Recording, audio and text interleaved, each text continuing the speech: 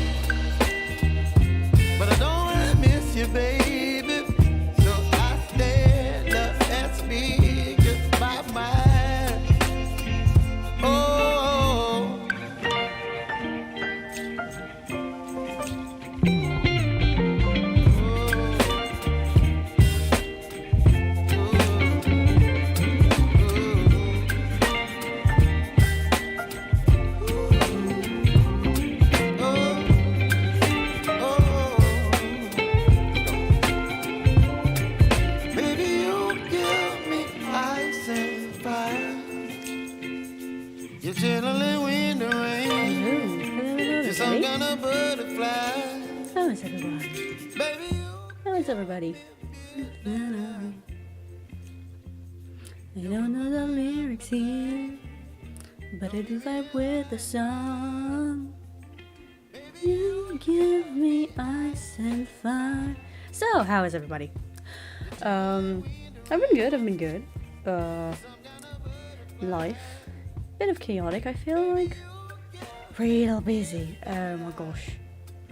Anyway, the plan for today. There is the Samurott raid going on, but I don't think we can do that, mainly because most of the guides that I've seen use the Scarlet Tauros, and I do not have that. And also, I've seen some Prima Rape or something like that being used. The new evolution for the monkey that I just look at it and say, oh, that's Bakugo from Hiraka. Yes, that's him. And other than that, pretty sure, yeah, so I'm pretty sure that other than that, we basically got them. Those are all the guides that I've seen, because I didn't see many solutions for him. He's a beast that crits a lot. So instead, what we'll do is, like I said last week, we'll go to school. Are you ready? It'll be fun. Let's see if I fail at math. Not my strong type. Alrighty. So, I wanna do zoop. Yeah, let's go. So, I did get the mass outbreak infos and stuff. Like, yeah, if we look, I am pretty sure that is it this one? I don't know. I think that one is the Samurott. Why did I mark this? Why did I mark you? I don't know. I have no clue. Maybe last week I did, but now I have no idea what you are. Anyway, shall we go in and actually study? Before we study, I want to do this. Either that or Rory up in front. Why? Because look at my cuties. Aren't they the cutest? The cutest? Aren't they the cutest? Yeah, you are. Yeah, come on, Ellie. We're gonna go to school. It's that kid. Yes, it is that kid. I don't know what you've heard about me. Oh, great. I see that you can't see anything. That's fantastic. That is fantastic. Great. Just great. Let me just do that. And if I do that, fix that. Come on. Fix it. Felix. Not yet.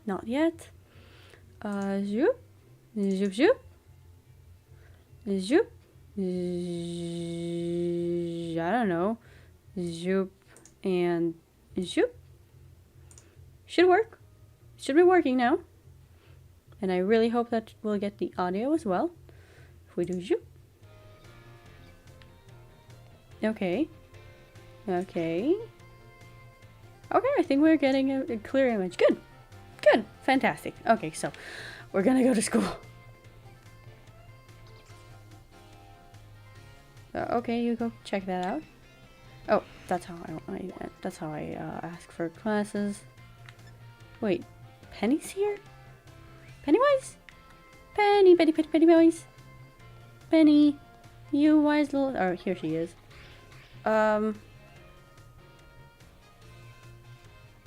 I actually don't know what you want from me.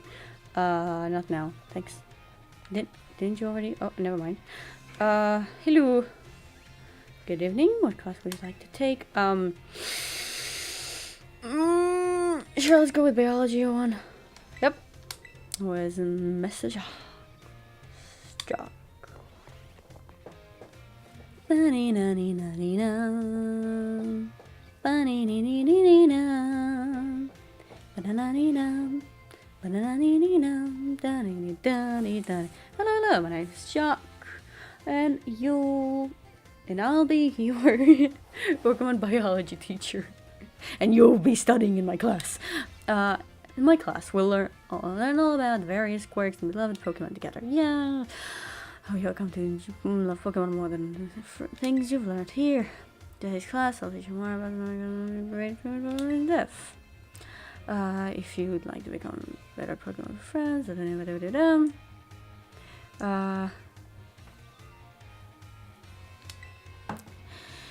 you can let them.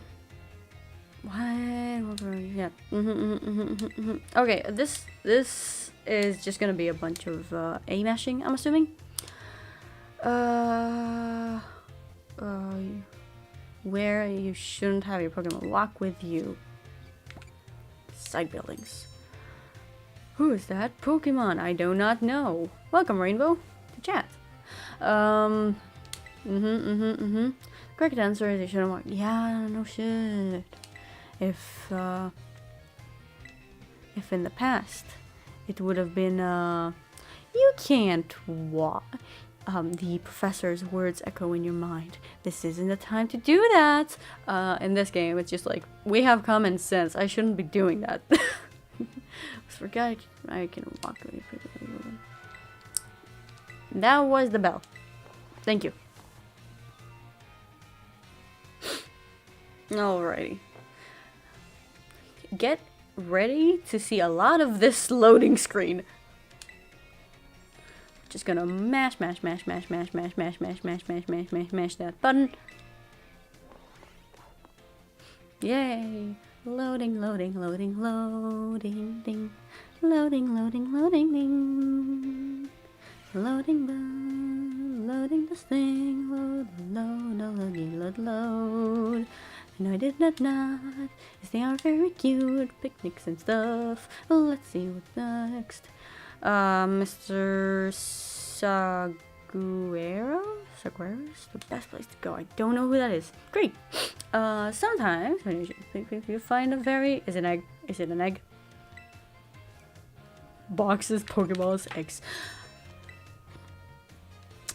We still don't know where the eggs come from. Which is very weird. Eggs won't warm up. Oh, okay. I thought you said that eggs will not survive if you sit on them or something.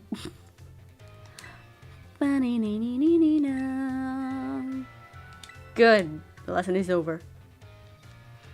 Yep. Mushing A. We're gonna mush A. This is annoying. You know, yesterday I played a bit on the PS5. Sadly, I do not have a PS5. It was my friend's. I always hate how the select button and the cancel or go back button are completely like the opposite between consoles. And I cannot think of it any differently. It's like, oh yes, I would like to choose this. Clicks backwards. Annoying, it's annoying. Oh, that's someone's pencil case right next to me. Okay, there is someone. No one forgot. Is everybody using their Pokedex? Yes, it's almost over. Completed, sorry.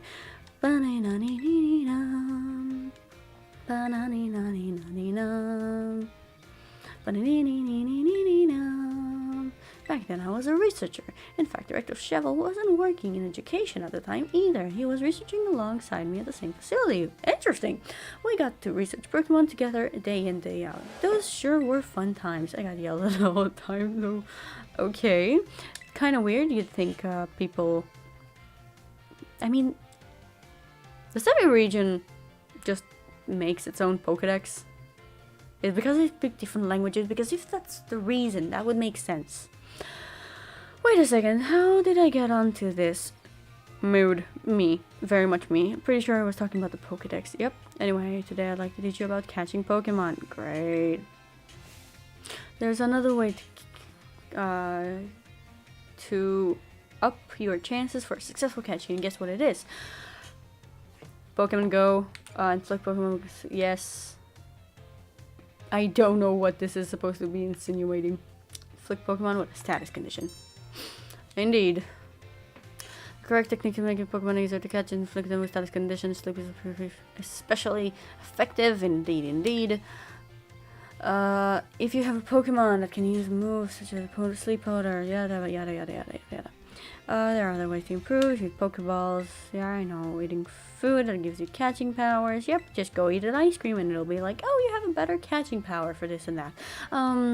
Gym badges. Okay. Are there 6 in total? Or 10? When is the half point exam or whatever? What? Yeah, now we have the midterm. Yee. Now let's see how we do on the midterm. This would be such a chaotic school facility if this is how you went to school in real life. Like, we're just cramming right now. Today is our midterm exam. It sure feels good to fill up all those empty spaces with the answers sheet, doesn't it?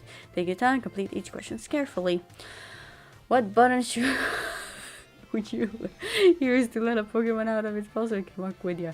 ZR. ZR. Combine one letter and one number below to correctly say when and where eggs are found during picnics in your basket.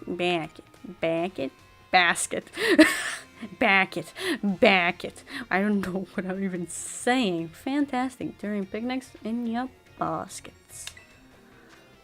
Which of the following is an effective way to warm up eggs? Going to sleep, yes.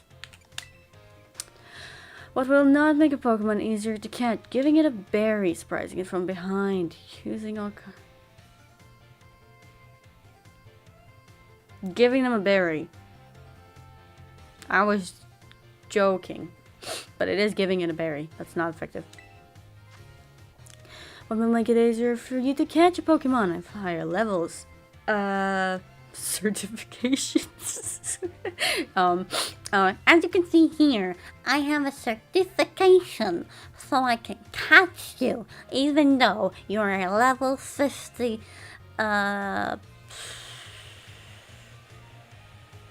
asparagus. Gym badges.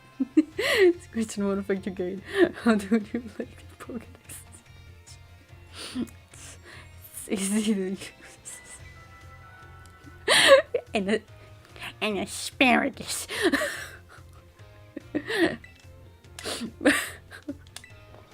Great. I'm glad we all managed to catch an asparagus while using our certification.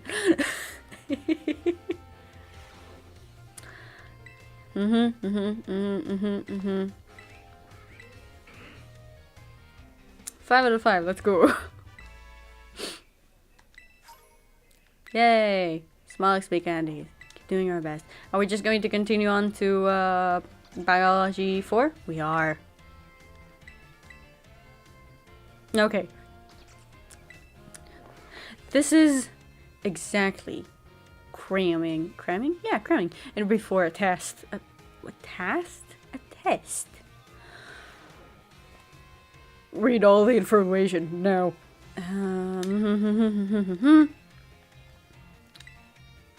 Okay. Now, the last half. Evolution. Today we're gonna learn the fascinating phenomenon of Pokemon evolution. As your Pokemon battles level up, they learn moves that get stronger.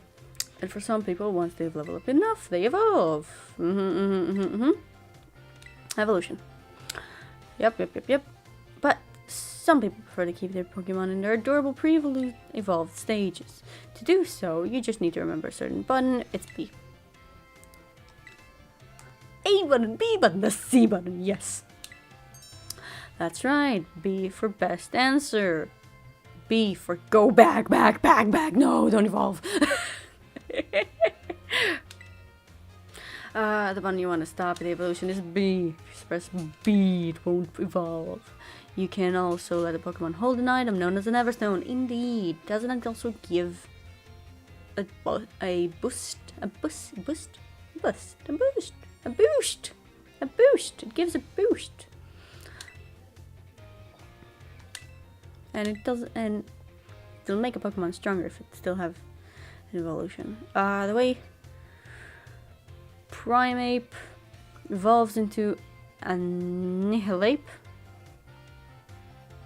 is especially strange. See, there's a certain move that button, sorry, not button, the bell. Bell button. That's what it be. Same thing. Needs. Yeah, we might want to try and evolve that this time because, well, because there is one build in order to take Samurott down, and it use Annihilate. Annihilate. It's an annihilation. Annihilate. It's annihilate. Annihilate. Biology 5. Yes.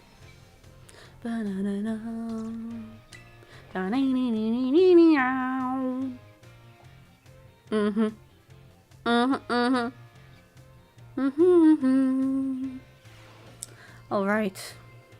Next. What's next? Yep. Final question from the midterm exam. Director Cavill found out about it somehow and they got yelled at. Whoops. Apparently I could tell I was hiding something by just looking at me. He must have noticed all the color flushed right out of my face. Speaking of color, I'd like to teach you about the colors as they pertain to Pokemon. Are you talking about shinies? Some Pokemon have a slightly different coloration pattern on their bodies based on their gender or individual differences. In very rare cases, a Pokemon may be wildly different coloration compared to the other of its distinct species. We call those shiny. It is quite rare to see clones or come across such Pokemon. Does anyone here know what the likelihood of finding a shiny Pokemon is? It is 1 in 4,000. It's like 4,100. I don't know, 25.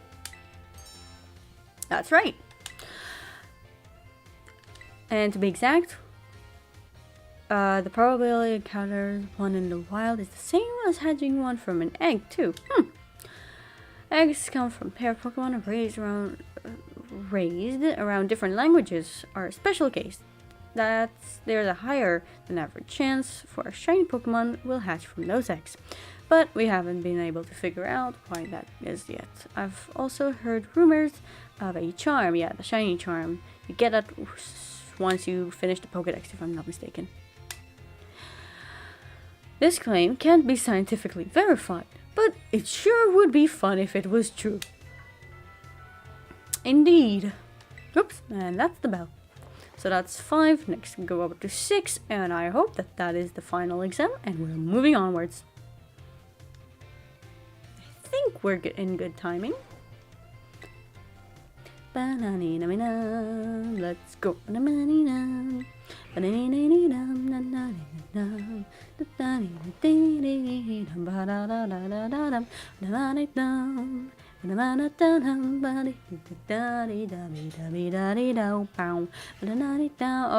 what do you have now? So, next time we meet, we'll have our final exam. That means today is our last actual class. And the topic of this class, of the last class, will be Pokemon forms. You can just think of forms as the shapes of appearance that Pokemon have. There are also a phenomenon called form change, where a Pokemon appearance changes under certain conditions. Like that one flower Pokemon that I don't remember its name. Is it Sharon? Is it Sharon? Looks like a cherry, I think. It has 2 forms. the closed flower form and the open flowered form. And the open flowers looks like a sakura, like a cherry blossom flower. Sizazar, for example, which we regularly.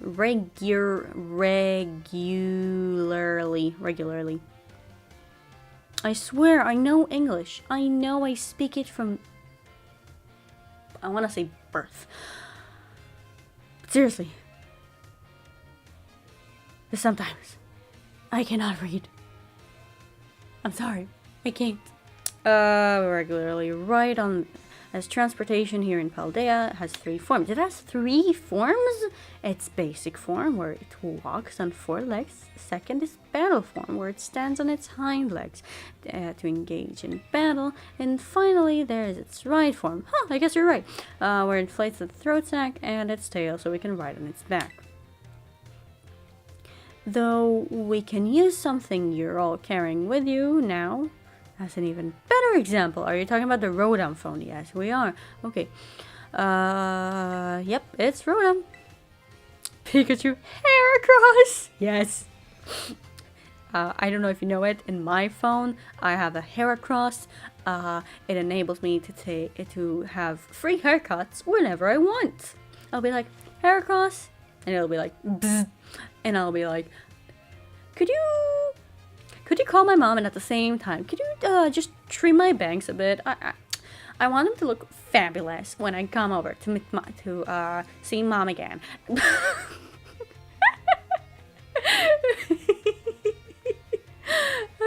Okay.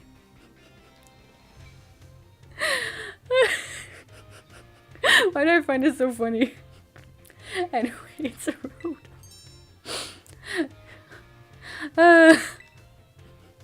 Alright, yeah, it is a Rotom. It can have a washing machine. It can inhabit a washing machine. I want to say a radio, but it does not. Yeah, washing machine, microwave ovens, and other electrical appliances. Rotom is a bit of an exception. What about the little mist thing that I totally forgot its name right now? It has a cloud form. I don't remember its name right now. Oricorio, indeed. Cast form. I'm thinking that its name is Cast form. Form changes are different from evolution, that the Pokemon can return to its original form. Unlike Shiny, it can...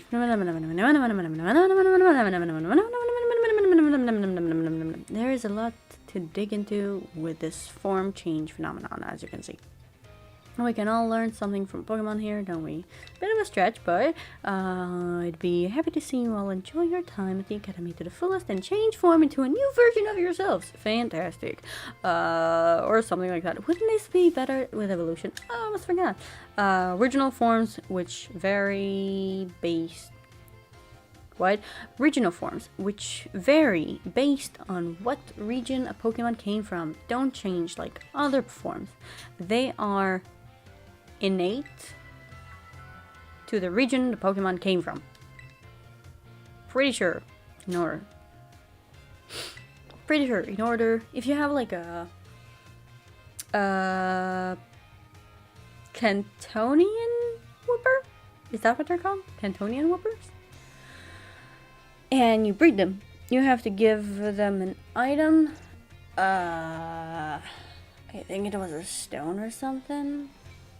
So that you won't get a Paldean Whooper when it breeds. Biology final, let's go.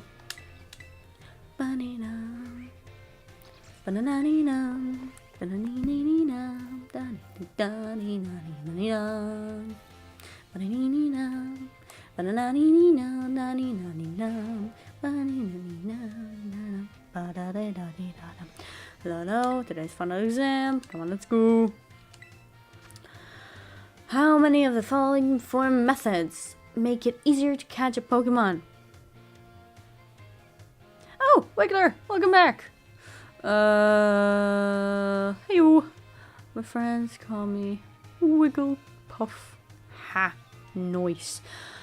Final exam. How many of the following form methods make it... How many? of the following 4 methods make it easier to catch a Pokemon: inflicting paralysis, using a Poketoy, feeding it a berry, or surprising it from behind. That is 2. True or false, you can get a new Pokemon only by catching them yourself or trading with other trainers. You can get new Pokemon only by catching them yourself or trading with others. False, you can also evolve them.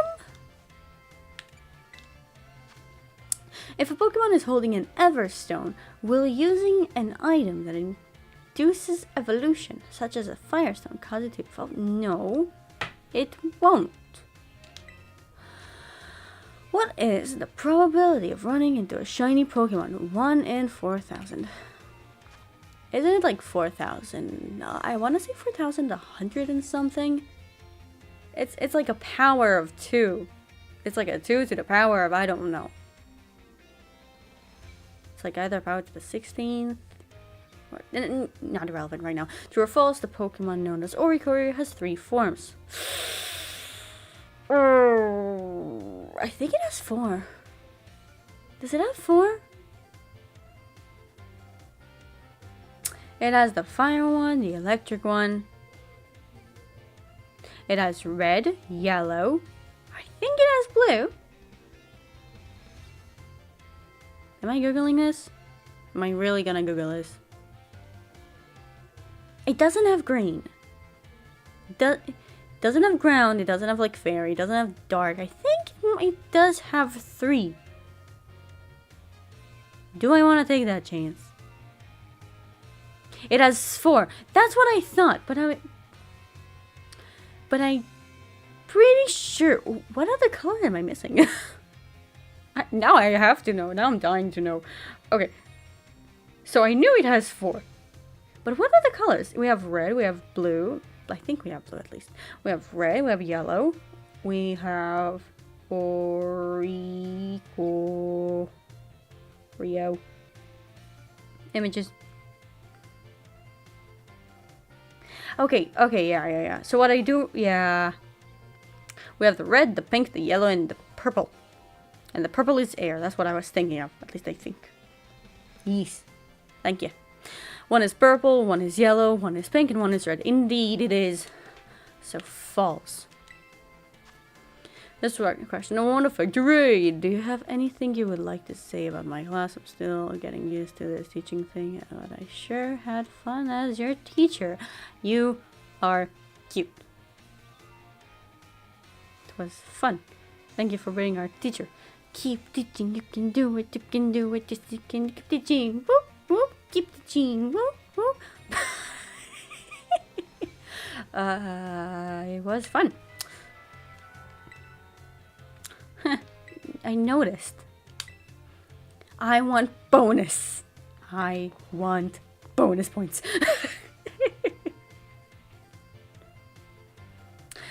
To be fair. No, it's fine. We got this. We got this. Indeed. We must have 3. And come on. We've got a 5. 4 out of 5. What did I do? What did I do? Sure. So if a Pokemon is holding an Everstone, if you give an Eevee an Everstone, can you still evolve it by giving it a Firestone? That's the only thing I can think of.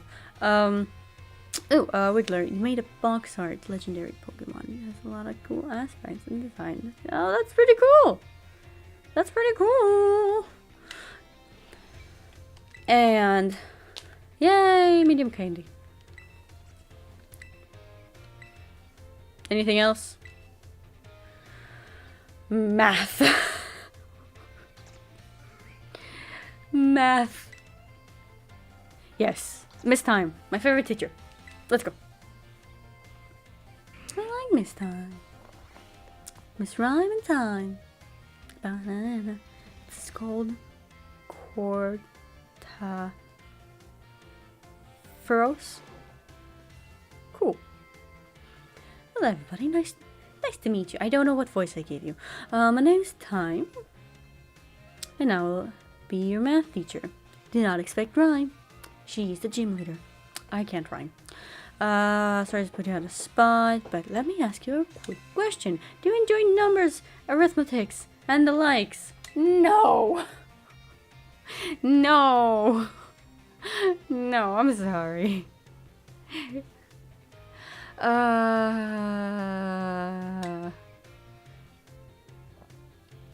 Yeah, some like numbers, some don't. It's a great mix, but in my opinion, math, it's math, it's math. Math is math. Math is math. Think so. Okay, I seem to be good with Pokemon, so let me ask you this. Bearing in mind that water is strong against fire, if the move Water Gun hits a fire type Pokemon, what becomes the move's damage? It doubled. It's doubled. Good. This is the hard one. These are the hard lessons. Damn it. Yeah. Using moves to I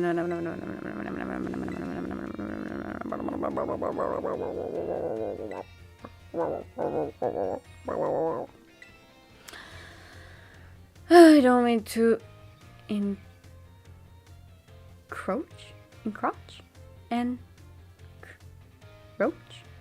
on Miss Dendra. About series down. Court of Rose. And Saved by the Bell. Thank you.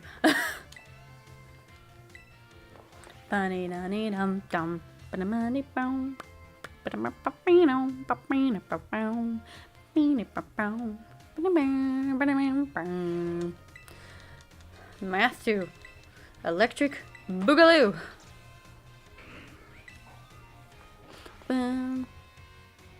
Court of Frows. I don't know what that's on who's that joke supposed to be. Welcome, Yellow. Welcome to chat. Today we're taking math classes. We're getting our we're trying to do all the exams. Enjoy shopping. Yes, sure. I would read it. Just rather if you get to the point, give me the math and let my anxiety just go away. Pokeballs, 200 each. I'd like to do some thinking here with me. If you had 2,000, how many Pokemon could you afford? How many would you receive? You would receive 11. That is correct. With 2,000 you can buy 10, but also once you can buy 10? One, it's purchase and 10 combined to pen. Or more. One type, you get a bonus. Premier Ball. Yay! 11. Whee. Okay. Okay. Great. Moving on. Math 3. Party at the tree. Oh, it's morning already. Carpet throws scored Spanish for cut because it's an insect mon and the word insect derives from to cut. Froze Greek for foam. Interesting. Very interesting. Wiggler. Yes. Yes, pen. Yes, I know how to count. It goes 1, 2, 3, 4, 5, 6, 7, 8, 9, 10, 11, and 12. Right? Is it pen or penny?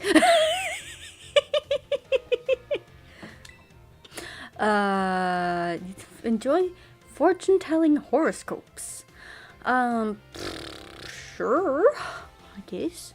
if good luck's coming your way. So today I'd like to teach you all math while focusing on the topic of luck.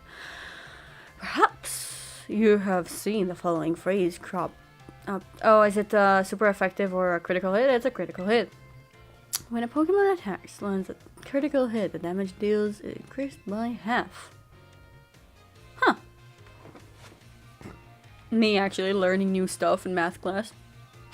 In other words, it does 1.5 times as much damage as you normally would. Well, that is interesting. Are you also going to talk about how it will roll for the amount of damage done, so you can get a low roll in damage? That might, for example, take only half. No, less than half of the Pokemon entire health. But then in the next one, if you think, oh, that was all the damage it took, I can take another turn at it, and it probably won't make the Pokemon faint. And then it rolls high, so you lose the Pokemon anyway, and you can't catch it. Is luck really something you can mathematically calculate? Well, that is interesting, because if you go by sense, you should be able to calculate luck, because it's probability. At least in Pokemon it is. In real life, maybe you can try to prove that luck isn't a thing, and it's just a thing we believe in. Back to math class. It is true luck that determines whether your Pokemon lands a critical hit, or has one landed on it. Lands a critical hit, or has one landed on it. It can cause a great upset in a battle. Does anyone know what the percent chance of a Pokemon has to land a critical hit? Huh? No, I have no clue. I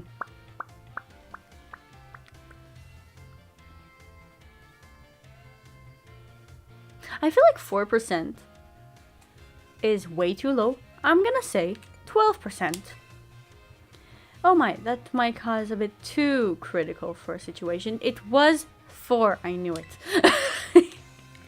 The chances of landing a critical hit is said to be 1 in 24, which figures to roughly 4.17%. And that is a question that will be on your exam. Remember it, it's 4%. It's 4%. 1 in 24. The odds are more favorable for certain moves, though why such moves such as Stone Edge and Shadow Claw has about a 12% chance. Pokemon technically, yes, in real life, hello. Indeed. You can also use a move called Focus Energy, or an item known as Dire Hit. Both raise the critical hit ratio by 2 stages. That's a 50% chance to land a critical hit. Wait, if we go over this with actual math, we said like 1 in 24, right? And if you use, what was it, Focus Energy, right? And another thing, right? Oh, or Dire Hit. It raises the critical hit ratio by 2 stages. So one stage, if we go from 1 to 24 to 1 to 12 in 2 stages, that means that one stage raises it to like 12%?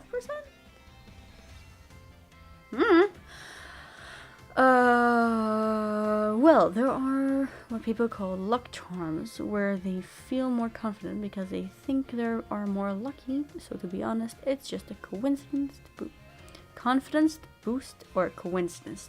True. I want to say that I like good luck charms. Mainly because most of them that I've seen are just cute and give you faith. You believe. Once you believe, you have more luck. Usually, you will be a bit more confident about stuff, and you could be more successful. It's a lot of how you think. At least that's what I think. I think that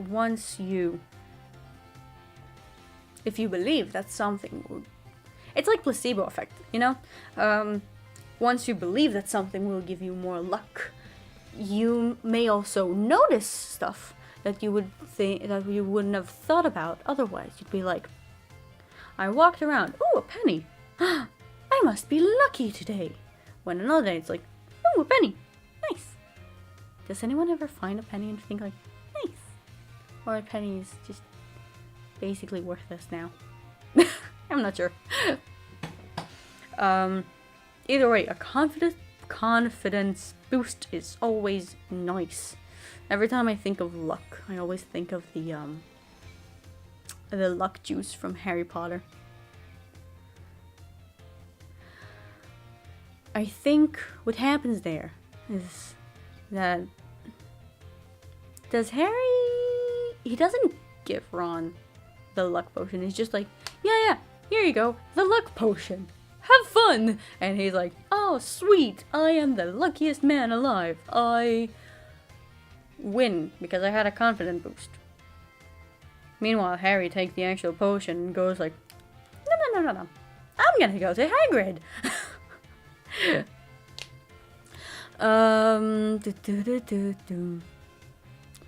We were talking about luck charms, right? For enough, there is sometimes too much confidence, though. USA still uses pennies. Yep. And yeah. Okay. So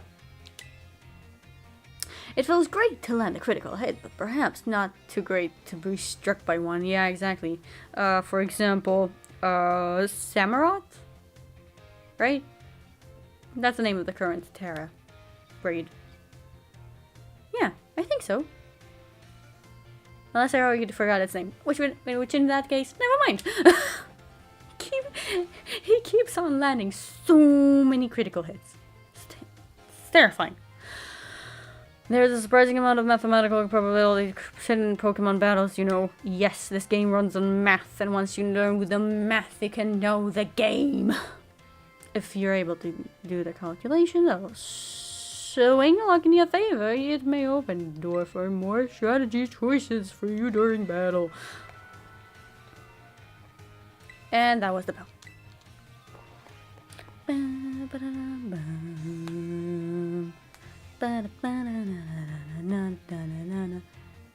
Yeah, Samurott. What did I say?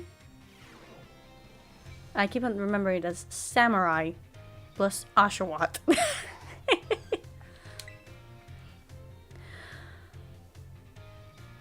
Court of Frost is based on the Greek goddess Aphrodite.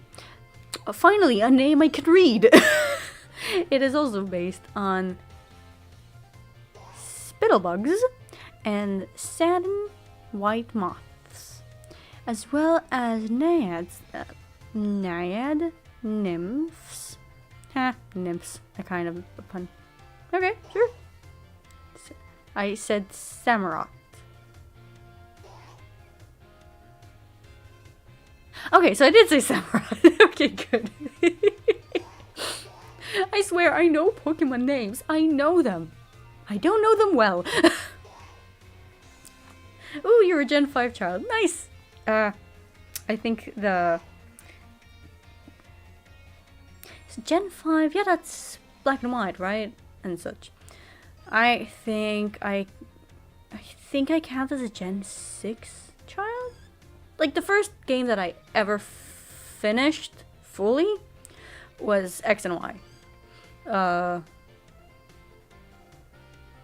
Oh god, when was X and Y released? Was it 2013? Yeah, it's like more than 10 years old now. I don't want to think about it, Anyway, good morning, yes! Math midterm, let's go. I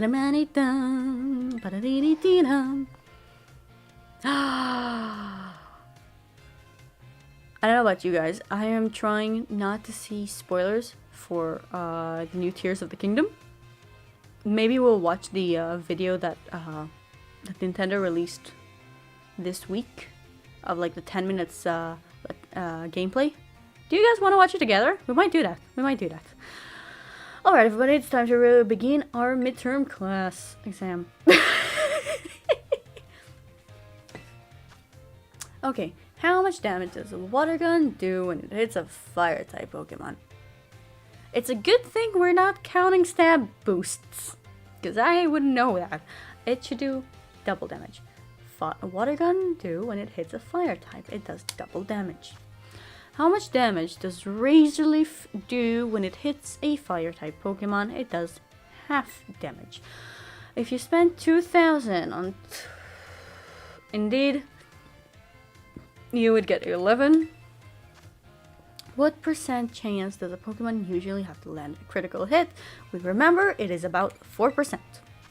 How much damage does a move?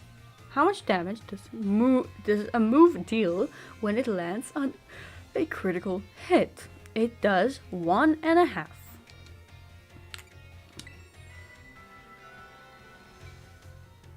Right? Right? I guess we'll know in a minute. Whew. Okay, so. So, yellow, you're saying the first game you played was white. Oh, nice. Your first card... Oh, your first card was a Snivy. Oh, and first plush Oshawott. Cute. And first Pokemon show. Oh, we like the anime. Okay. Was black and white. So, oh, that's so nice. That's so nice. I think when I first watched the anime, it was just the beginning of the actual anime. Like, Ash leaving Pallet Town, dragging along his Pikachu, literally on the ground, coming across Misty, destroying her bike. And Wiggler, what are you saying? It has foam hair, and a seashell, and rose bulbs, and then I know this word. It's an anemone. Anemone.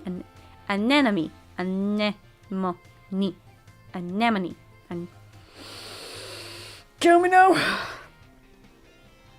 Anemone. I know this word. I read it enough times in Animal Crossing to know this word.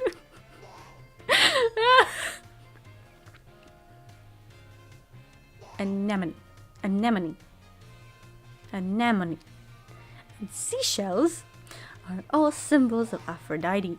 Those are. You're right.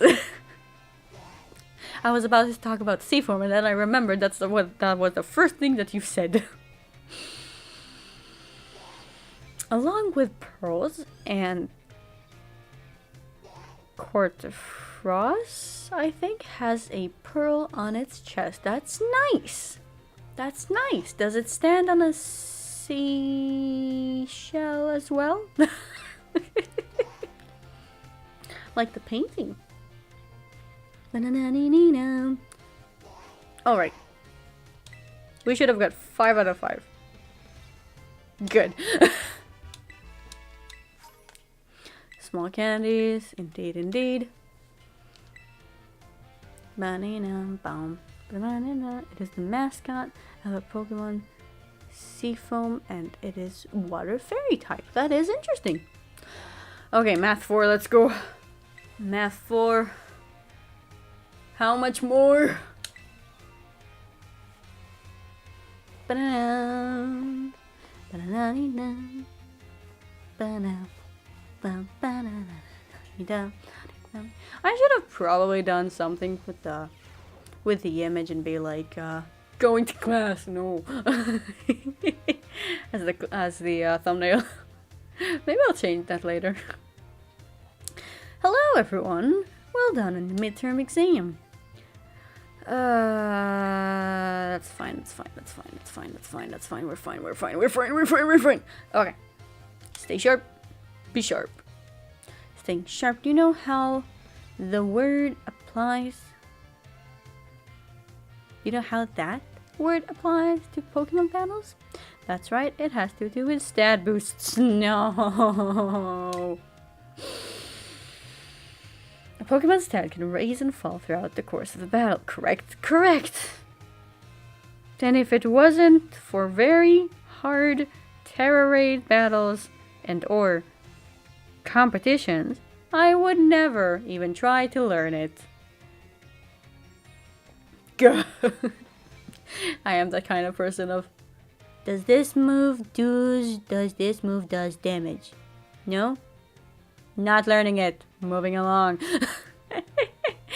Pokemon stats can rise and fall throughout the battle. Correct? Correct. For example, the hair just jumped. Everybody's hair just jumped. For example, if a Pokemon uses the move Work Up, its attack and special attack stats will rise by 1 stage each. Indeed. Excuse me.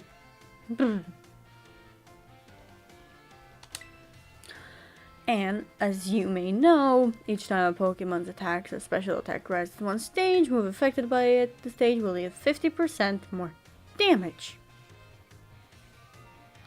50% more damage? Only 50? No, correction. 50? That sounds a bit much. That means that if you max your attack out, you do like 300% damage, right? No, it raises by 50. The first one raises by 50. That means that once you raised it all, shouldn't do like 4 times damage, right? Because no boost, it's 1. 1 boost, 1.5. 2 boosts, 2. 3 boosts, 2.5. 4 boosts, 3. 5 boosts, 3.5. 6 boosts, 4. Yeah, okay. And then you add a stab boost. And then you add a Terra type boost. And then and then I am done. Wiggler, yes. I love coming up with cool Pokemon and cool designs, respect to its origin. Yeah, it's super fun. To be honest, it is really interesting to hear people talk about this kind of stuff. I love when people talk about the things they love. Hello there. There are only 5 days left to wait for Super Mario Bros. Movie. It comes out in 5 days. And once we find him, we find it. Cusco. Once we find Cusco, we find Cusco. Ah, yeah. It's all coming together. Oh, well, Mateo. I read the comment. I forgot to read the name. Nice. So what did we learn? We learned that once you max out your attack and you get a 6 boost ups, the damage outputs of the move would be 400%. Yes. I think so. If that same Pokemon from our previous example were to use Work Up again, both its attack and special attack would have raised by 2 stages in total. The result is a 100% increase in damage, making the move twice as strong. Yes. If you max Sword Dance, on the other hand, boosts the attack by 2 stages at once, allowing the Pokemon to deal double damage after using a single use. Using Sword Dance twice would boost the Pokemon damage by 4 stages. How much? That's 3 times. Good. Each stage, Pokemon attacks increases by 50%, when it raised 200% increase. Indeed. The base damage is 100, so adding 200 gives us 300. In other words, the next move is a triple damage. If we max it out, we will have a 4 type matchups, critical damage, and other factors all play into calculations as well. So even with small boost, So even a small boost must be taken seriously. By the way, if a stat simply rose, that means it has gone up by 1 stage. If it rose sharply, that's 2 stages. If it rose drastically, I've never seen drastically, that's 3 stages. Just so you know, the X attack and special attack items, X special attack, which can only be used in battle, can be used to sharply boost these respective stats. I don't know what that means. I literally don't know what that means. They can be used to sharply boost those respective stats. That means it would raise the spoken stat by 2 stages. Okay. When you explain to me slowly, I get it quickly.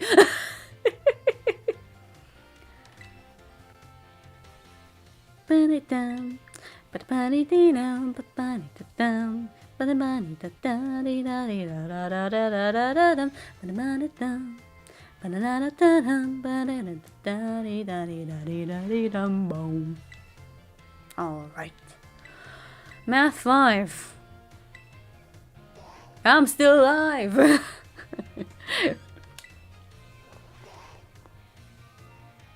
Bum, ba-dum. Bum, bum.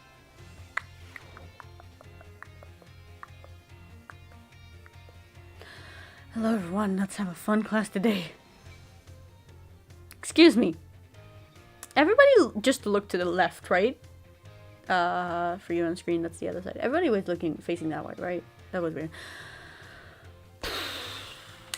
I did not review, it was literally just a minute ago, and I hope for the best. It was a little difficult with all that talk of multiplication and percentage, and I am distracted by the fact that the first student in front of me, the student next to me, and the student behind me diagonally have the same speed of animation of looking to the side, looking up, and looking back down. And it's just a tiny bit of a delay, but it's not enough. It's not enough. If you ask me, I wouldn't know how much would be enough for the delay to be... for it to look better. It bugs me. It bugs me, okay? It bugs me, bunny. Okay, I know it was a little difficult with all the talk of multiplication, percentage, and the like, but today, what if actual school was like this? It's like, yes, today we're doing integrals. Go fuck yourselves. Okay. Can anyone draw me this graph? No? Fail. We're talking about percentages again to learn about probability. Are you talking about the probability for it to hit? That may sound like we're going to have another difficult class, but did you know that all of you already deal with probability on a regular basis? Yes, the probability of me getting out of bed is 50-50. I either do or I don't. And the probability for any Pokemon, for any move to hit is 50-50. It either hits or it misses. That's it.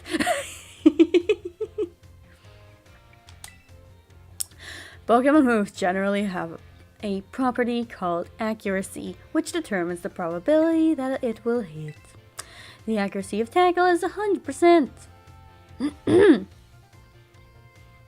So if you were to use tackle 100 times, you could expect it to hit all 100 times. Yes, but that's not true. In real life, it wouldn't. The move hypnosis, which put the opponent to sleep, has an accuracy of 60%. Of 60 or 50%. 60%. Which means that if you use it 100 times, it would hit 60. It would miss 40 times. I never took a math class before. All my time went to shiny hunting. Wiggler Very understandable. Have a good day, sir. Many of the truly powerful moves often tend to have lower accuracy. That is true. So when you're deciding whether to go slow and steady with moves that are sure to hit, or hard and fast with stronger but less accurate moves, you've already studied probability. Indeed, which is why I like the higher percentile moves. It has a bigger 50-50 chance. It either hits or doesn't. And I would like it to hit most of the times, thank you. Let me see here. Perhaps Surf and Hydro Pump would be good examples for this discussion. Surf has a power of 90. Accuracy 100, meaning you can expect it to hit every time. Hydro Pump's accuracy is only 80, but when it hits, the power is 110. Indeed. So between Surf and Hydro Pump, which move would you want to use yourself? I would use Surf. To be fair, I'm gonna use Surf. I would use Surf. Oh, I see. It's the slow and steady wins the race for you, Justice. Yes, it is. Thank you, miss. I may have made it sound like there is a correct answer, but there's not. You're free to use any move you wish. Indeed, indeed. Factors like power points, I think that's what that stands for, or number of targets may make some moves more suited for certain situations. However, trading accuracy for power or vice versa is purely a matter of preferences. I don't know what voice this is, but it is a voice and it is a choice. This Surf versus Hydro Pump debate has been ongoing for quite some time. Personally, I'm more invested in debating the rock type moves, Rock Slide and Stone Edge. Because you're a rock type trainer, I think. Let me tell you, I could get real worked up talking about those moves. Oh, and there's my bell. That's a shame. Next class will be our last time together. Let's show up 100% ready to go. Bruh. One more time. One more time.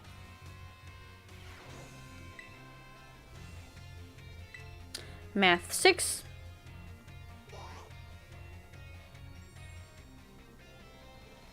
Here's my fix.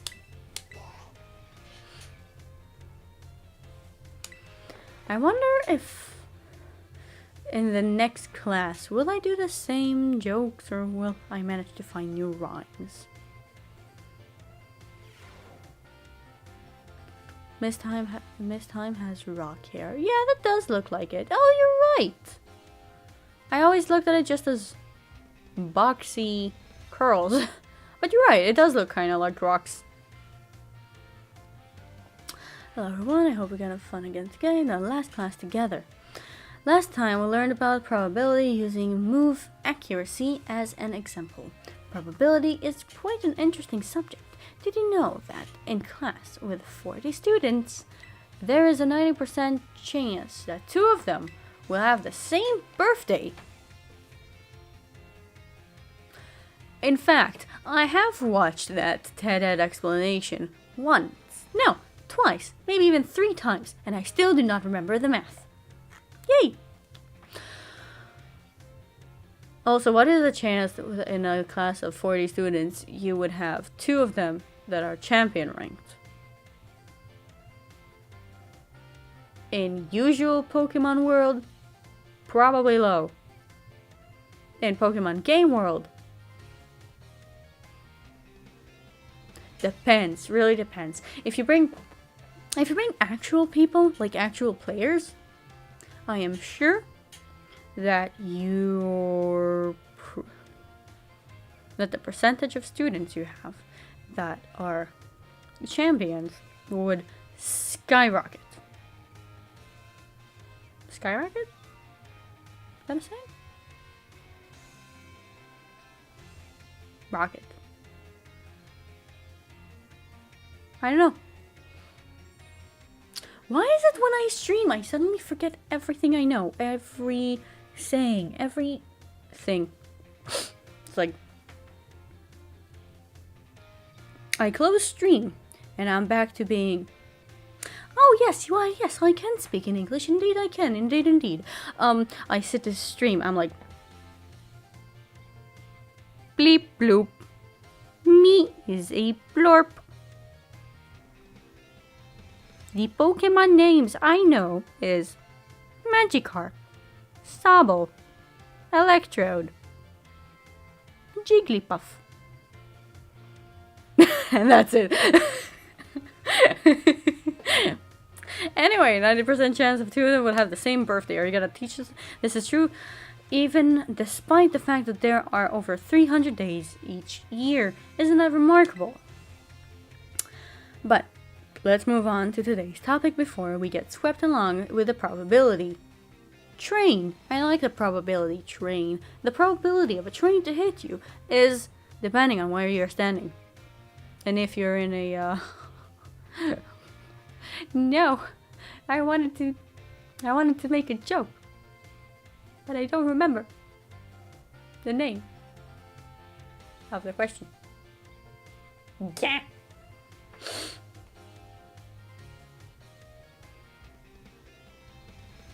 I totally forgot the name of the question. Like, a train is hurtling towards a group of 4 people stuck on a track and 1 person stuck on the other track. Would you switch would you switch the rails so it will, whoopsie, the 1 person, or would you not touch it and it would still hit the 4th person? You see, I forgot Dunsparce. To be fair, I just couldn't think of anything, okay? I couldn't think of anything.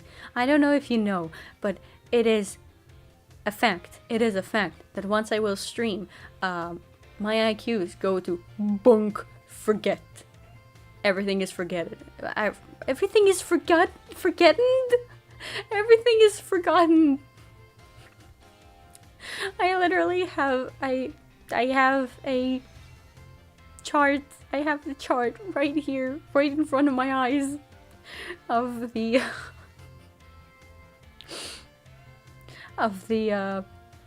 super effective and stuff.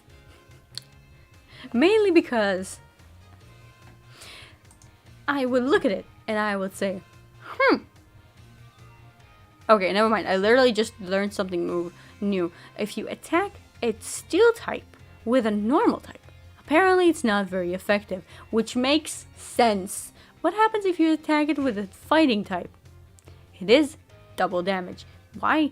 Because a fighter, I mean, what I imagine is a fighter breaking like bricks. I don't know if it breaks steel, but sure, break steel. Also, why is ground effective against steel? For example, that is something I never remember and don't know.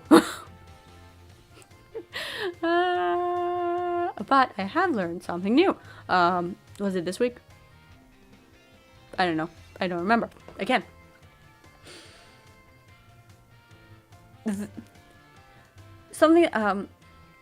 The reason, or at least one of the ways I remember it, from this point onwards,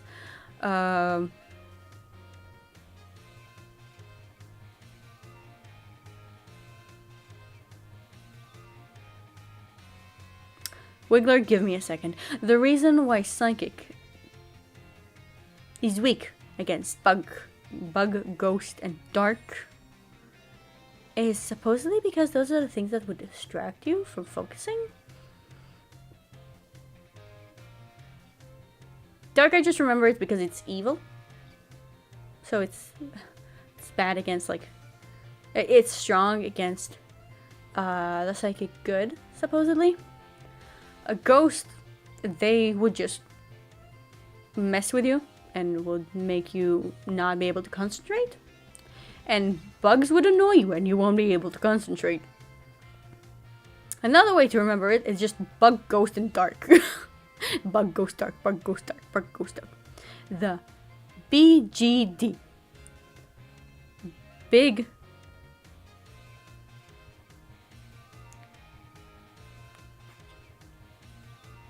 I was trying to make a joke about the big bad guy. Big bad guy. But that's a B. BG. Anyway, never mind. Back to math.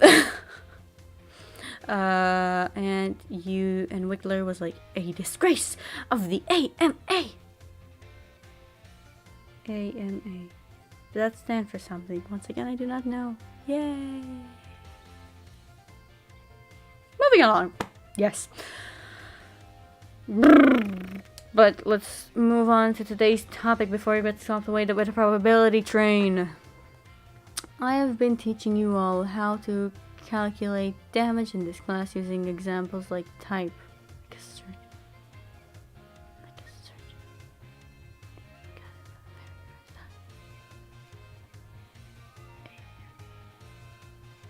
Mate, I have no idea what you're talking about. I'm sorry. I've been teaching you all to calculate damage in this type using examples like type matchups and critical hits and stand boosts and the like. All of these variables are multiplied together to calculate damage dealt to an opponent. Surgeon, here's a way of redesign. Surgeon, redesign.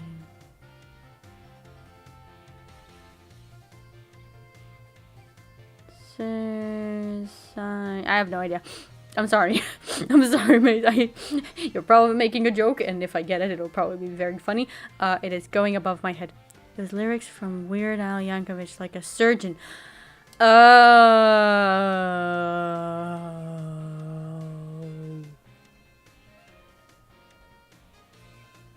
don't know of this.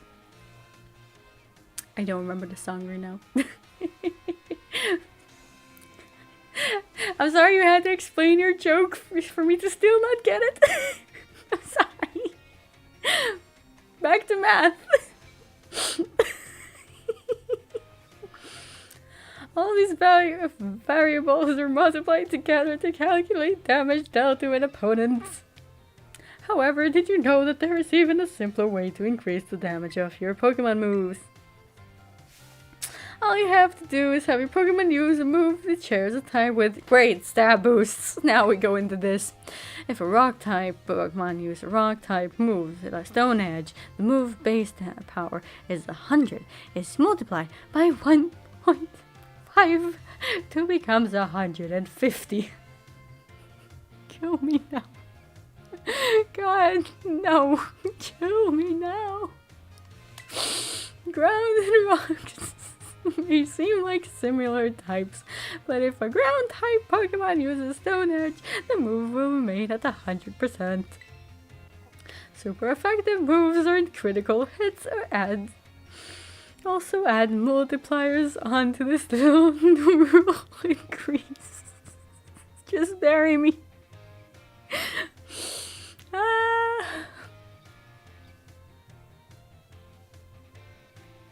That moment when I need to remember if a 1.5 is multiplied by 2, it becomes 3, not 1.47. That's if you multiply 1.5 by 1.5. I hate math. Okay. People who can do math amaze me. I cannot do math in my head. I need a pen and paper.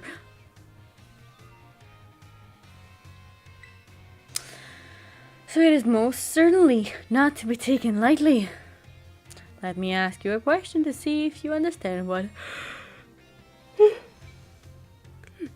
Excuse me.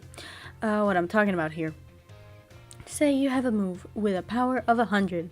If a Pokemon that shares type with this move uses it and it hits an opponent that is weak to that type, what happens to the move's power? It is tripled, I think. Becomes 150. 30 because the stab boost turned it into 150 and the super effective doubles it. So we get from 150 double 300.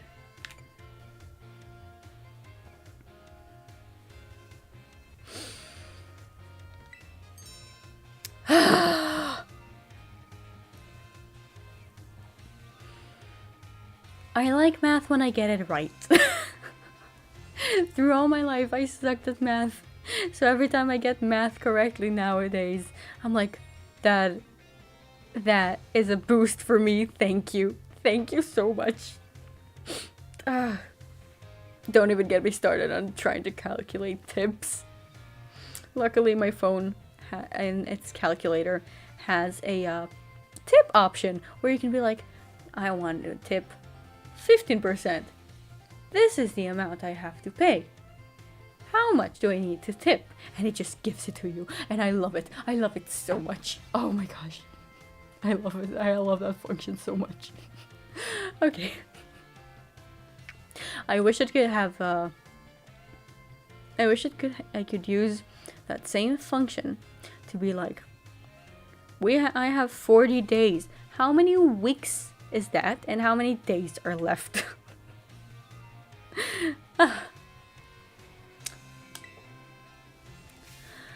First, using a move that shares it, the stamp boost gives it from 1.5, making it 150. The fact that the opponent is weak doubles it, so for 150 we go to 300. The original power of the move ended up being tripled. Isn't that amazing? Yes, it is. Now, if we max out our boosts, and we go by the same thing, it's supposed to be like 400.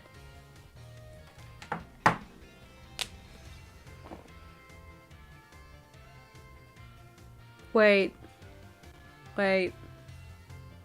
Is there an order? Because everything is multiplied, right? So there isn't an order of this thing, right? Maybe the... If we say... No, wait. A minute. I need a minute.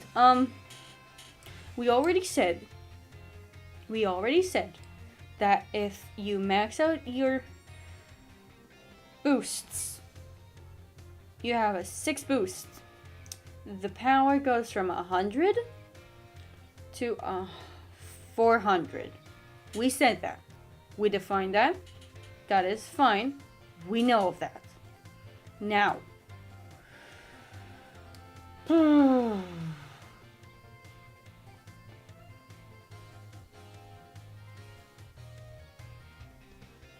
400. Add a stamp boost. It'll be 450. And now we double it because it is super effective. You get a 900% attack. Right? Is that why the Terra types can be so Terra battles can be extremely powerful? And then you have like Pokemon who just no.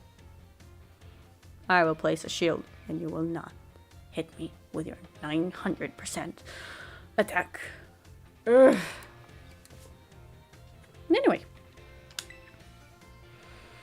What's more, if a Pokemon terrestrializes its Terra type matches the original type, no. The bonus it gets by using this power is the same time increases to 2. Why? So instead of having a nice number, wait, does that mean it just goes to 10? 1000% attack. Because we removed the super effectiveness for a second. We're back to 450. Use make it a Terra type. And we have a Terra matchup. We get 500% boost. Now, if it's super effective, it's turned into a 1000% boost. Huh. He attack Hipotek. And then your opponent uses protect. And you're like, fuck. All that math for nothing. Of course, being able to use a lot of moves with different types is great as well. That's one way you can surprise your opponent. In the end. Scusi. In the end, your own innate characteristics are what will really get you to shine the most. Bear in mind, this is true for both humans and Pokemon. Bear that in mind. It sure would make me happy if you could take those words to heart, but I suppose I should really have shared this basic device right from our first lesson. My apologies. Just like class is over, the last of our time together flew by in the blink of an eye. I remember finishing Jacques' class before it was 30 minutes for the stream. It's been an hour. Next class will be a final exam. Fun final exam. Fun! I wonder if all of these classes are static and stays in the classroom. I really hope it doesn't. Math final, let's go! I really like Miss Time. I like her. She tries to make math fun.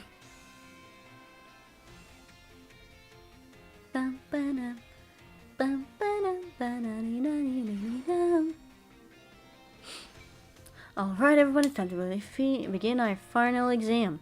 I am sure the fun experience you all had in my class. Okay, how many grade balls could you purchase with 3,000 if one cost? That's 5. That's only 5. No. Wait. Give me a minute. No.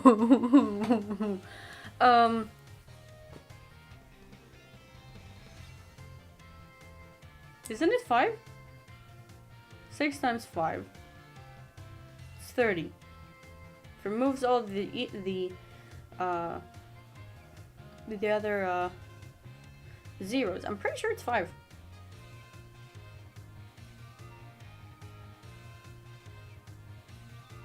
Yeah, I'm pretty sure it's 5. Dunsparce. Yes, that is me. Why do you think I like Dunsparce so much?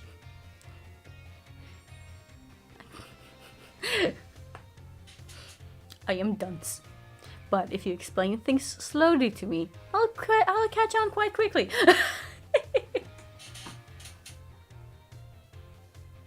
Yes, it will be 5. If a water type move with the power of 100 lands a critical hit on a grass type Pokemon, what will the move's power be? Water type. Water type. Against a grass type. Water against grass. Water against grass. Water is strong against fire. Fire against grass, which means grass is stronger than water. Because grass absorbs the water. So it's not very effective. But the move was a critical hit, which means it is B75.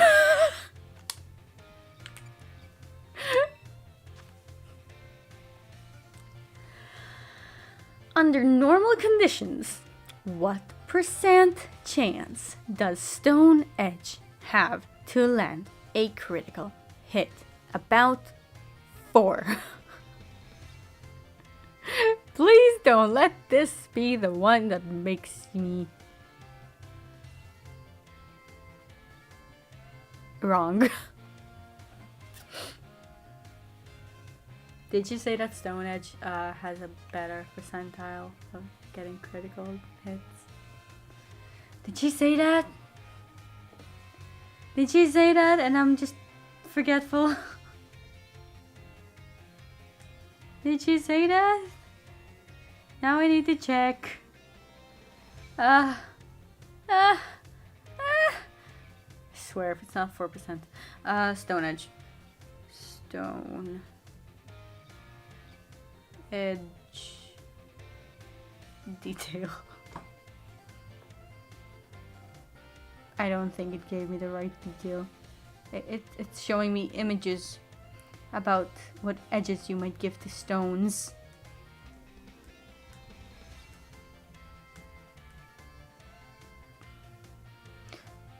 Yeah, like counters and stuff.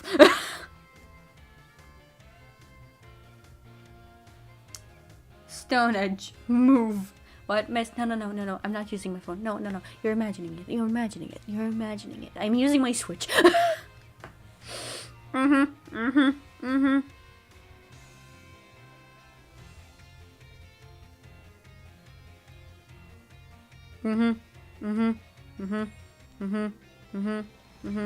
Does it say anything about... Stone Edge deals damage and has an increased critical hit ratio. I knew it! 12. If a Pokemon uses Sword Dance twice to boost its attack by 4 stages, how much damage will its physical moves do? We're talking about attack, not special attack. Good. Now, wouldn't I do triple it? Right? Triples? Oh, in my desperation and in my hole of I don't want to be here because math, my camera did not manage to track me. I don't know for how long. So like I was saying, meow, meow, meow. Meow, meow. Like I was saying, meow, meow. I cannot. The music is distracting me. No. If we boost it by 6 times, we get a 400%. So if you boost it by 4 times, we only get a 300%. So it triples it. The Pokemon uses Sword Dance twice to boost attack by 4. How much damage will its physical moves do? Triple damage. If a rock-type Pokemon whose Terra type is rock terrestrialize, what will the power of its rock-type moves be multiplied by? It'll be by 2.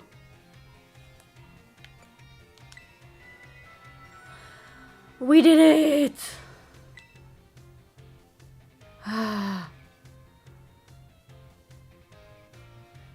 Combination wave.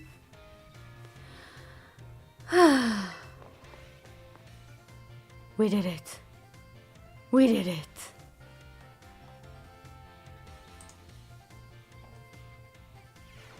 Meanwhile, Wiggler, I need to catch up with you. So Dunsparce indeed. Sphero, indeed.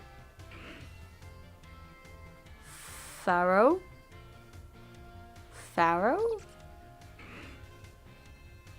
Ekans. Though I would read it as Ekans. R-block.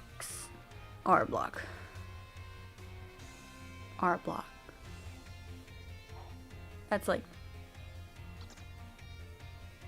Arbok. Right. Pikachu. Indeed, it is a Pikachu. Raichu. Right. Power Gem.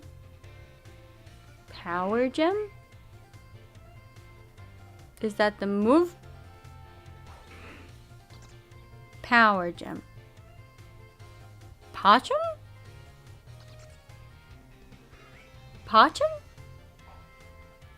What? Are you going by Pokedex? Or the order?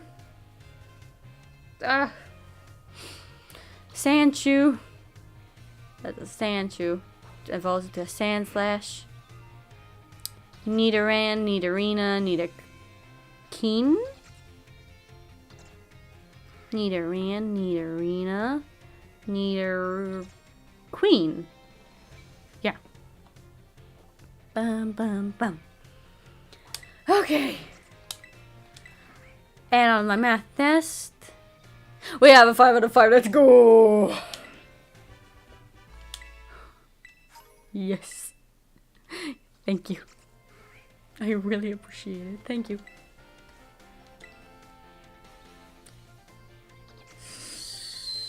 Squirrel, Rathorto, and Blastoise. War turtle, right? War turtle. Nice.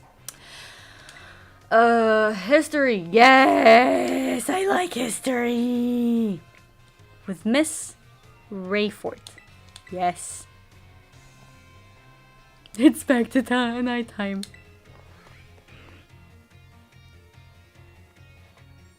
Now, my favorite part of all the classes. Come on, Mister, I forgot his name. Yes.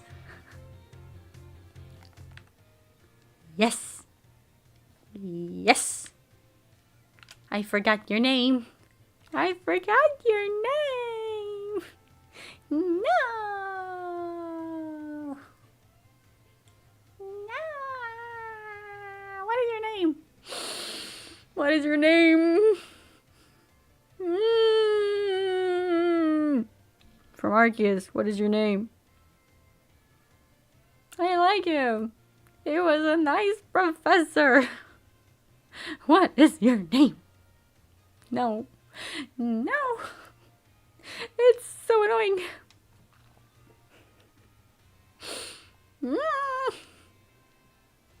No, I need to know his name. I need to know his name. Pokémon Arceus Professor. Professor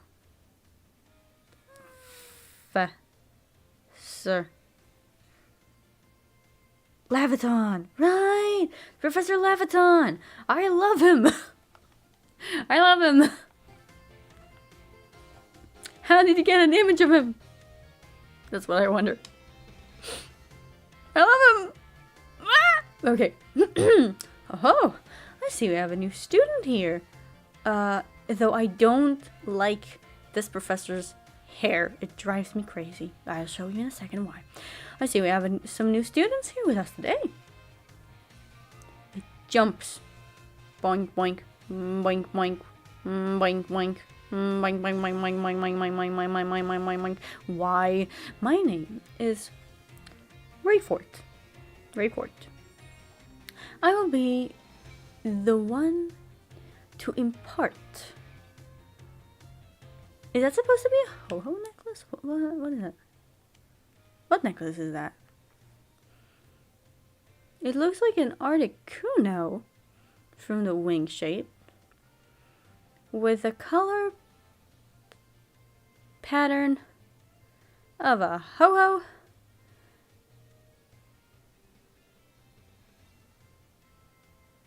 and it reminds me of a Blaziken. I don't know what necklace that's supposed to be. My name is Rayfort. I will be the one to impart knowledge of the past to your little minds. History is a wonderful thing, truly splendid. The lives of our ancestors throughout history forged the path to the present in which we live. I like history. History is also a tough subject, but history is an important subject to learn at school. We must learn our past in order to achieve and strive for a better future. That's what I think. The lives of our ancestors throughout history forged the path to the present in which we live. Today you shall learn about the most mysterious locations in all of Paldea, the Great Crater. As you are all aware, a massive crater known as the Great Crater of Paldea exists in the heart of our region, and low-key, wait, what are you wearing? It looks, what are you wearing? What are you wearing? It looks, her amulet reminds me of, literally every other, power boost that we get. First makes me think of, Mega Bracelets, I think they were called. Then we have Z-Rings. And, last but not least, we have Dynamax bands? I think so. Yes. What is up with your design? It is interesting. I would like to tear it apart. Bit by bit. Learn what everything is about. The Great Crater of the... Oh, what I was about to say is that I have heard... No, I think it was a game theory short where MathPad was like, the Great Crater of Paldea might have been made with the great weapon that we learn about in Pokemon X and Y, and that's why you can find Floettes there. Because that's the Pokemon that flow. I cannot explain theories. If you want to learn that theory, just MathPad. He does not need more boosts. God, I've known that. I have been watching game theories for so long. It scares me. It scares me. Anyway. Exists in the heart of our region, yes. And every time I read the Great Crater, I think the Great Center.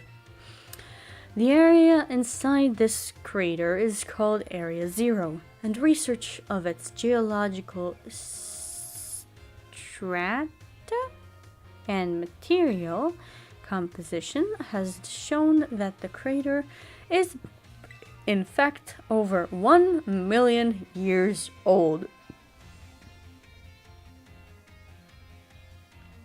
When was the Great War? I think we just busted that theory. Never mind.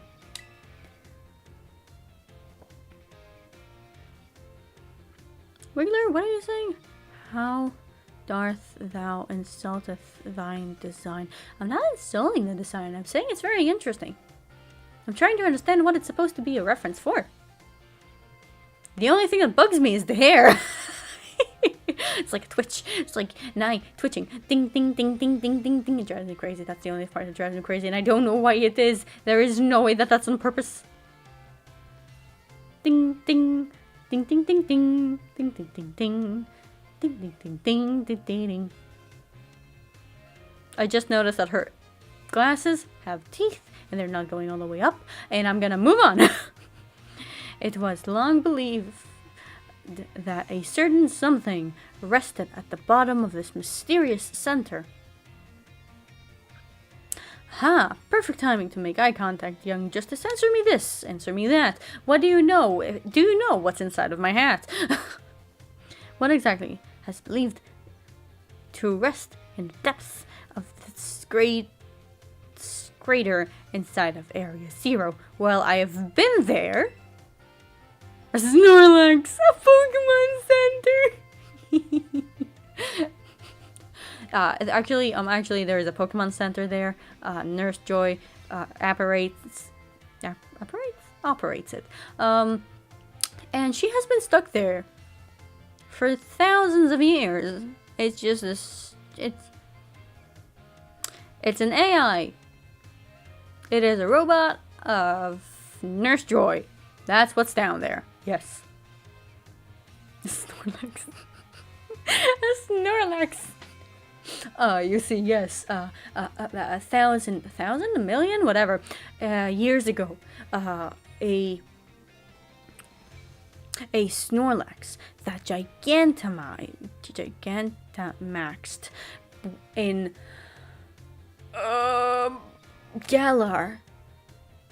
He wanted to take a sip of water. We're not gonna talk about how he stood up, but he wanted a sip of water, and he was about to take a step, and he misstepped, and so he fell belly first onto Paldea, and that, my friends, that is the origin of the Great Crater. A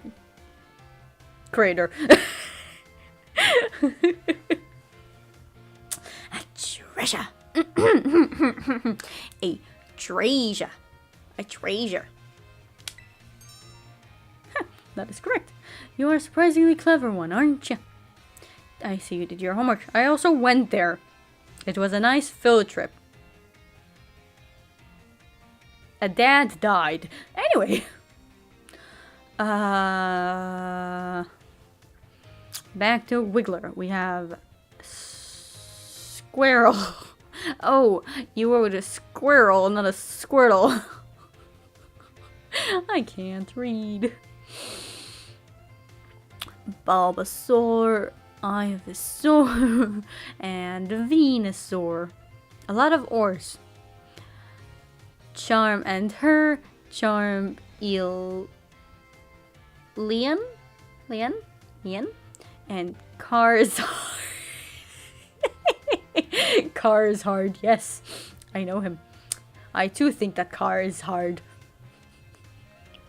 Clang, clang, and cling, clang. You cannot convince me that what you've written there is not the original spelling of those Pokemon. Jirauchi. Jirauchi. Tingle Dink, Tingle Duff, and Tinkle On. Tinkled On. Tink-a-tink, Tink-a-tuff, Tink-a-ton. Snorlax. I mean, it's true. I think a Snorlax. I think he is usually very sore and lax. Watch me like say something bullshit and not like lax, like relax or. Anyway, so you did your homework prior to coming to my class. I went on a field trip, Nimona. Did you like this crater as well? It was very pretty. That's right. Some believed that a treasure more valuable than anything else in the world rested in the depths of the great crater. It's true. We found a dad. The greatest treasure of all.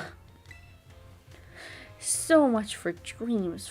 What? So much for dreams of treasure hunting, though. As a lab has been built in those very depths. Oh, and before I forget, you would all do well to remember that the Great Crater and Area Zero are both off limits to all those but who have official business there. Do not dare entertain the foolish notion of gallivanting off to Area Zero in search for riches. It is no place for children dreaming of treasure and adventure. I don't know what was that accent. Besides, if it were at all possible to investigate the area, I would surely be the first to do so. What is this accent supposed to be? What is this voice supposed to be? Oh, is that the time already? I must have gotten swept up in filling all your minds with knowledge. Knowledge. This ends today's lesson. We will unravel more of history's enigmas together next time. I don't know what this accent's supposed to be, but I'm moving along with it. Now, it's still night. Good evening. History 2, Electric Boogaloo. History 2.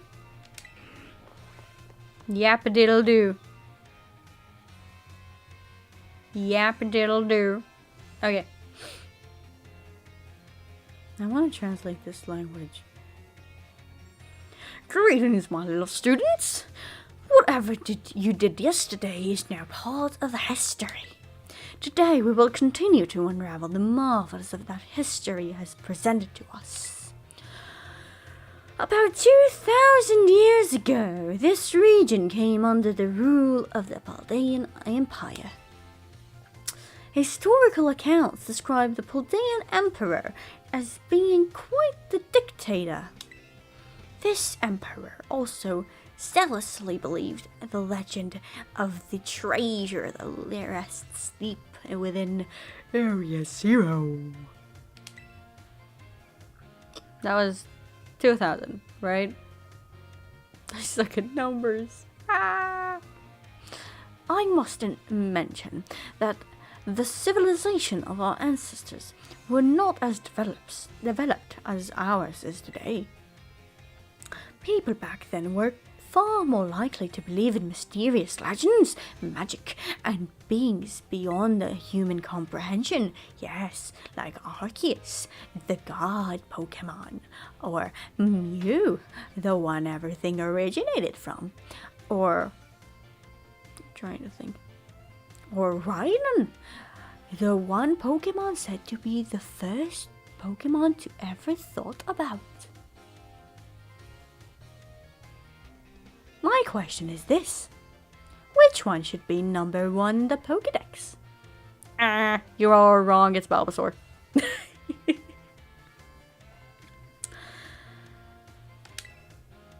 In an attempt to gain power to stand against Paldea's neighboring countries, the Emperor sent people in droves to join the hunt for the fabled treasure of Area Zero. What did they also call it? Area Zero back then? Aha, perfect timing to make eye contact, young Justice. Answer me this, answer me that. What is underneath my giant hat? Approximately how many years ago was it that the Paldean Emperor began to rule this nation? You just said that. You said it was 2,000 years ago, right? That is correct. You are a surprisingly clever one. You said it. I'm just trying to listen. Aren't you? I see you're listening intently to my lecture.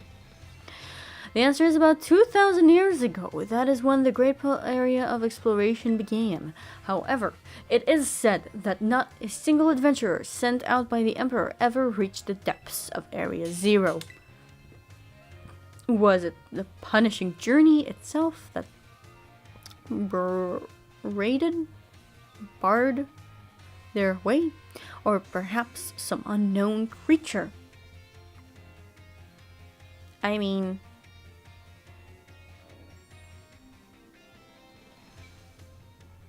way back when? You were talking about 2,000 years ago, right? 2,000 years ago, is that too recent for it to be Koraidon down there? Right? That would be too recent. Because I think for evolution, that's way too small of a time. I think we only know that Koraidon and Miraidons are from the past and future, respectively. Unless I said it the other way around and flipped the orders. Whatever. Meaning.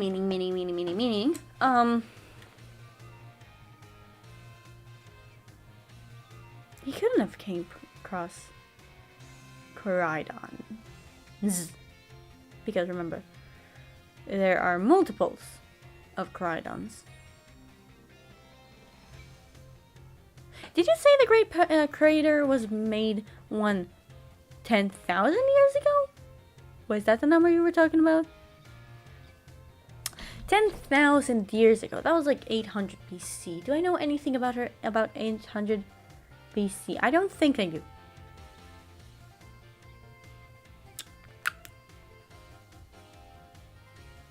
Did I say 800? I meant 8,000. I don't know anything about 8,000 BC. I think there were humans back there. Yeah, there definitely were.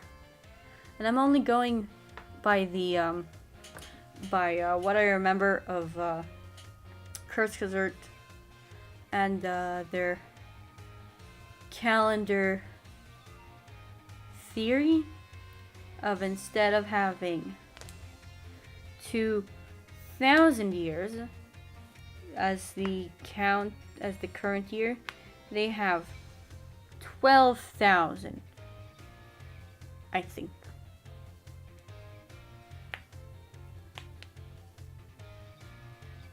Still.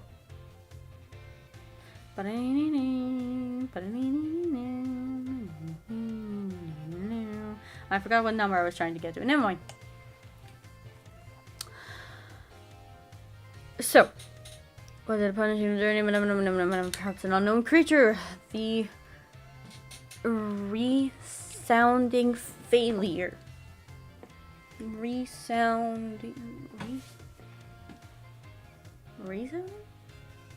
Failure of this great era of exploration sounds like the Great Pirate Age. You want my treasure? Go find it. Circus. Never mind. Almost certainly heightened the air of mystery surrounding the crater. Oh, what I wouldn't give to explore Area Zero in its untouched state at the time. Yum. I suppose I can only hope for the swift innovation of a time machine. Oof! Too soon!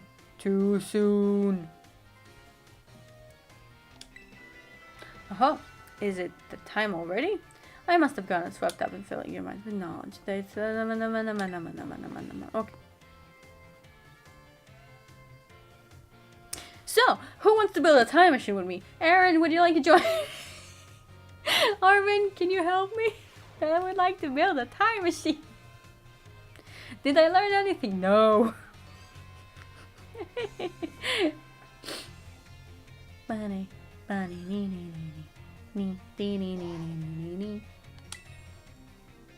Alrighty. It's morning! Yay! History 3. Be gentle with me.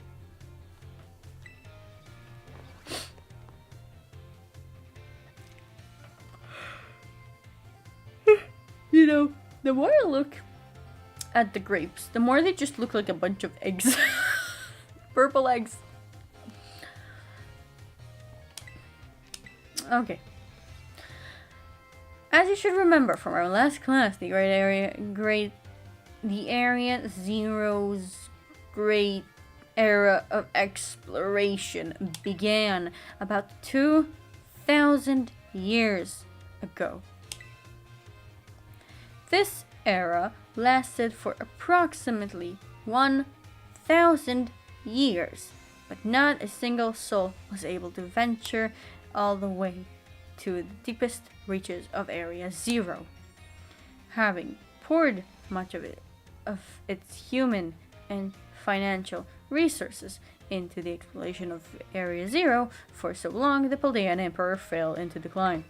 200 years later, or 800 years ago, the Empire and its surrounding nations united into one entity. This was the formation of Paldea as we know it today. Okay. Ah, yes, this very academy where you're now filling your young minds with knowledge was also apparently established at the time. 800 years ago. In fact, the school building, though certainly having undergone repairs over the years, is just as it was when it was built so long ago. This very structure is a piece of history. Ha! Things of old are truly splendid. I would certainly prefer it not to have the Pokeball portion, though a relatively new addition. Okay. I mean, I want to say that I agree.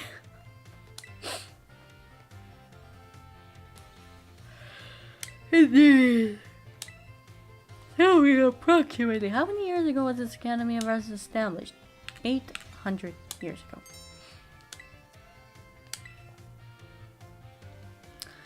This academy was constructed exactly 805 years ago, to be precise. In other words, your academy here is 805 years old. At the time, it offered state-of-art facilities and unique, innovative curriculum. As such, people used to say, those seeking knowledge need look no further than the grapes of Paldea. That's right, they were referring to Ube Academy. Ube. Wakaranai. It is said that this that this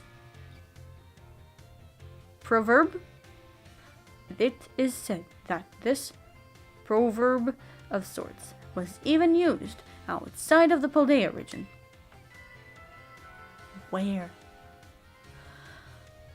I read that as Ohio, is that you? You're supposed to stay next to DC. What are you doing? I must have gotten swept up filling your mind with knowledge. Lessons today, lessons. Midterm, yeah. I can only hope for the best.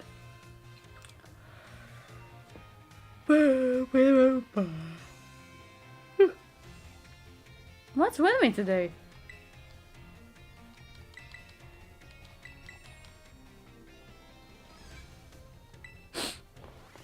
We really breezed through the first one.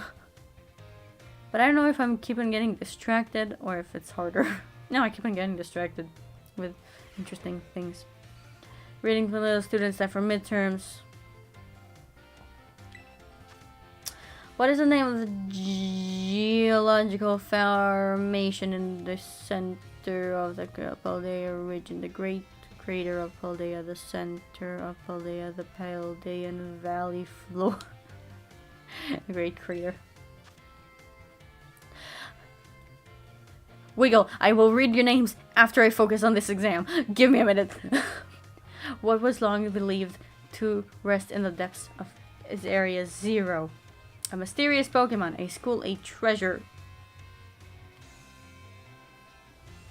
I think is it a treasure? It's probably a treasure. Because I remember I was talking about that a lot and mentioning a mysterious Pokemon. Pretty sure it's a treasure. How many years ago did the Paldean Empire begin to rule this region? Approximately 2000. How many years ago was this academy built? 805. Those seeking need look no further than the grapes of Paldea. I think it's knowledge.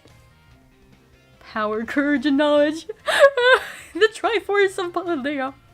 The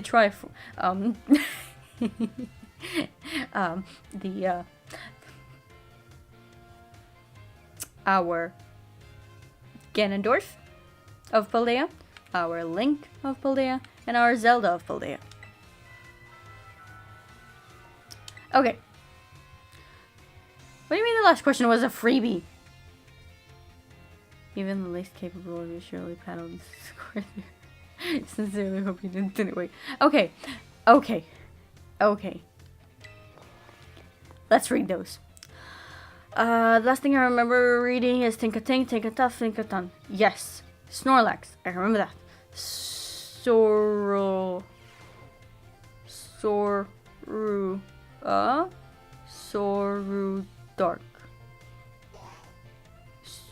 Soruda and Zarudark. Is it Zaruda and Zarudark? Maybe? Zora and Zoroark.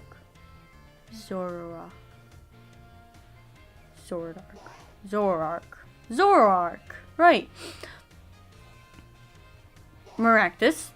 That's a Maraca cactus. Rookidee. Curve is square. Curve is square.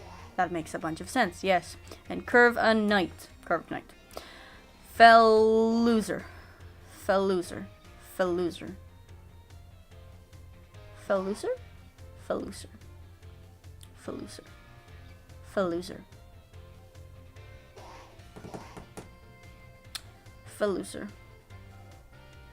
Don't know what that is. fellow sir. Fellow sir?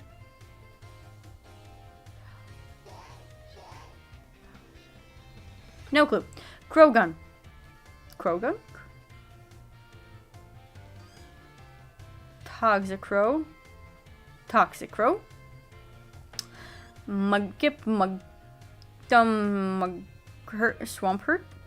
It's Mudkip. Marston. Marston?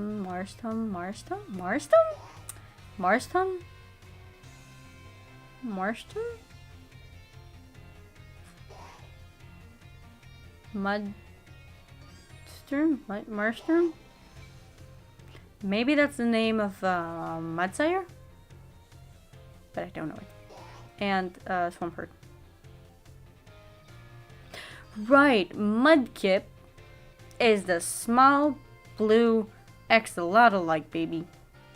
I am thinking of Whooper. So, it's Mudkip, Marston, and Swampert. Right. Combuskin, Blaziken, Trico, Grovile, and Spittle, Septile, I think.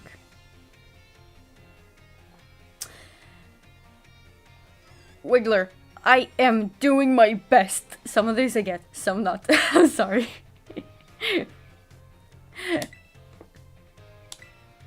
Come on. 5 out of 5, let's go. Good.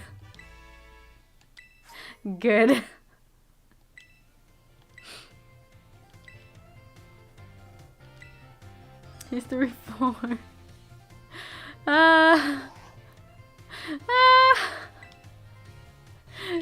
Yes. Psyduck is just me. Class will begin soon. Don't be tardy. Indeed.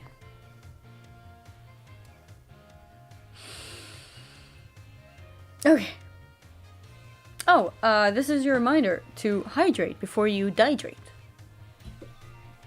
Greetings, my little students. Ah, no. I just spilled water. Meow. I don't know if you could hear that. I need to wipe that. It's not good for the water. Just stay on the floor. What? Do I have any tissue? Do you have any tissue here? No.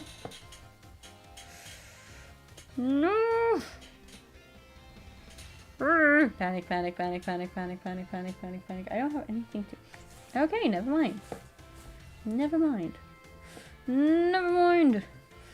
I'm sorry, my yarn. I'm sorry. You're the only water sponge-ish thing that I have. Is that it? Yeah, it should be. Okay.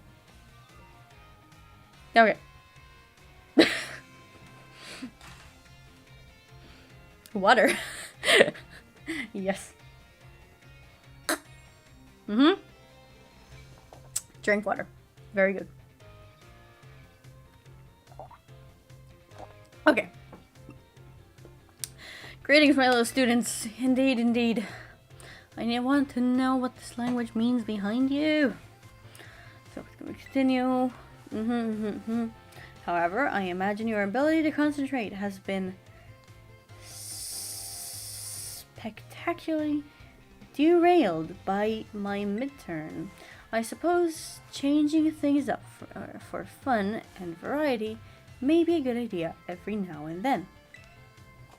So allow me to tell you an old fairy tale that has been passed down in Paldea for generations. Once upon a time there was a king who very much enjoyed collecting treasure. He was particularly fond of treasure from other countries. One day, a merchant from the east heard rumors of this king and came to meet him. Which side is east? It is on a map, the right side, I think, yes. Yeah, like East Asia, yeah, okay.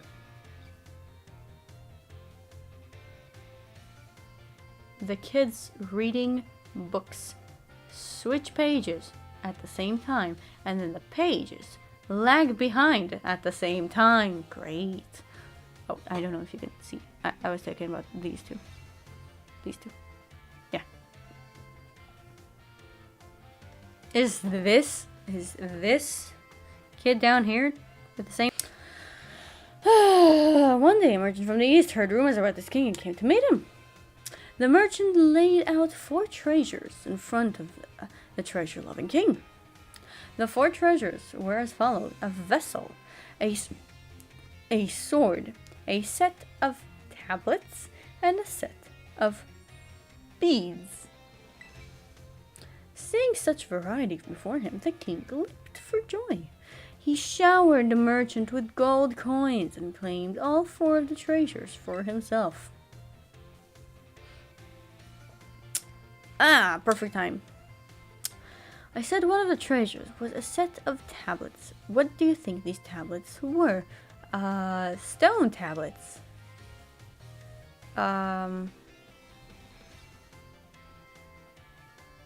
Wooden plank for writing on, handheld electronic devices, medicine that you chew.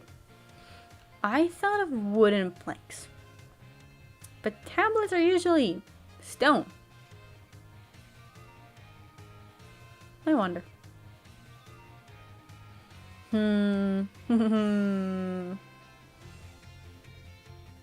I say wooden planks? Correct. Your daily pursuit of knowledge serves you well. These particular tablets were wooden and used as writing medium in the East in ancient times. As you may know, they fell out of popular use as paper became more universally available. For the king to consider these paper substitutes treasures, they must have been of superb quality. That, or perhaps they had some amazing, profound teachings written on them. So, the king obtained these 4 treasures, and on that very night, it is said that a terrible disaster rained down upon his castle, reducing it to rubble by dawn.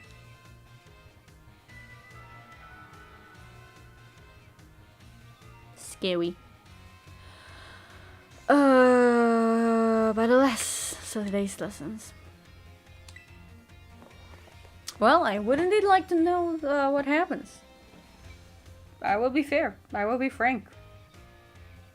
And I will also be justice. For the Empire!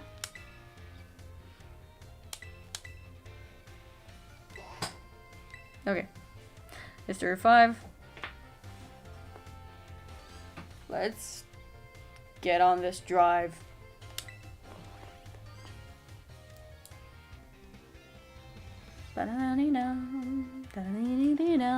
Water break, water break.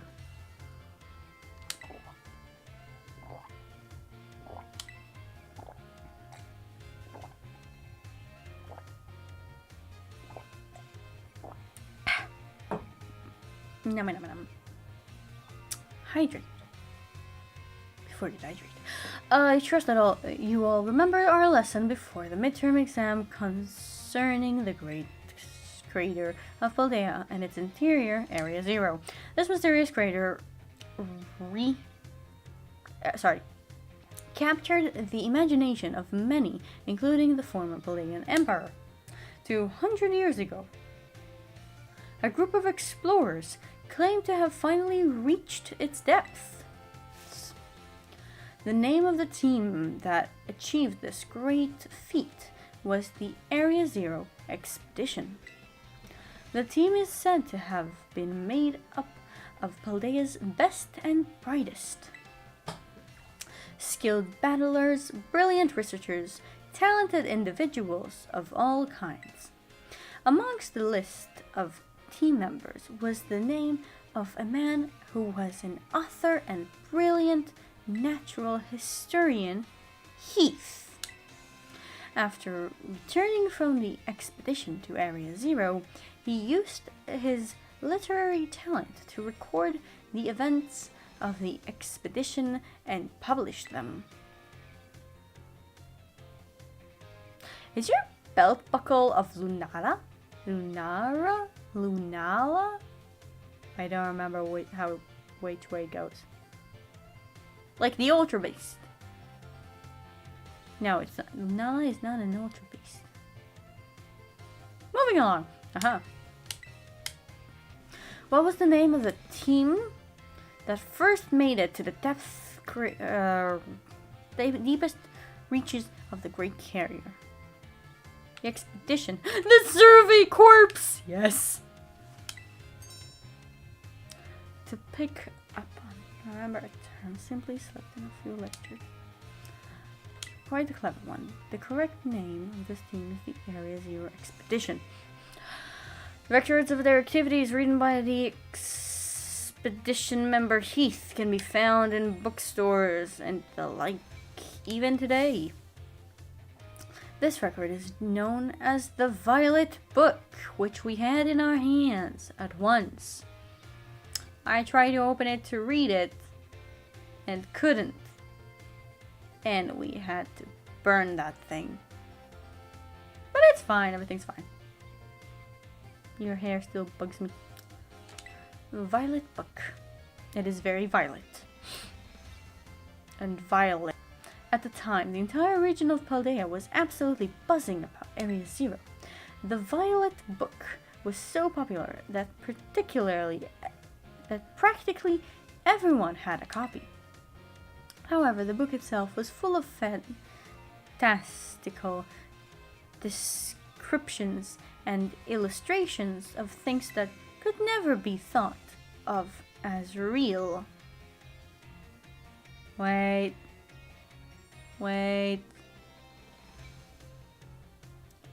But in that book, don't we have depictions of the future Pokemon and past Pokemon? Are we talking about 2,000 years ago or 200? I think we're talking about 200 years ago, right? Yeah, because that's when the expedition first went down. Okay, so, if it's 200 years ago, Professor Tour was not down there creating a time machine.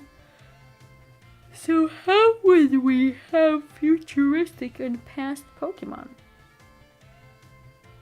I don't know.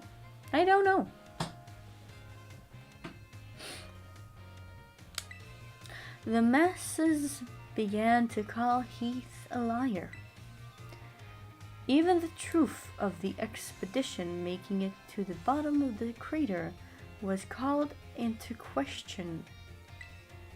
The Violet Book was condemned to the shelves of used bookstores as just another book of wild paranormal stories. There's a copy on one of the bookshelves on the ground floor of the entrance hall. Feel free to have a read if you're interested. Oh, is it that time already? I must have gotten swept and felt my knowledge. To be fair, I would like to look at that book again.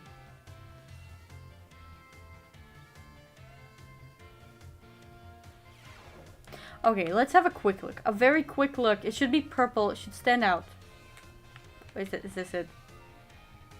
It is. Yes. Which section would you like to read? The Great Crater of Paldea. Interesting. Wow. The Great Crater of Paldea. A photograph from the survey team points of ingress to the center, which is visible in the background. Luck favored us with fine weather, making it for a smooth outset, but clouds obscured the crater's distant depths, where the treasure of legend is said to lie. Now onwards and downwards. I'm just trying to look at it if I can recognize anything. Adventure into Area Zero. Within the great crater of Paldea lies the mysterious Area Zero, a place home to such landscapes, such plant life, and such Pokemon as we had never seen. It is inhospitable to human life, and as such I suspect something altogether unknown to humankind sleeps in its depths. Is that a Charmander? It looks like a Charmander, and it gives me the vibe of a canary in the mines. But okay.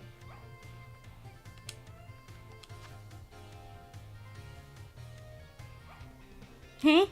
Adventure into Area Zero, a photograph of a spot where a survey team rested on day 2 of the expedition.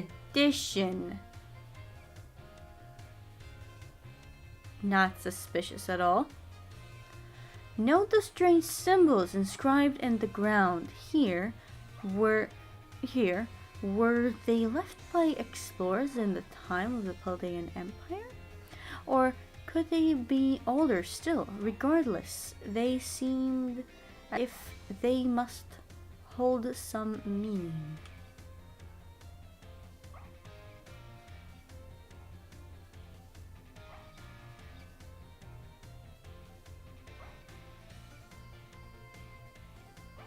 Other than the fact that it's like 3 circles making a bunch of squares. Huh. That sure is interesting. Okay.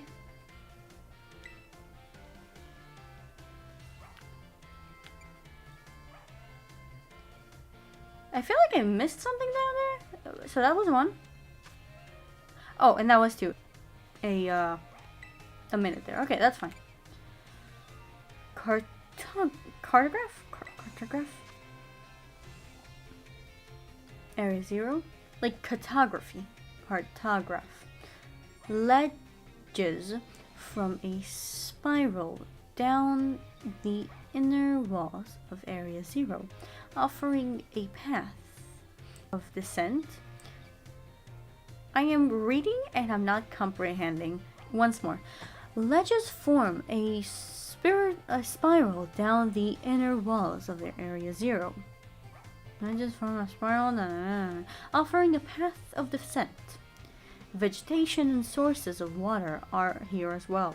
Legends tell that precious stones or wondrous fruits have long slept in Area Zero's depths, protected by some manner of guardian. Ooh.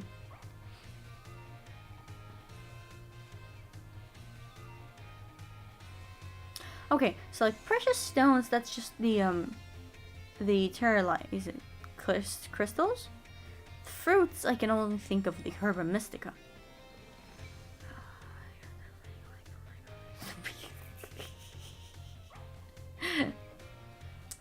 Wiggler, I don't know if you can still hear this, but I see you got to make like a Michael Jackson and beat it! Beat it! Also, you have more nicknames.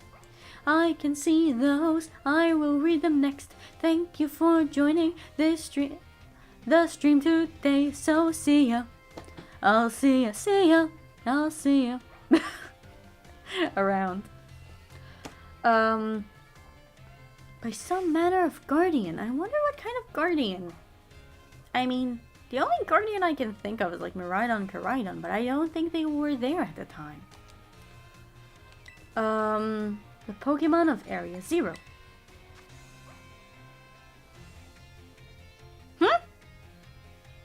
Okay, wait a minute, let me read.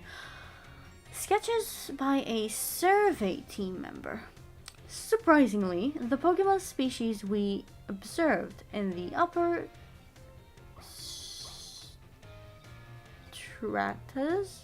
strata of Area Zero seemed little different from those seen outside of the crater. Now and then we heard unfamiliar cries from the lower strata.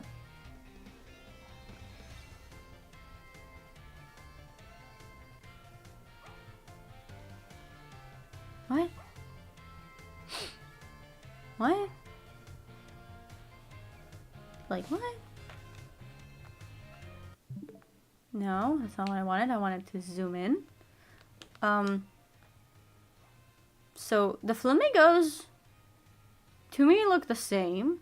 I don't know if there's anything different about them. Maybe it's something about their feathers or coloring of their feathers that are different. I don't know. The Pwammies, which I think this is an image of a pom-pom of Pwammies, which is what I choose to call a multiple of Pwammies. Look the same if you ask me. This is a great drawing of a very fluffy Pwammy and I like it. Those look like, I think, Greta's Pokemon. The one that when you hit it, it gives off poison spikes. I don't know if there's anything different about it. They show specifically the square tip. This, to me, looks like a plain gorilla, and I don't know what it's supposed to be. But I genuinely don't know. What is it supposed to be?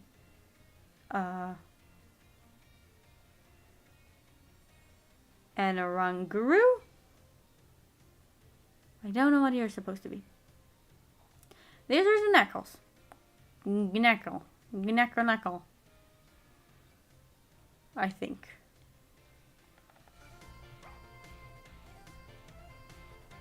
I wish I could know this like seen outside of the crater. Which means they didn't seem different.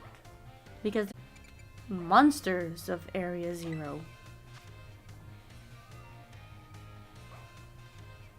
Yep, this no longer makes any sense to me. Because, once again, this book was written like 200 years ago, right?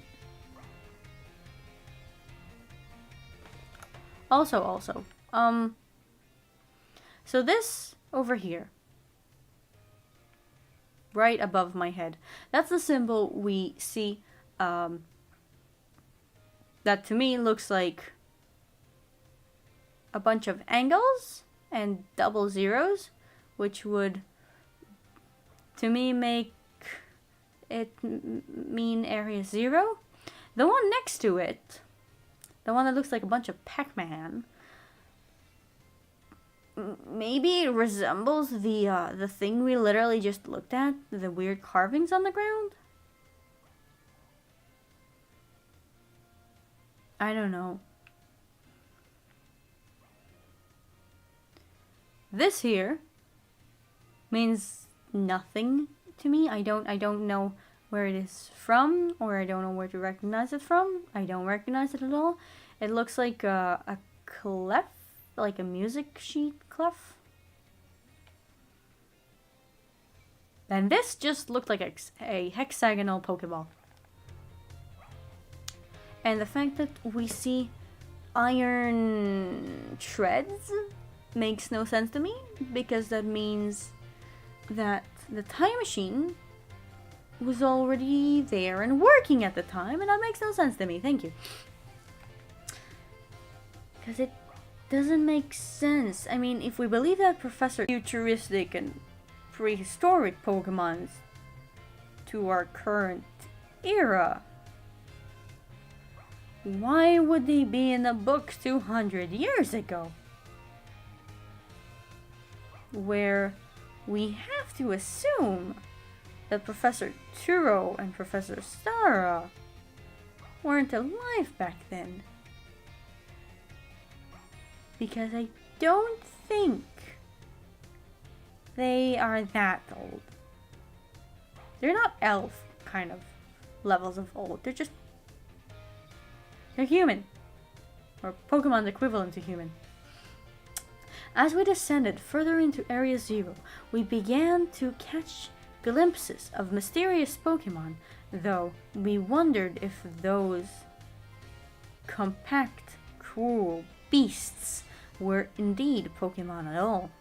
One of our team suffered a brutal blow from such a beast, and was mortally wounded, forcing us to retreat for a time. Still confused. Great. Yeah, and Monsters of Area Zero. A member of a survey team captured this photograph by chance. I noticed a passing resemblance to the Pokemon known as Donphan, yet differences such as its texture and the way it moves suggests it is biologically separate, to say nothing of its treads of iron. So like I said,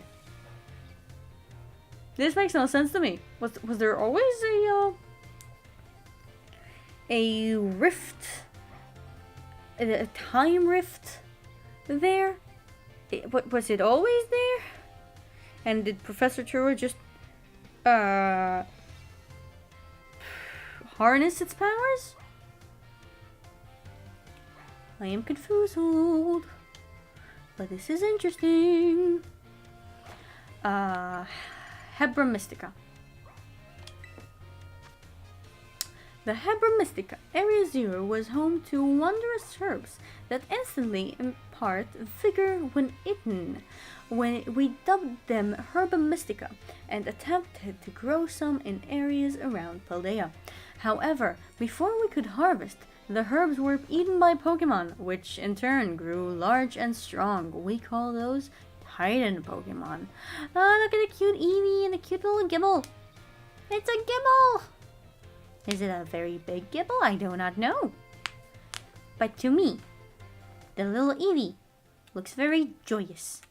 And I'm saying that because this looks like joyous to me.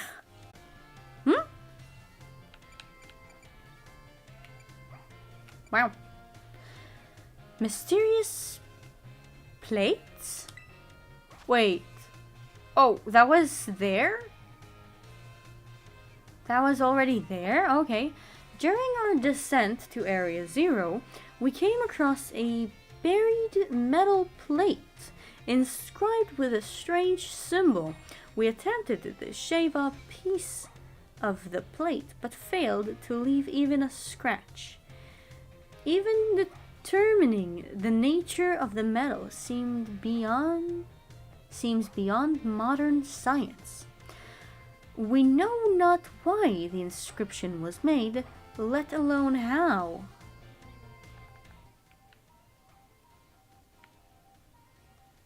This is also something that you found? The big sign and this sign as well? Yeah. Does look like it. Okay. The legendary treasure. The legendary treasure. Countless days into our descent, we reached at last the very depths of the great crater. There we found a cave with formations of gemstone, shining blindingly bright as far as we could see. I just remember I had to do something. Perhaps that strange light itself is the guardian said to watch over treasure deep within the crater. Which section would you like to read? An imagined Pokemon. Oh! That's Iron Leaves! A drawing of a fantastical Pokemon as envisioned by our sketch artist. A drawing of a fantastical Pokemon as envisioned. So this is an imagined Pokemon someone imagined and drew.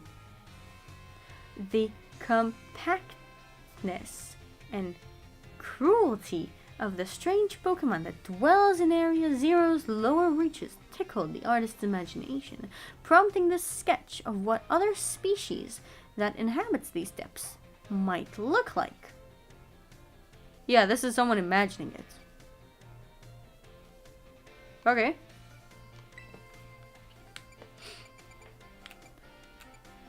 A phantom. During our exhibition's exploration of Area Zero's depths, I, Heath, strayed from the team and was later found unconscious.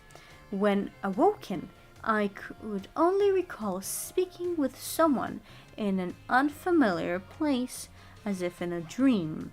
I was found holding a page shown here. The handwriting is my own. but I have no memory of writing this.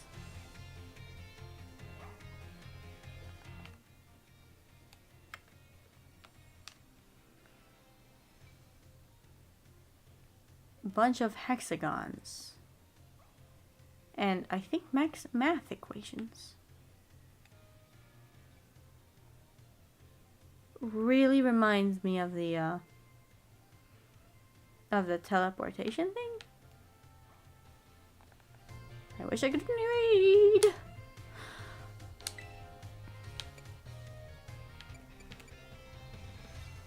Our generous sponsor. I mean, you gotta include the sponsor.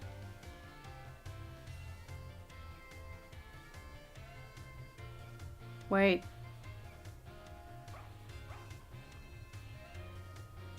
Wait, which one is which? The author, Heath, pictured with the director of Uwe Academy. Which is which, please? The Academy's generous funding made the Area Zero expedition possible, and the data gathered has been shared with the Academy in hopes that it will aid in the institutions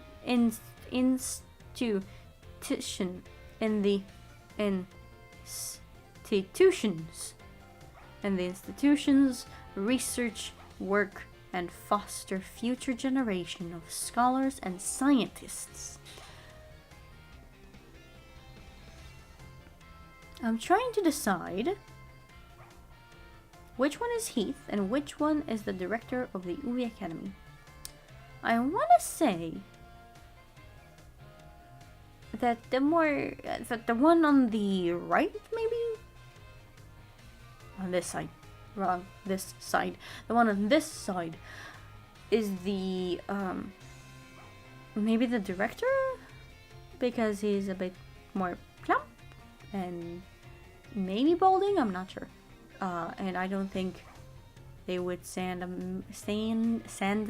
man like that on an expedition. But the man on the left looks very stern, and I don't want to say evil because I don't think he looks evil, but he definitely looks menacing in an evil genius kind of way.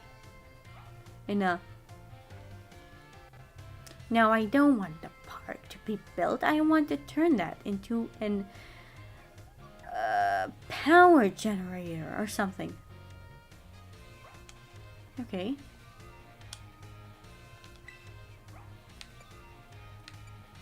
A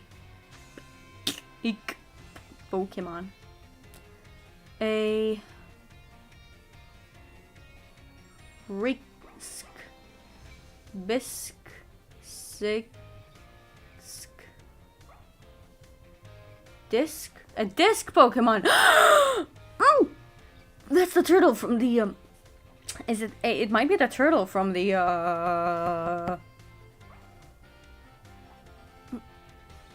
DLC. While separated from the research team in the crater's depth, I found a strange entity whether it was a Pokemon or even alive at all, I know not. It bore a shell with layers of overlapping hexagons and glistened brighter still than gemstone.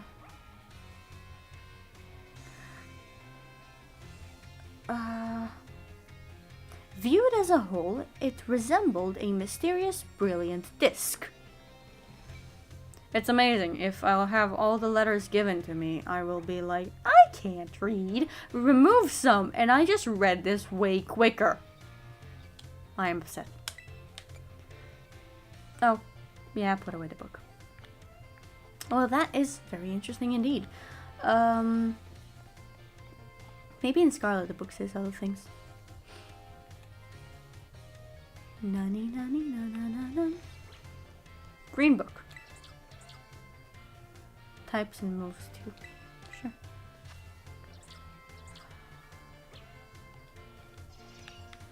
Okay, never mind. But that sure was interesting. Back to class.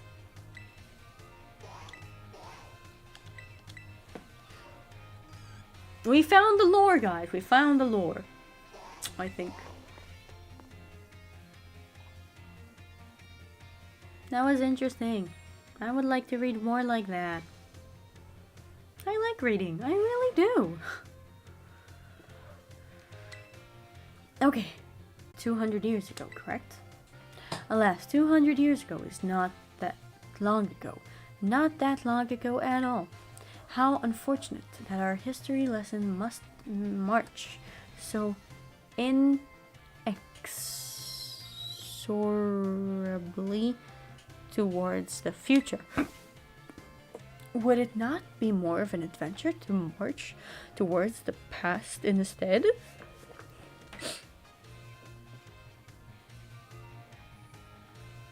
I just noticed your hairpin, and I need a better look of it. There are probably so much hidden detail in her design alone, and I am loving it. I love it. Start from our present. Study history in verse. Present study history. I feel like I missed what you said. I'm afraid I risk incurring the wrath of our dear director if I stray from the curriculum. I suppose I have no choice but to let the flow of time carry us towards the future. In this class of ours, I shall fill your mind with a history of the terrestrial phenomenon. The technology behind terra orbs has its origin in Area Zero. Even after the Area Zero expedition supposedly reached the crater's deepest parts, the deepest depths, others continued to explore that area. And around 140 years ago, Pokémon cloaked in mysterious light were discovered there. As you may have already guessed, these were, in fact, terrestrialized Pokémon. However, when those who discovered these Pokémon brought them out of Area Zero, the light faded and the terrestrial phenomenon remained a mystery for quite some time. However, 10 years ago, that might as well be present day for a certain someone you have definitely heard of, unraveled this mystery. Are we 10 in this game? I really don't know. Okay. It's Professor Turo.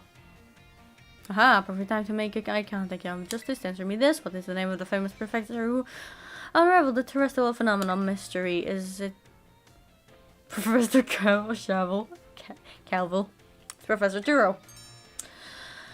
To think that you, a new transfer of our academy, would correctly answer this question, well, I did meet the guy. You are very diligent in your studies. I technically didn't meet the guy, did I?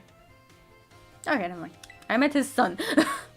Approximately 10 years ago, a professor named Turo unraveled the mystery of the terrestrial phenomenon. He discovered that the shining crystals down in Area Zero, or rather the energy they emit, is the cause of Pokemon technology, and to develop a particular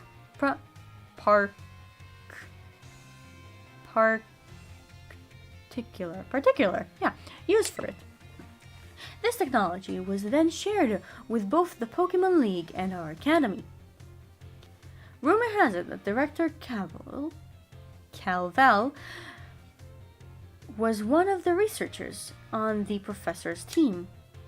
Alas, the story is much less exciting now that someone we all know appears in it. That's not true. I disagree with you. That is way more interesting. We can go and ask him questions. Modern history truly is dull, isn't it? No, it's not. It's amazing. People who lived through trialing time and went through those stuff are unbelievably interesting. How could you say that? Although for you it is a mere 10 years. For a 10-year-old kid, that is their whole life. For a less than 10-year-old kid, that is more than their whole life. That is unbelievably interesting. In 40 years, it would have been made half a century ago. And in 40 years, you don't know if you can still go and ask the person details.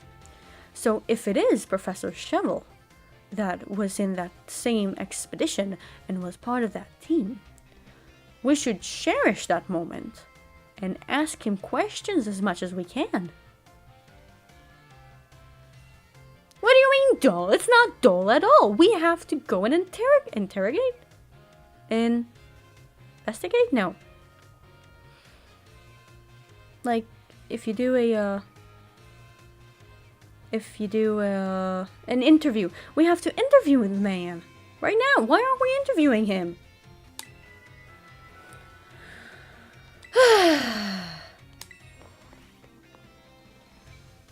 I like history. If you couldn't tell, I like history. Okay. So.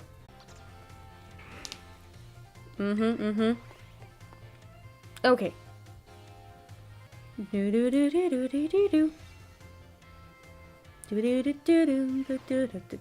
Greetings, my little student. It's from some exams. What is the area within the Great Crater of Paldea called Area 0? How many years ago was this academy founded? 805.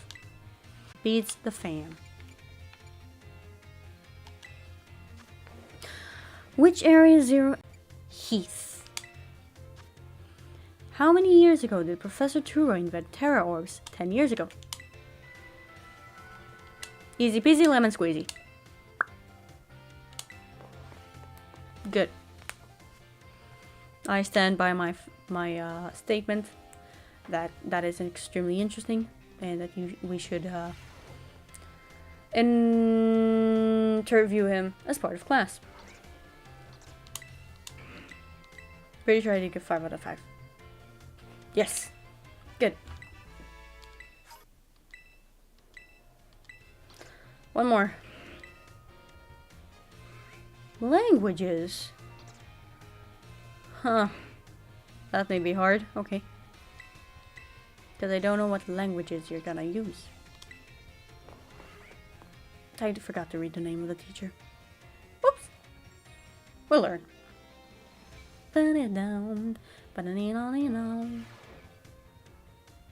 Hello. Who are you? My dear students, how are you all today?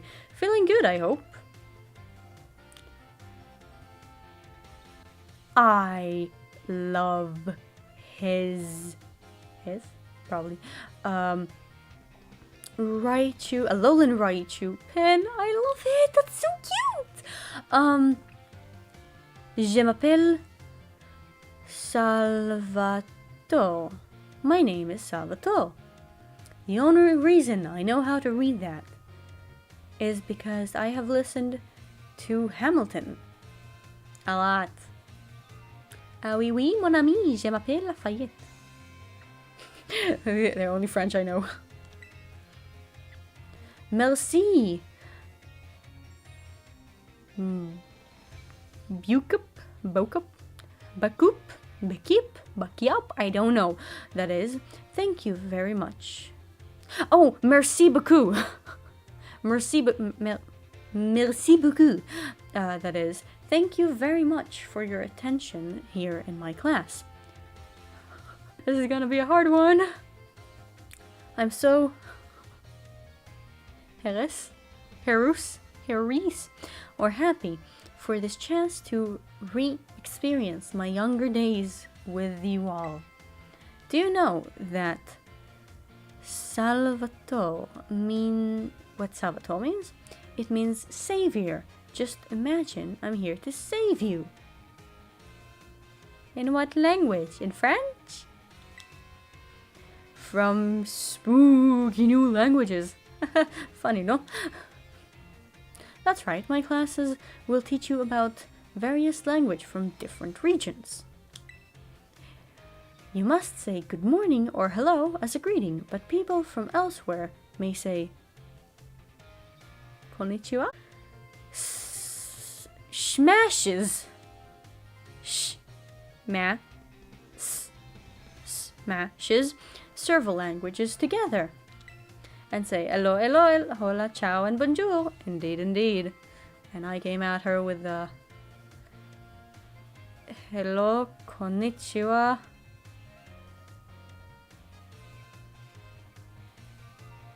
I feel like I should know how to say hello in Greek. Ah.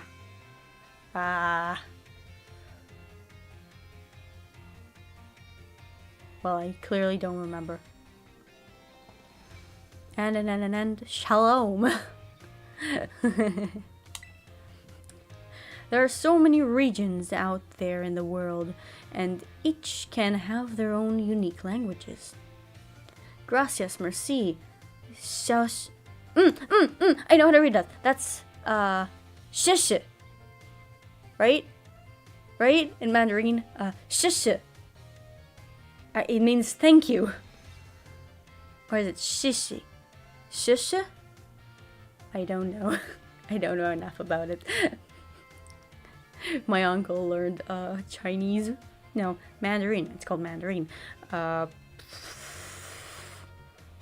don't even know for how long, but that's me that I remember. Arigato. Danke. Danke. Danke is in German, right? Danke. Yeah, I just started saying that a while ago, and I was like, danke, I think. These all have the same meaning. Can you guess what it is? It is thank you. Give me Japanese words and I will ace this. Wow, just this, was it? Brother, I can't. I want to give you a French accent, but I can't do a French accent. Ah oui, oui, mon ami. Brava, that's correct. Now, when speaking up is important in language learning too. That is actually a very important advice for anyone learning a language. It doesn't matter if you're correct or not. You should try to use it as much as you can. Which is why you hear me go say things in Japanese sometimes, because I am trying to learn Japanese and I am trying to practice as much as I can. So if it slips in the stream, it's fine in my opinion. Because I also try to talk during class. And I think that's important. 2. Gracias, merci, shishi. Those words all mean thank you. I guess some of you probably knew at least one of those. Despite meaning the same thing, their lengths and sounds are all different. Isn't that interesting? Oh, that's someone's head moving in the very, very, very distant corner down there, and it distracted me. And now, a propose of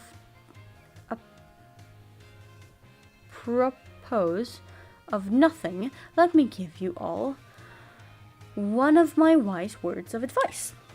When you travel abroad, you should try to speak the local languages as much as you can, even if you can't speak it very well. Yes!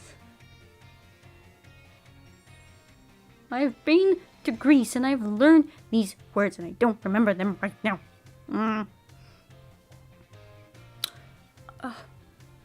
What were they? What were they?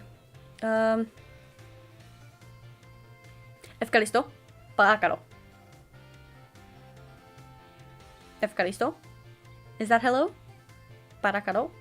Is that thank you? Παρακαλώ. I think so. I don't remember. I'm sure your willingness to try will make the people you meet 3. I hate the French spelling of words. I can't read them. Did I experience? Oh, I just remembered that I once did try to learn French with Duolingo. It did not work. Honestly, from my experience, just being able to say hello, delicious, and thank you in the local language will get you pretty far. That is true. That is true. And it will be very fun for you because people will be like, oh, wow. Muy bien, muy bien.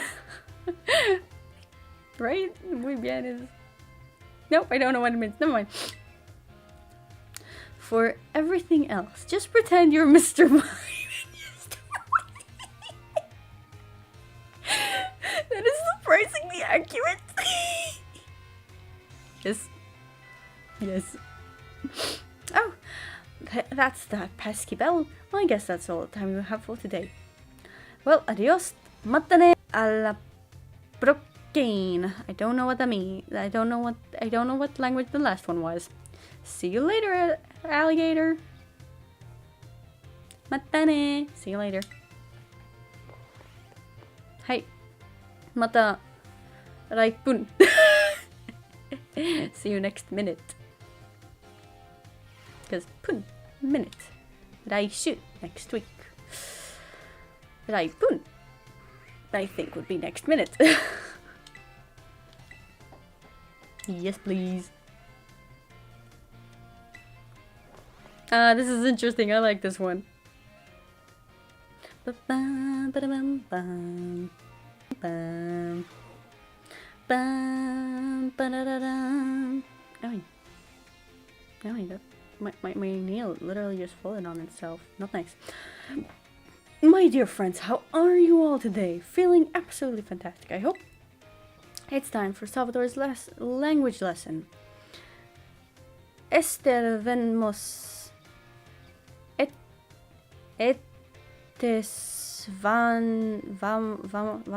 veos preste. Are you ready, everyone? You can answer with a yes or a oui. Another reason why I am afraid of the French language. Writing a oui as an O-U-I.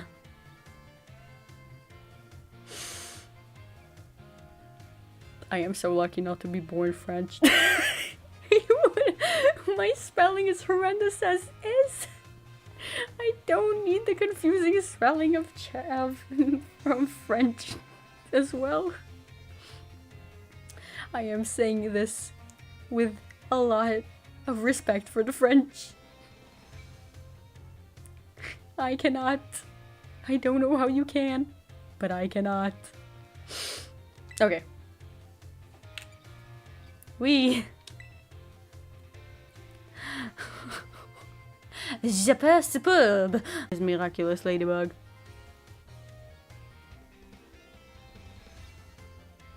J'ai ladybug, rentre pour moi, lady magique et lady chance. J'ai ladybug, lady duque, être le roi. I don't know how to say that. Isn't ladybug in French? Le coccinelle. The only way I remember it. The only thing I remember. In our last class, I believe I taught you all how to say thank you in other languages, right? In le cours de today's class, we will learn about a certain word sure to make people happy when you use it in your travel abroad. Is it thank you? Or is it tasty? What word, you ask? Well, you'll have to guess. Delicious. Havuchi. Bono.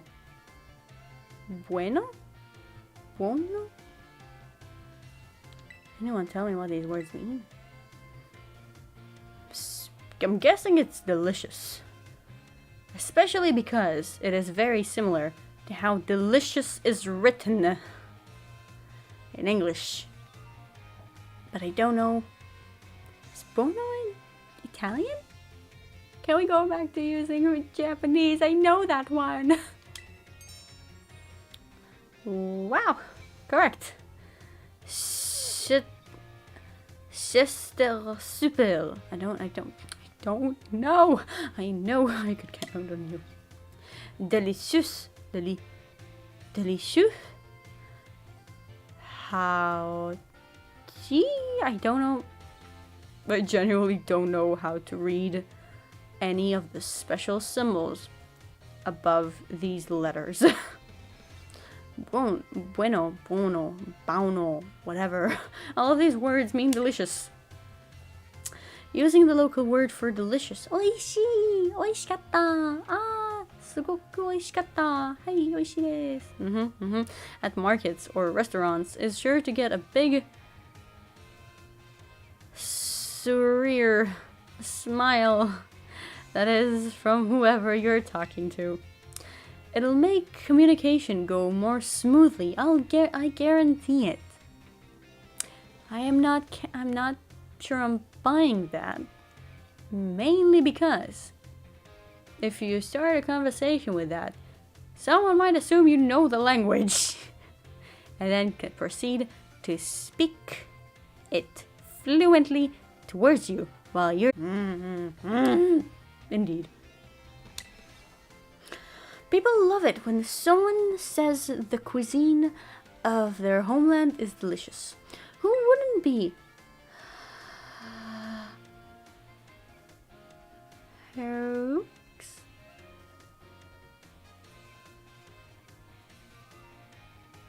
Haxorus, the Pokémon, yes. Happy to receive such a compliment.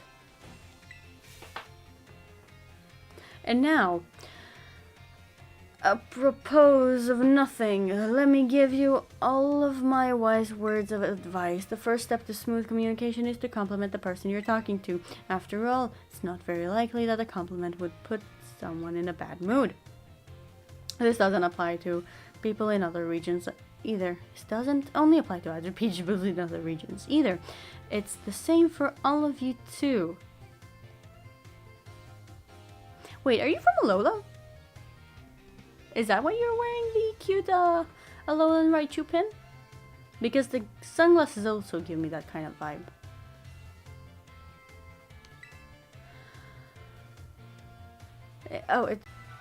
How about you all try complimenting each other after class? I bet it will make it for an ambience friendly atmosphere.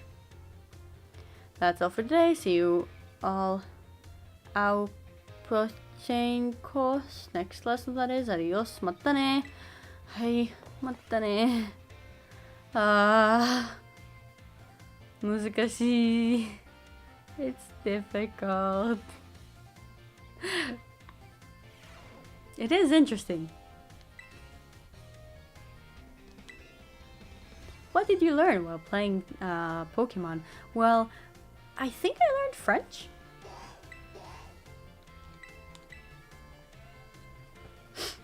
Okay. It's been 3 hours. I mean, we've done more than 3 final exams, so that's good, isn't it? My dear friends, how are you all today? You certainly look fantastic. It's time for another of Salvador's language lesson. Ates vemos prets. Are you ready? God, I hope I'm not destroying all of these pronunciations. Bees, dot. Astes vamos prets. Are you ready? Oui. Tres bien. Very good. My lessons are all not a one-way street. No. I am tres triste. In other languages, yes, right? In le cours d'aujourd'hui class, today's class, we will learn about a very special phrase that you can put to use when the time is just right.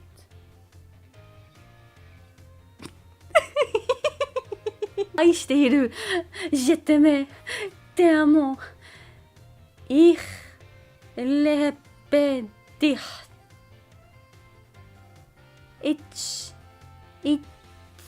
Ich liebe dich. It's a good thing I know Japanese. 愛している。はい。大好き。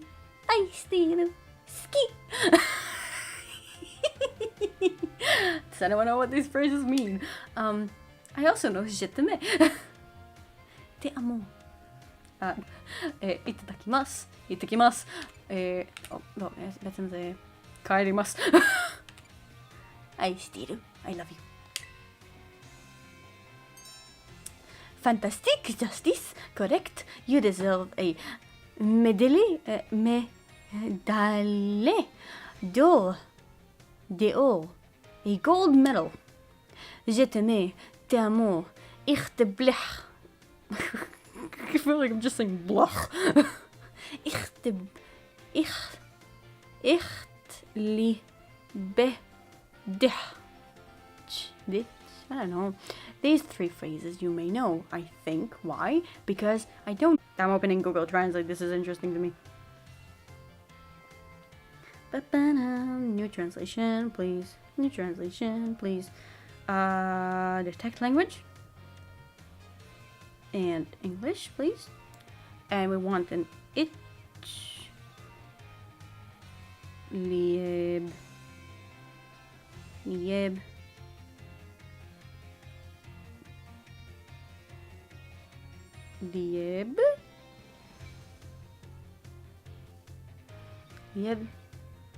ditch.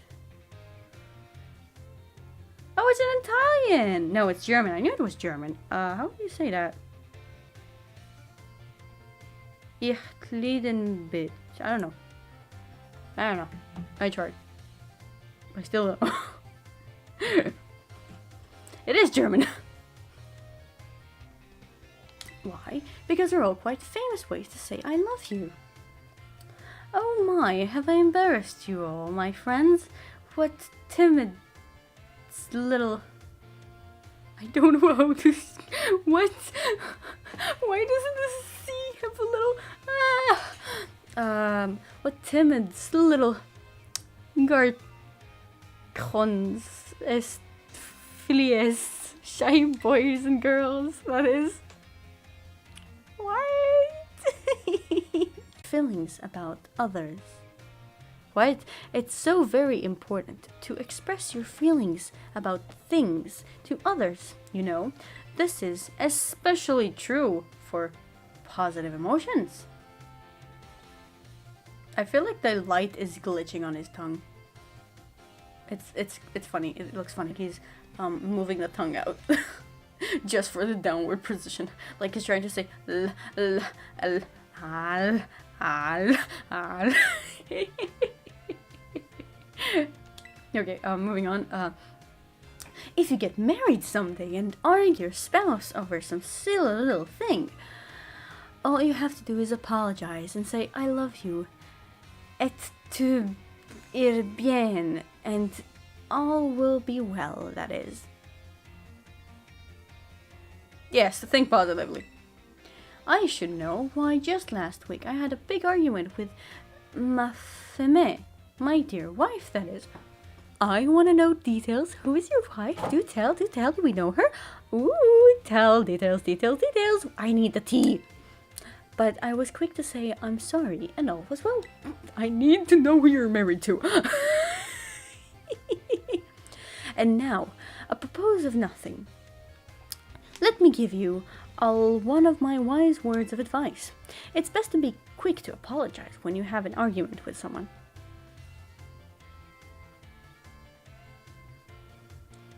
I mean, okay.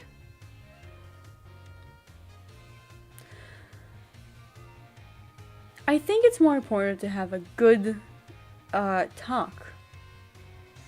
Either to like wait a minute to let the emotions calm for a bit, and then have a serious, and it's important to be genuine and honest and just real with one another.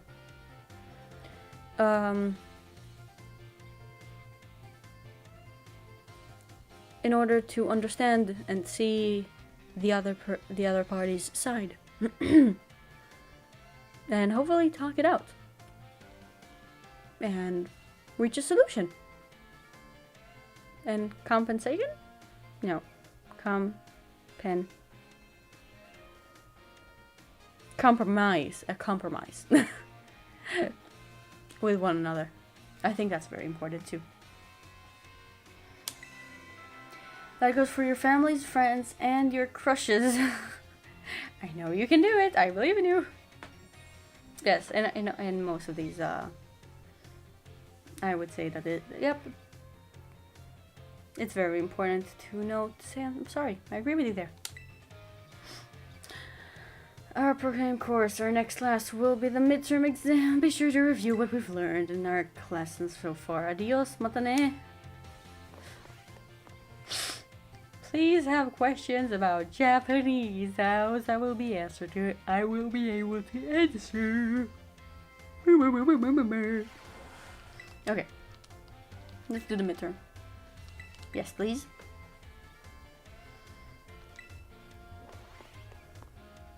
Bum, ba-dum, bum. Bum, ba-dum, bum. Bum, ba-na-na-na. Okay, midterm.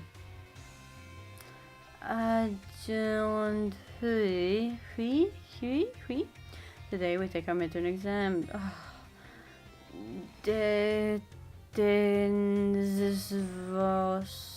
Relax, that is, and do your best. Este vos pretse.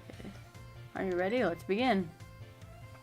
Gracias, arigato, merci, and susu were all share the same meaning. What it is thank you. Arigato. Hi, thank you. Which of the following means delicious? The one that looks more like delicious. Is that ni hao? That's hello. Au revoir. That's goodbye. Delicious. Delicus. I don't know. Which of these phrases doesn't belong? Time to. That's in English. Ah. When speaking with a person, what is the first step to smooth communication? Compliment them, get mad at them, bury them in flattery. Compliment them. What is your beloved teacher's name?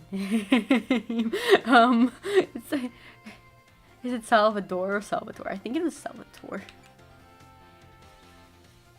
Whoops.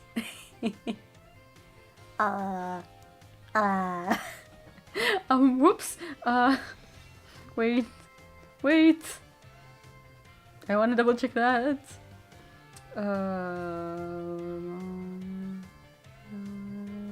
Scarlet language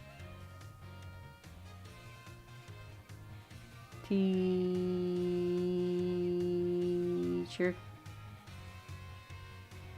Salvatore. Ken. Yep. Salvatore. Good. C'est fini. Time's up. Poses vos stylos. Put down your pens, that is. I hope that was easy enough for you, especially that the last question. Look, as someone who is really bad with names, I'm sorry. I'm sure you all did great. Bravo, my friends. You can check your scores at the school's front desk. I feel like I just lost. Just because of the... Whew. Good.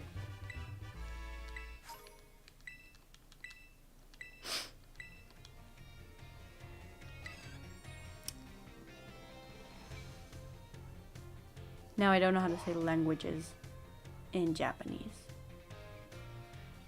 if you want to turn a country name into the language spoken in that country, you usually add go.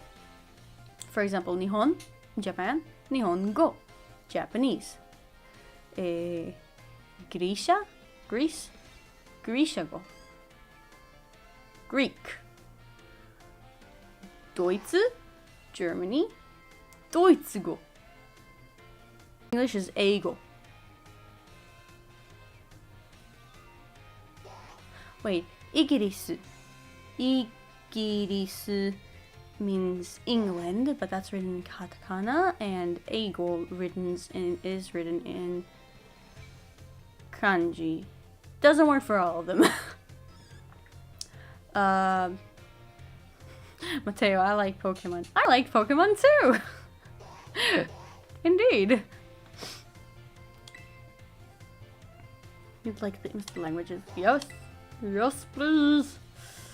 Oh man, they actually made these classes interesting. I'm glad they did that. They actually do teach you things. That's really nice. How did you like the midterm exam? You all did really great. We're halfway there. Oh, whoa, not gonna say slice goes joke.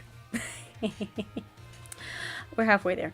And now, time for another lesson. It is vos tres. Are you ready? Never. Oui. Response. Great answer. Merci, my friends. I knew I could count on you, stars. Leading up to the midterm, we learned all sorts of words from different regions. Starting today, we'll be throwing a curveball for we begin listening comprehension. Vasi. Go for it, my sisters. Pikachu. Did you bring a Pikachu to class? And the listening comprehension is just listening to Pikachu speaks.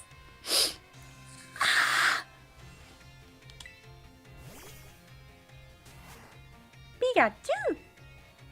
As you just heard, Pokemon can also use words to communicate. It would be super cool to have a new paradox form. It's French. It is French. I feel like he speaks mostly in French. And I don't know French. In Japanese, France is just called France. And French is Fransugo. Bit of information there. Is it useful? No. Do you know it now? Maybe. Just as you heard, Pokemon can also use words to communicate. Yes, and if you place a hat on that, it may be one of a very specific Pikachu, which is voiced by Ryan Reynolds, and can actually speak English. Or whatever other language it is in your country that they dubbed the movie to. Anyway, Pikachu, indeed. It's not always easy for us to understand them, but their words have meanings, just like ours do. Yes. Pokemon can use languages to share all kinds of information with each other, like the location of food or may sound different depending on what it wants to say. I'm sure you're all curious. I wish this had voice acting because then I might know how to say this. But at least, I think, from this point onwards, I might recognize the word today in French if I ever see it written, and that's it. Okay, that is, let's learn some Pokemon language. Woo! Je t'en prie, if you would be so kind. Here you go. What emotion was Pikachu It's trying to convey just now? Say it again, Pikachu?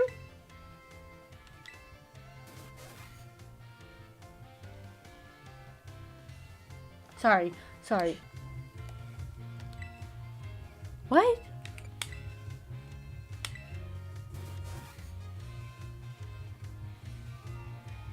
What? It's calling me a pig, isn't it? Pikachu, how could you?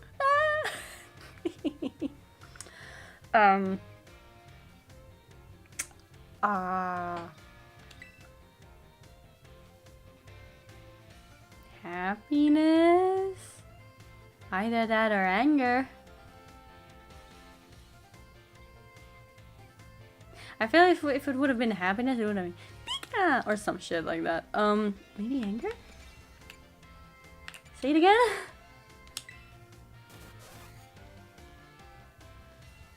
I'm going by body language alone. Happiness. I knew it. I knew it. Anyway. That's right, I have a little Pikachu friend who pretended to be angry for us. It didn't do a very good job. No, I'm joking. I should have known. I should have known. Don't you think you did a great job? Maybe Pikachu, a round of applause, everyone. Very cute. The same Pokemon can even communicate its feelings in many different ways. Their voices change depending on their mood and physical condition. Try listening more carefully to Pokemon. You might gain a deeper understanding of them. That having been said, Pokemon are quite mysterious creatures. Some actually don't communicate with words at all, but instead use things like electromagnetic or ultrasonic waves. Some even use telepathy, which is honestly the easiest to understand. And now, a proposal. If you poke at your Pokemon too many times while washing them during picnics, they'll get mad at you, like Pikachu just demonstrated. Adios, matane, potain, I don't know. See you later, everybody.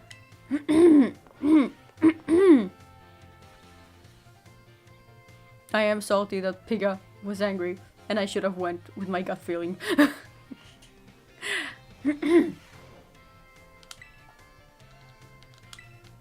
Language 5.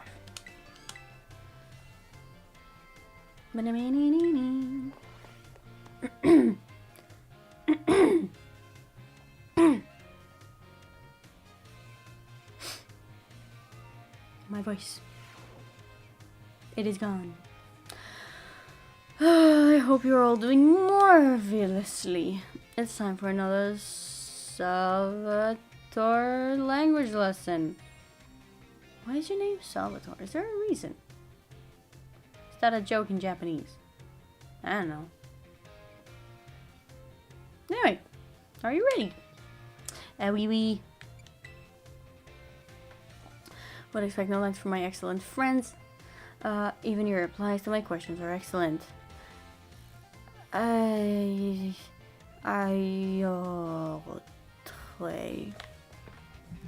am searching that.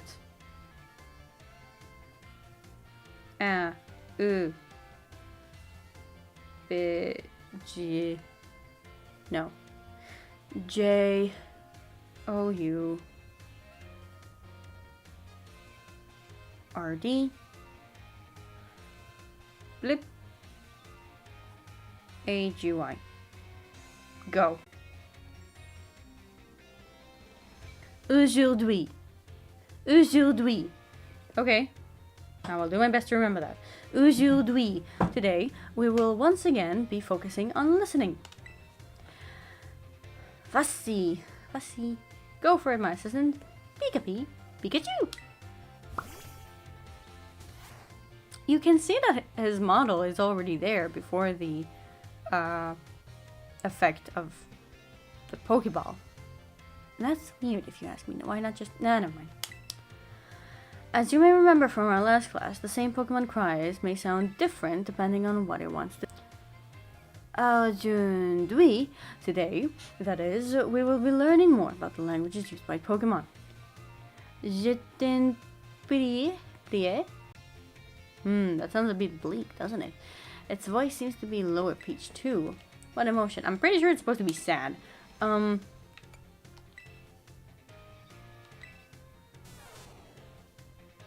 It sounds the same to me. But from the text, I can say that it's sadness. Fantastique! When Pikachu says, Pika, it expresses sadness. Kind of makes you want to cry, doesn't it? That's right. I had my little Pikachu cry as if this accent is supposed to be. I'm just rolling with the punches. Don't you think you did a great job? Give Pikachu a round of applause, everyone. It's really enjoying it. That's cute. And now, I propose nothing. I give you one. If you hear one of your Pokemon making sad noises like this one, you should treat them with even more kindness than usual. True health. Give them a sandwich, or a bath, or just a potion. Or go to the Pokemon Center. Well, you probably already knew that though. A piece of cake for y'all, I'm sure. There goes for a classmate. Well, friends should support each other. I hope you no. We said it aujourd'hui. Aujourd'hui. Adios, またね。はい、ありがとう。今日の練習? No, 練習 is practice. 今日の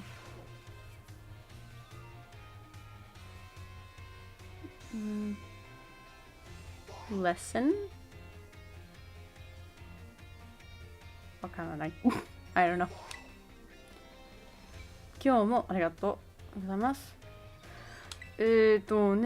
language 6.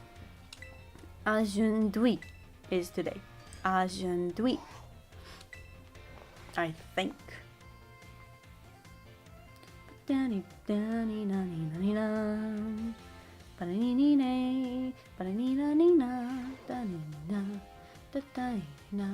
Are you not gonna teach us anything about Alola? Time for lessons already. Ah. What a response. Fantastic. Great answer. That is perfect for our last class together. I love it. I accidentally answered yes, and you're fine with it. That's fine. And aujourd'hui. Today, we will once again be having a listening lesson. Lassie, go for it, my assistant. Pikachu! You can already see its ears, whatever. Let's get right to it, my little Pikachu friends. For our last listening class, we'll tell everyone how you're feeling right now. S'il te plaît. Oh, was that s'il vous plaît? I'm pretty sure that's it. That's so cute. It is probably happiness. But can I hear it?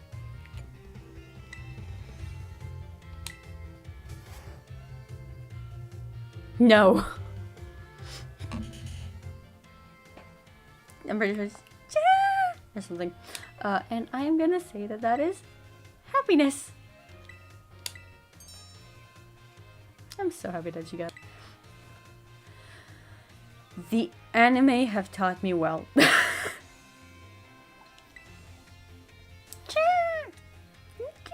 I cannot do that. Maybe I did it well the first time. But of course, happiness doesn't want to make you break into a happy dance. But I didn't have to ask Pikachu to put out an act today. Oh no, I simply asked to show you how it all felt about getting to have a class with you. That's cute. Getting to meet so many new friends and study together in this class with you. That's so cute. Oh, I'm just very happy. Cute. Ah. Now, okay. As you live your lives, I'm sure you will have all have times when you get mad or sad, maybe even more than you like. Everything has its ups and downs. Life is a veritable roller coaster. But at la fin, in the end, that there is surely happiness waiting for you. So, gardez le sourire. Keep a smile on your face, even in the hardest time. Be it a teacher of your family, your friends, anyone. Okay, next lesson will be a final exam. Adios, mata ne. Hai.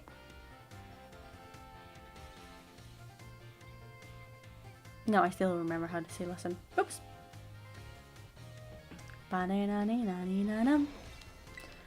Okay, final exam.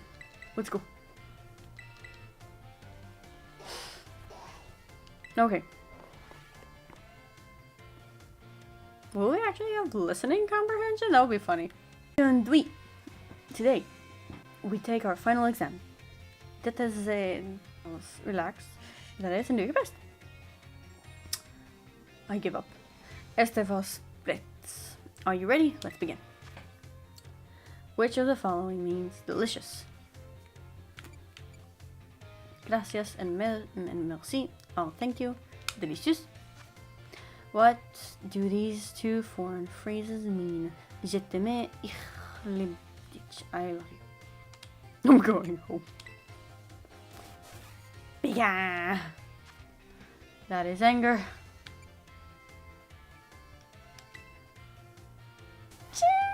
That is happiness. What is your beloved teacher's name? Salvatore. Salvador. Dali. Isidore. Amador. Salvador. It's just fini. Time is up. Put down your pens, that is. I assume an arbitrary. Obligatory. Bravo, my kids. My kids. Wow, my friends. You can get. I thought I said store or something. Never mind. It's fine. I want to know this Poke language. Okay. Come on. Because that's actually what I learned in school. Battle studies, arts, home ec. It's been 3. I'm doomed anyway. It's fine. I want to keep art for last because I think it'll be fun. Denera, yes. Then we were gonna be aside.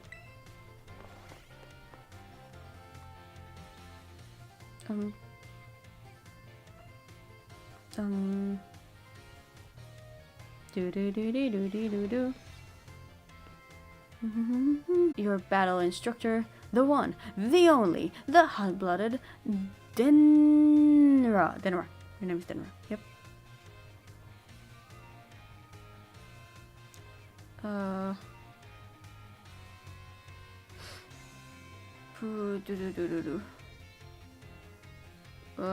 I need to write a message to someone because I needed to give him an answer by tomorrow. And whoops. I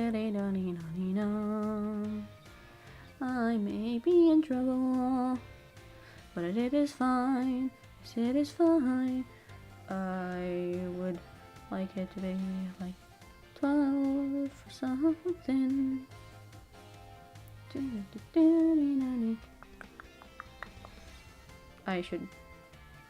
I'm not gonna send that yet. I should check how long it will take me to arrive there as well. No. I'm not doing this now. I will send it to her at an ungodly hour.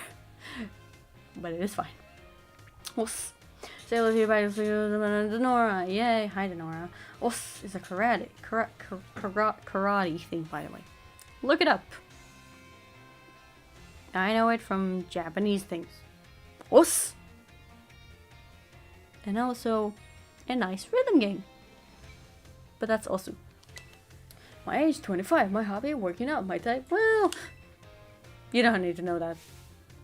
Oh, stronger myself for my instructions. Oh look, Arvin's here. nice. It's really nice, actually. I wonder if you get here before,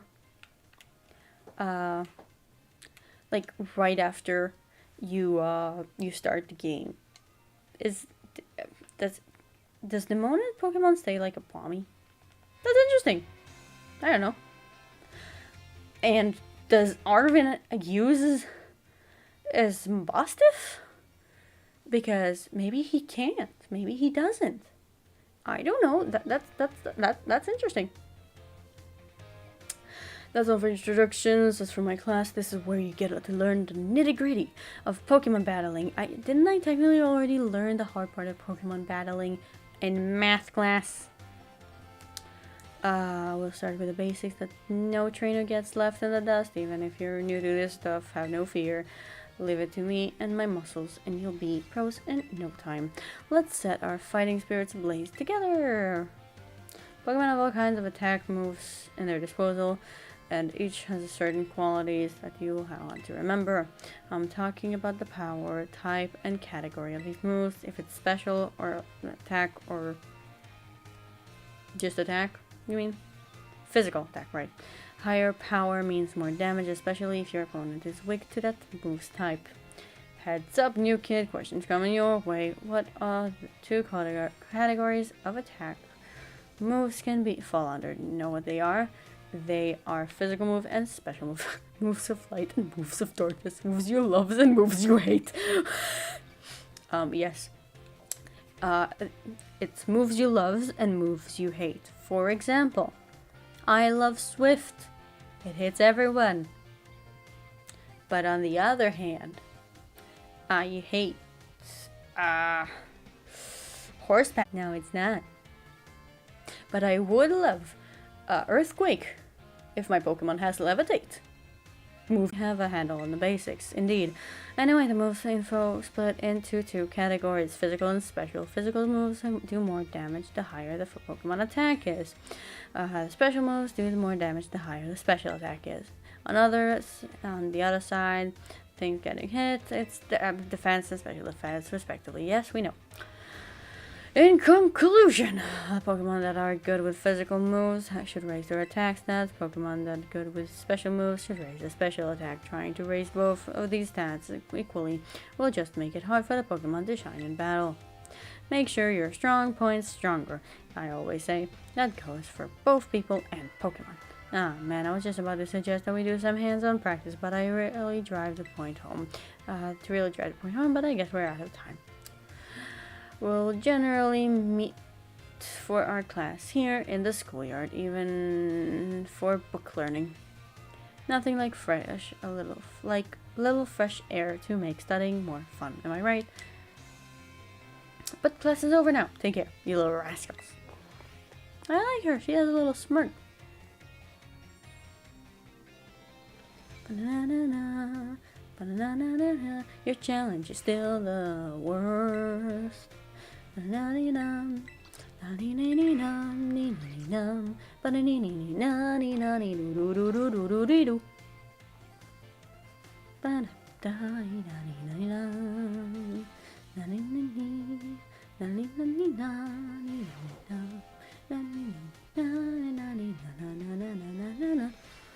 day, another round of battle study. Whoosh, let's get right to it. Is everybody excited about the treasure hunt? It's always a great adventure. You get to take on gyms, to go to new places, and run all over the place with your partner Pokemon. Indeed we do. And while you're running around out there, I bet you'll come across some big shining crystals fairly often as well. Okay, Terra crystals. Crystals are actually collections of terrestrial energy that speeds up, that seeps out of the ground. You can check those. You can check out these crystals to battle Terra Pokemon with your friends and other trainers in a group of 4. We call this battle. Woo! The main Pokemon you'll face off against in Terra battles are crazy tough. They sometimes act differently than regular Pokemon, so you'll need to be on your guard. Luckily, trainers can also use a special action in Terra raids. It's called cheering. And there are 3 different tiers you can use. Go all out, special attack and attack boost, hang tough, special defense and defense boost, and heal up. Heal up, wham bam potion, explosive. That's right, maybe I should make you the battle teacher, huh, new kid? I mean, probably not.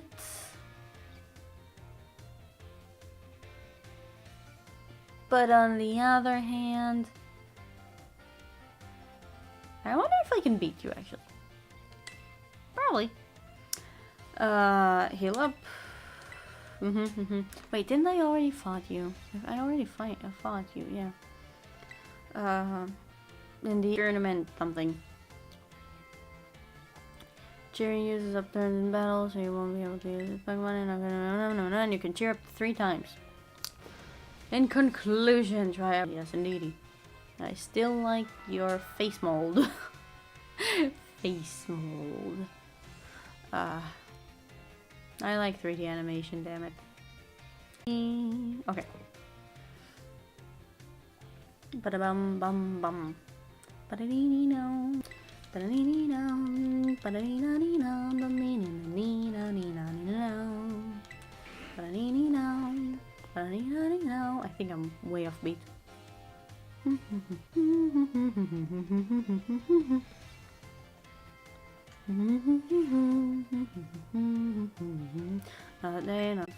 No. Their battles are Pokemon are super strong, and the more difficult ones. I want to bring Wake next. I just want to see them standing here, towering above. You'll need to deal with.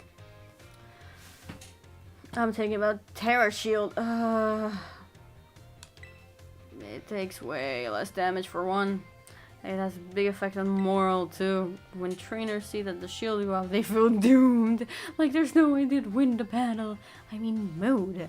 Yes. Like, no, not this. I haven't done all my setup yet. So here's a question for you. If the Pokemon you battle it puts a Terra Shield, what should you do? You should close your eyes and give it the best method for any fight. You close your eyes and you accept your fate. Call you parents. And it's bullying me. Mom, please come here. Terrestrialize and attack it. Yep. I love it. Spread next time, yeah. Waking Wake. Waking Wave? Wake? Eh. Regular attacks don't work as well against Pokemon that have their shield up, but in order to do that, you have to attack him 3 times.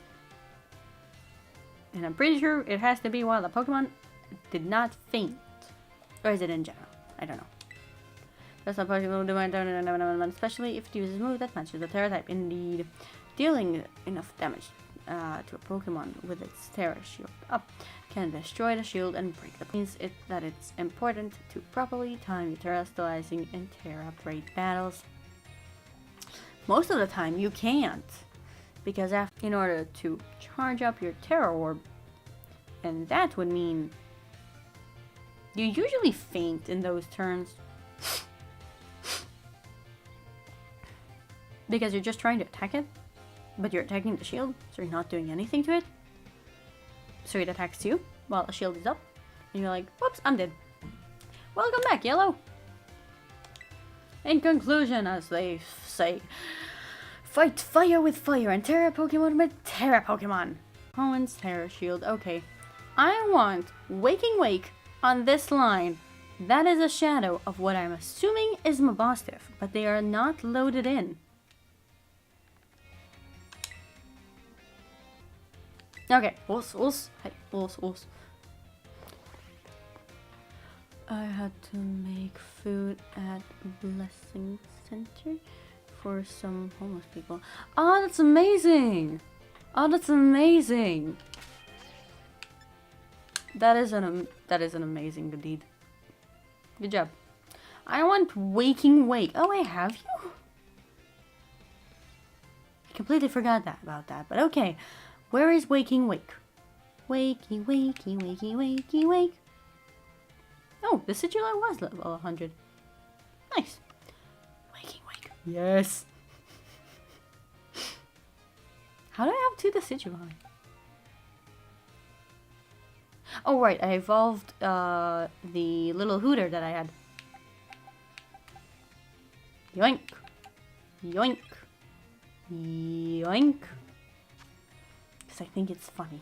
Then got some really amazing tasting buns. Oh, nice. Num num num num nums. Oh, battle studies midterm. Right. I always forget. Sports or PE, right? Physical education. Yeah, and PE have tests. Do I have to run?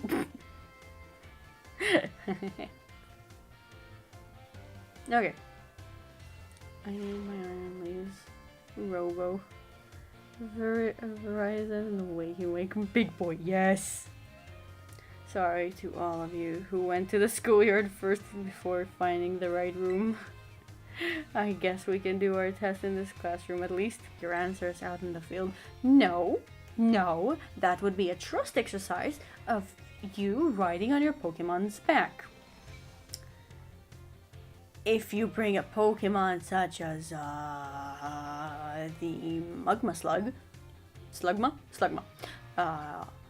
or Ponyta, you may have a difficult time. But if it's Ponyta, if you befriend it enough, you probably will be fine. I imagine the one guy that brings a Voltorb is like, don't explode on me, please.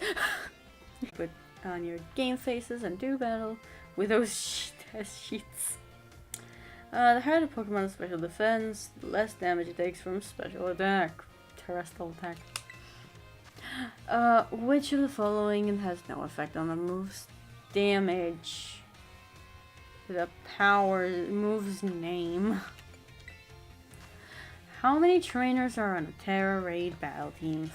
8. 4. I wish it was 8. What is an effective method for breaking an opponent's Terra shield? Calling your parents. Terrestrializing and attacking. Yep. What is Miss Mash the A button. Mash the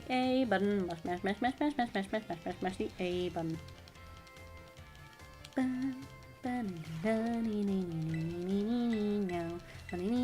Pretty sure it's 5 out of 5 and I don't. Good. Good.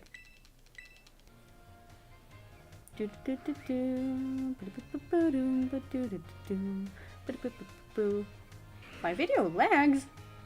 What do you mean? What do you mean? What do you mean? Is my internet connection not good? What do you mean?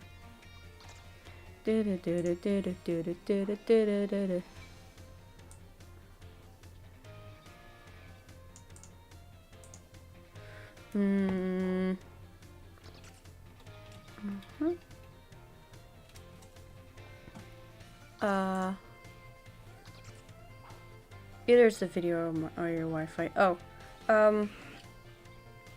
I usually don't try. There is always a delay between when you send messages and by the time I read them. There's always delay in that. If that's what you're talking about, at least.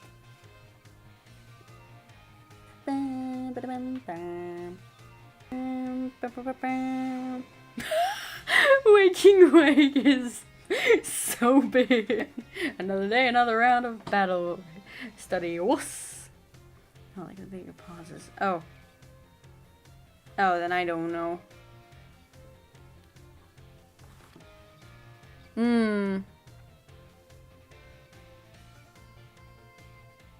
Oh, I see it. I see it actually. Let me test my internet for a second. I don't know if that will help, but let me try. Ba-dee-dee-dee-dee-dee-dum. Ba-da-dee-dee-dee-dum. Ba-dee-dee-dee-da-dee-da-dee-da-dee-da-dee-dum-bum. Ba-da-dee-dee-da. Yep, I don't have much to do about it. Now it's gonna jump. Absolutely. Yep. Dun, dun, dun, dun, dun. Up. Yeah. Yeah. That's probably my Wi-Fi. Advanced. So another day, another round of battle ready. Let's get right to it.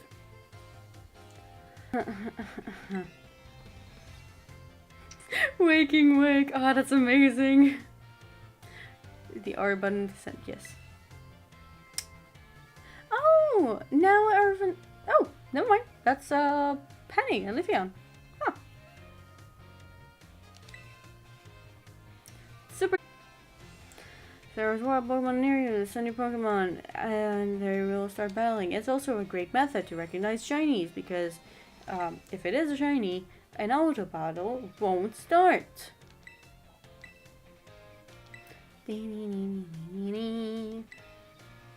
They are a horrible way to train your party because you won't get much XP.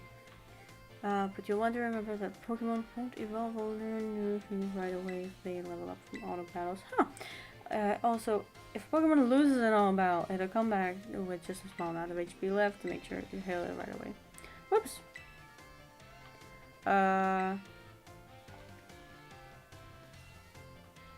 No questions here. Great. You're not good. Me and my level 92 Cinderace. Yeah, absolutely. The wake just flash slowly joins the scene.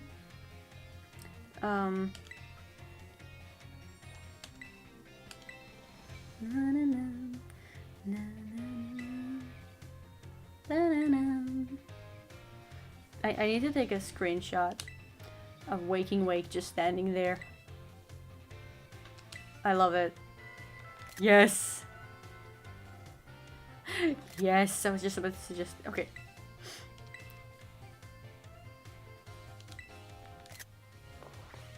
Still funny. Unbelievably funny. Waking Wake is a beast. Do we have any bigger Pokemon than Waking Wake?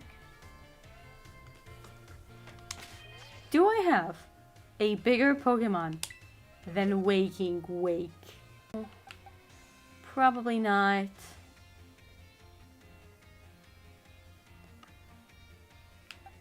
No, I don't think so. I don't think Miraidon is as big as Waking Wake. Benny is just my past self. I was obsessed with the evolutions, yes. Wait, for the point of it, for the fun of it, let's just take everybody who I think has a pretty decent size. I'm gonna grab you and switch you with this level 101.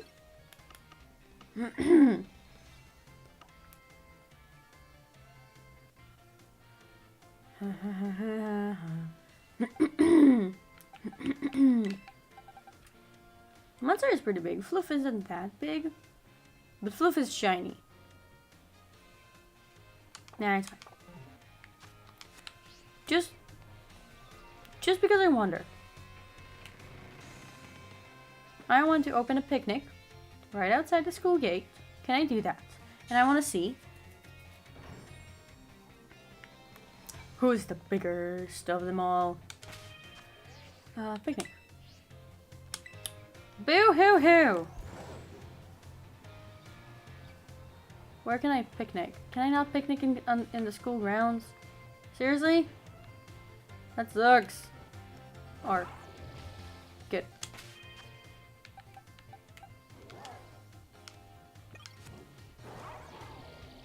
No, I think Waking Wake is the biggest. Yeah, absolutely.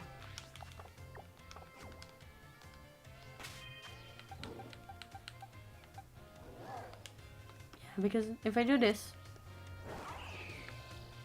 yeah, I think it's the size, but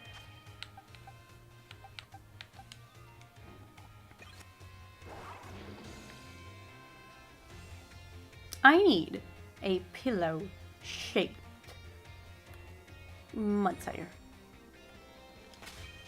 A Mudsire shaped pillow. A pillow shaped Mudsire? That's him turning into the size of a... That's him turning into a pillow. The giant hammer.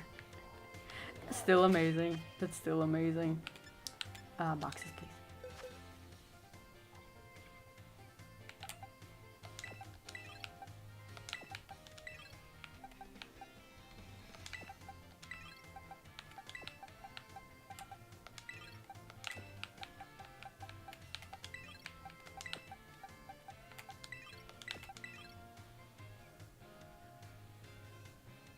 Yeah, that's basically it. And I know that Iron Leaves is pretty small compared to Iron Wake.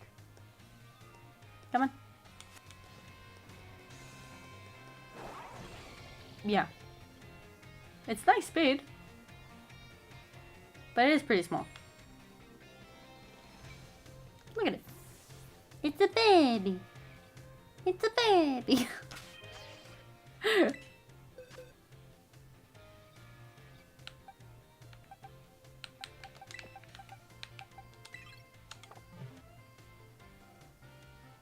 Okay. He's so cool. Oh man. He's so cool. Scarlet gets so many awesome Pokemon. I'm still very happy I have Violet because Violet is my favorite color, like purple. Wait, Iron Leaves is smaller than the original version? That's amazing. Ha! I'm just thinking Steven Universe with Peridot Claude size. That is such a good joke. That is amazing. Oh my gosh. Oh my gosh. I love it. Claude. He's so cute. Oh my gosh. I love him. I love him. Yeah, my Wi-Fi is, my internet is not doing well.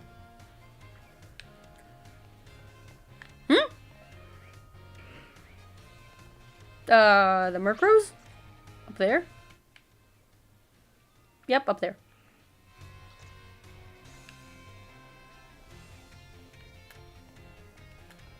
Yeah, they're not doing so great. Oh, there are 3 of them! That's pretty funny. Not gonna lie, that's pretty funny.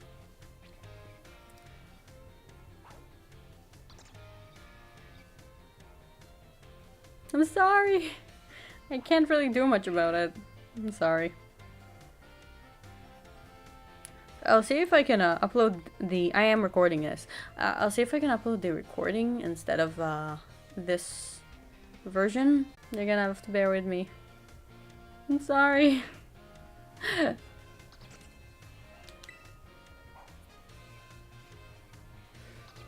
Okay. I love him. Oh my gosh. Oh my gosh, I love him so much. Waking Wake, sorry. I love him. Hope you gave Auto Battle a shot. I mean, technically, I sent them out. Pokémon materials. That's the only reason you should use Auto Battles for. At this stage, I can only get like 3 XPs.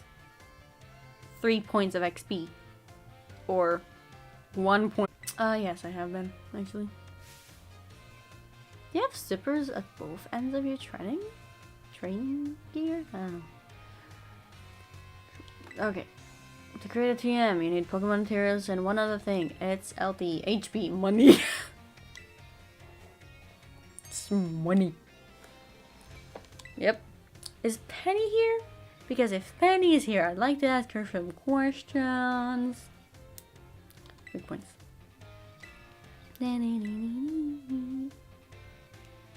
We have a shadow. Look at the tail. Look at the tail. The tail animation is so good. Oh my gosh, that's so satisfying to watch. That is a good tail motion. I love the people who worked on that. It's at Gen 6 and then 8. and 9 didn't get a secret 13. I don't know what you're talking about. Pokemon Z and Pokemon Gun are always in my heart.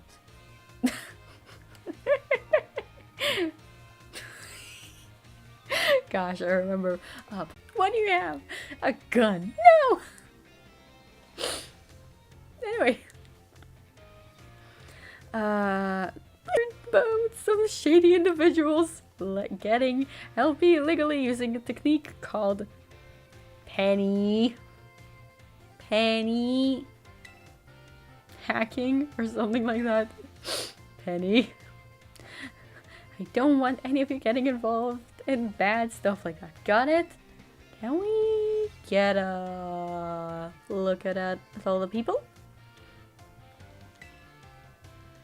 Is Penny here? In conclusion,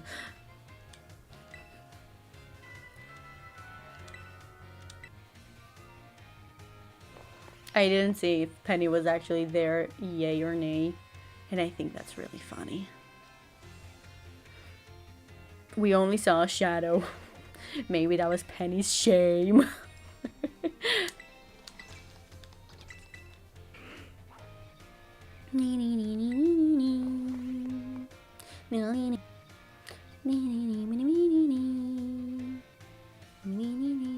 Ah. Shown that you have more than enough knowledge to be super strong battlers. Don't know that I have much time left to teach you, but we can always aim for ever greater heights. So today, I'm gonna teach you about the rules of link battles. Something I actually haven't tried yet. When two trainers participate in link battles together, they can engage in either single battles or double battles with each other. Ooh, Thorvin! And if you're playing in a group of 4, you can all battle each other in a bully battle. Now, when you're out having battles during your independent study, you can use what, such as connection. Is that your hair jumping? I swear I saw your hair glitching out. Some of these special rules involve adjusting Pokemon levels. Now, the no restriction rules lets all Pokemon stay in their current level. It lets trainers use multiple Pokemon of the same species and multiples of the same held item too. I'm more confused because you're telling me that normal rules, meaning that you might not use the ability, Yellow coming at us with the list of third games. Red, blue, and yellow.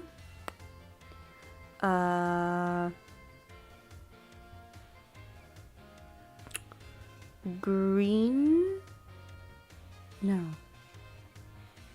What is the second gem? Oh, it's gold, silver, and crystal. I think. Yes. RSE.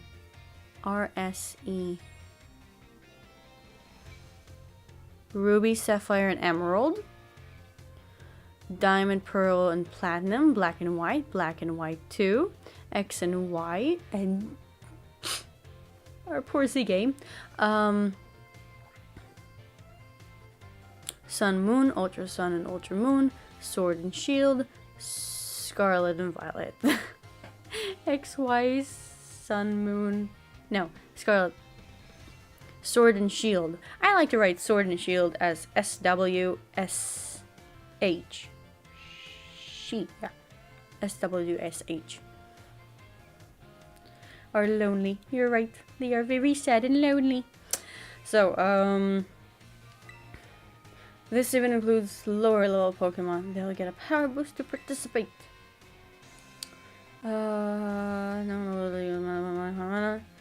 Normal rules let you use multiple of the same Pokemon species and the same held items too. The great part about this rule set is that it lets any of your Pokemon participate. All they have to learn some good moves. Lastly, the rules set called flat rules mostly affect Pokemon over level 50. Such Pokemon will be set to level 50 for the duration of the battle. The flat rules set is the one often used for official tournaments. This rule does not allow trainers to use multiple Pokemon of the same held items. Now that is new information. I don't participate in many tournaments. Alright, here's a question for you. Which rule set if you want to use a lower level Pokemon, keep its level low?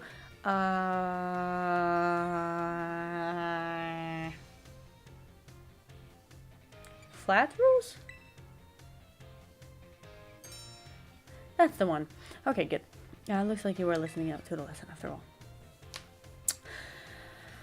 If you get some clever strategy that you need to use a level 5 Pokemon for it, your best bet is to choose the flat rule set. Pokemon Infinity Fusion. Rhydon Ruby and Rhydon Sapphire. Garnet. Yes! Oops. Sorry, I just hit my mic because I loved your joke about Garnet. Now I need to look it up. I'll probably look it up after stream because that's amazing. I need to look at it. Yeah. Of course, you can choose no restrictions if you want to battle with any Pokemon you want at any level and with any held item. Yep, that's a pretty good rule set for when you want to battle freely with friends. In conclusion, normal rules adjust all Pokemon to level 50. Flat rules lets you use lower Pokemon level at actual levels. I hope you'll use these tips for some exciting battles with your friends. Or is it Waking Wave? I don't know. Ah, man. Okay. To look at...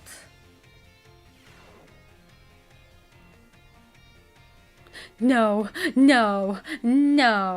Hold up then, Diamond and Pearl. No. Do not give me Rainbow Quartz. Is there Alga the diamond Pokemon of Palkia? I don't. Is the Alga the diamond or Palkia? I think the Alga is diamond because Palkia, P Pearl, the diamond. That's how I remember them. The thing that confuses me is it Shining Diamond or Brilliant Pearl or Brilliant Diamond and Shining Pearl? Yeah, Palkia is Pearl. Let's do the final. Let's go. Yes.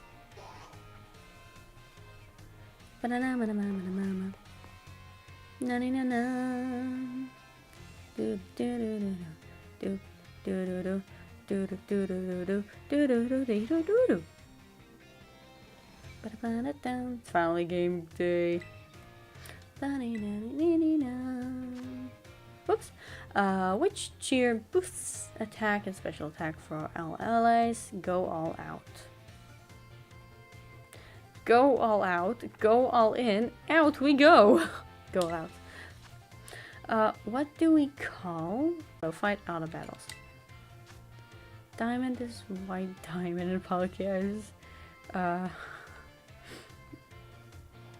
Dialess Pearl. Ooh, scary. How should you obtain LP? Hack it. Hack the system is number 3. Amazing. Exchange materials. High level Pokemon are adjusted What level when using flat rules in Link battles? 50.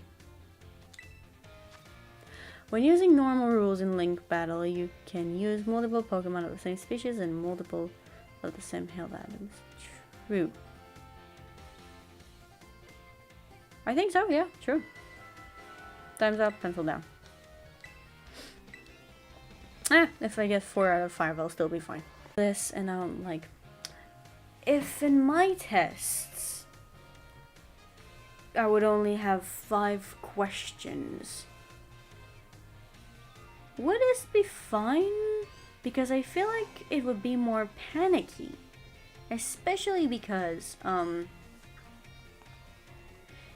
if you have only 5 questions, and let's assume they're all worth the same amount of points, each question is worth like 20 points, and if you get one wrong,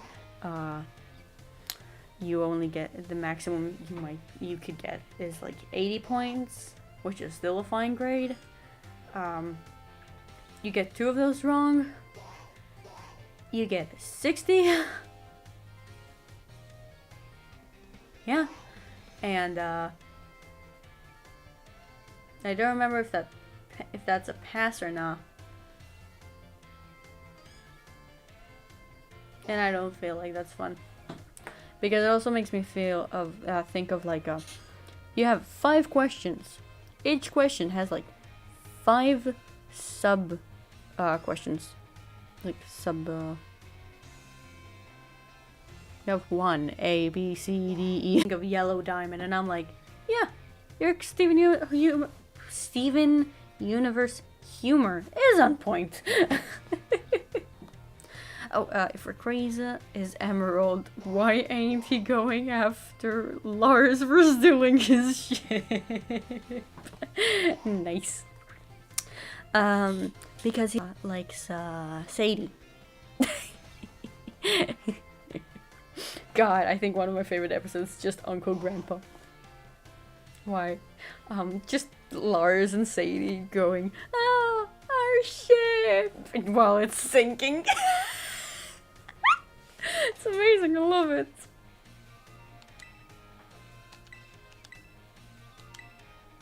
Well, 5 out of 5, let's go.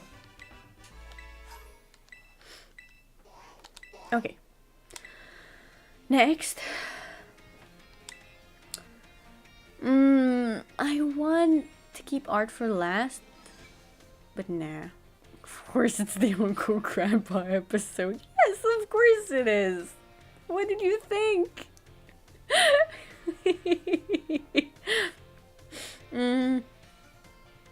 Well, that's... I want to say that that's my favorite part, because that's the funniest episode in my opinion. I also like the not the episode where Steven even first ever goes to a hospital to meet Connie's mom. It's like, where did you get a sword? It's like, I know her schedule, I know what she eats, I know what she does at every minute of the game, of the day. Meanwhile, Connie, you don't know me at all. You still haven't even noticed my glasses. What's wrong with them? They don't have lenses anymore. I haven't needed to wear actual glasses for weeks, months, I don't know. Now, what? Did they just magically heal? Yes! I love it so much. Now you're just getting me to go down memory lane, such as indirect kiss. Oh, Steven, we always knew you were useless, and you will never be useful, and we never actually loved you at all. Get out. Is that what I actually said? No, but it felt like it. Oh man. I love the songs. I love the songs of that show so much. Here comes a thought. that might alarm you. What someone said, and how it harmed you. Sagurao. Sagurao. That's my favorite episode too. I've been dealing with magic stuff. Steven, yes. What other good songs? You do it for her, and you'll do it again. You do it for her, that is to say, you'll do it for him. Keep your stance wide, keep your body lowered as you move foot, left foot. Now go even faster, and as you're moving backwards, keep your eyes on me. Keep my stance wide, good. Keep my body. Next foot, yes, but put your whole body into it. Everything you have, everything you are, you've got to give on the battlefield when everything is chaos. And you have nothing but the way you feel, your strategy and a sword. You just think about the life you'll have together after the war, and then you'll do it for her. That's how you know you can win. You do it for her, that is to say, you'll do it for him. I love these songs so much. Now I feel like I want one more song. I want one more song. One last song. Last time. That's Hamilton. That's not Steven Universe. I want the You both love me and I love both of you. Why don't you talk to each other? Why don't you talk to each other? Just give it a try. Why don't you talk about what happened? I know you're trying to avoid it, but I don't know why. You might not believe it. You might not believe it, but you got a lot in common. You really do. You both love me and I love both of you. I love these songs so much. Okay, let's do homework. Learn about sandwiches. Ooh. I need to remember how it goes. I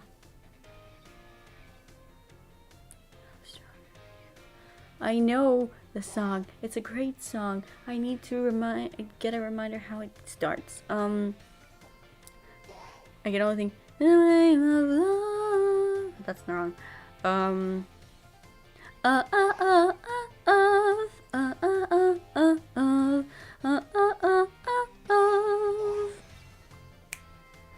This is Garnet, back together. And I'm never going down at the hands of the likes of you because I'm so much better. And no, so much stronger. And every part of me is saying go get her. The two of us are gonna follow your rules. Come at me without any of your fancy tools. Let's go, just me and you. Let's go, just 1 on 2. Go ahead and try and hit me if you're able. Can't you see that my relationship is stable? I can see you hate the way we intermingle, but I think you're just mad 'cause you're single, and you're not gonna stop what we made together. We are gonna stay like this forever. If you break us, we're part, we'll just come back newer, and we'll always be twice the gem that you are. I am made of love, and I'm stronger than you. Love,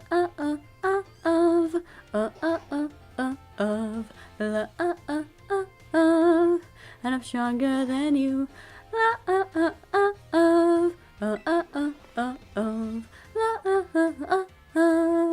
and I'm stronger than you. Love,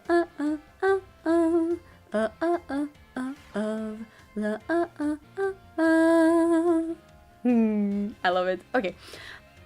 I see we have some energetic young ones in our class this time around. Yeah, I love singing. The Jigglypuff apron!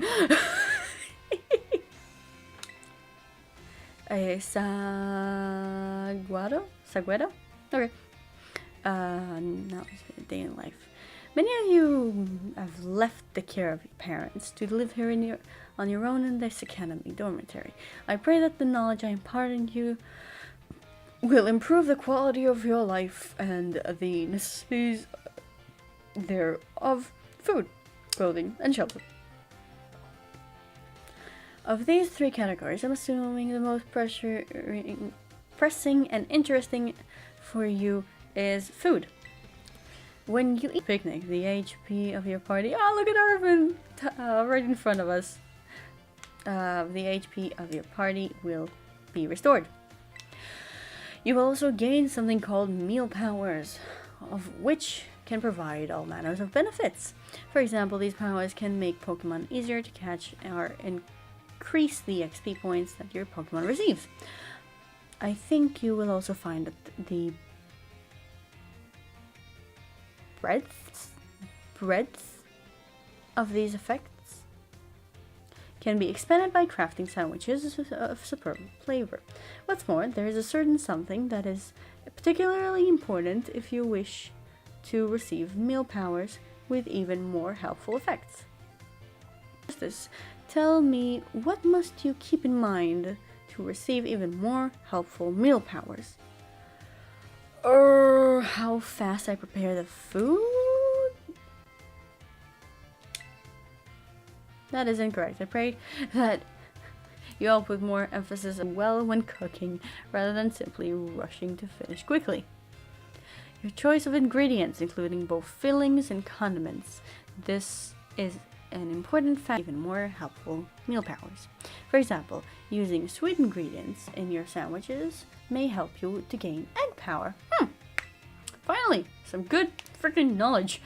Including numerous ingredients, on the other hand, can gain item drop power. Interesting! Learning to aim for a specific effect when crafting sandwiches will most certainly make your culinary I know this word, endeavors, yes, more enjoyable. Please be aware, however, that you can also receive meal powers by eating at restaurants. I must say that I would feel at utmost joy if you all learned much here in my class and came to better understand. Yes. I know how to play that song on the ukulele. God, this show made me literally. Can I try to play it? My brother has a bunch of string instruments, mostly guitar, like classical guitars, acoustic guitars, and I think he has one electric guitar. Yeah. And at one point he decided, I'll get a ukulele. So he did. And I was like, can I yoink your ukulele? And I can still play it. I can play Giant Woman, but I would have to tune it first. And also, I did my best to learn Life and Death and Love and Birth. I don't know if I can still remember it, but the one song I always play once I have my hands on ukulele is Giant Woman. But I have to join you with Life and Death and Love and Birth and Peace and War on the planet Earth. Is there anything that's worth more than peace and war on the planet? Peace and war? Peace and love on the planet Earth. Whoa, come on and sing it with me. The words relate to the key. And if it's a pattern, then just repeat after me. All I want to do is see you turn into a giant woman. All I want to do is see you turn into a giant woman, a giant woman. All I want to be is someone that gets to see a giant woman. All I want to do is help you turn into a giant woman, a giant woman. All I want to be is someone that gets to see a giant woman. Oh, I know it will be great, and I just can't wait to see the person you are together. If you give it a chance, you can do a huge dance because you are a giant woman. You might even like being together, and if you want, it won't be forever. But if it were me, I'd really want to be a giant woman, a giant woman. All you want to do is see you turn into a giant woman. I love this song so much. Okay, in our last class, I believe we talked about the effects you could get from your food on your picnics. You can receive meal powers that restore your HP of the power of the Pokemon in your party. It is truly convenient means of healing your Pokemon. Actually, I think going to a Pokemon Center and dealing with them is easier, but whatever. Unfortunately, as I am sure you're aware, it is not suited for use in battles when you cannot make food or when you wish to restore an HP.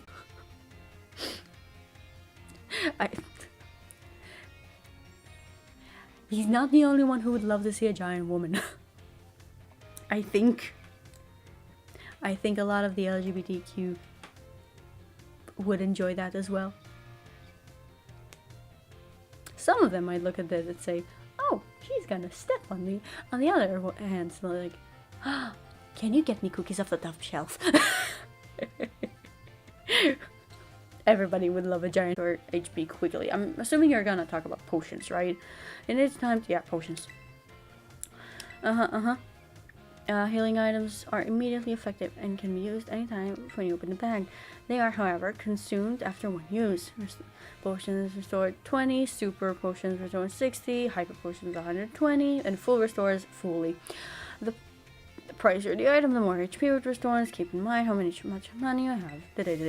However, unforeseen happenings are an inextricable part of traveling from place to place.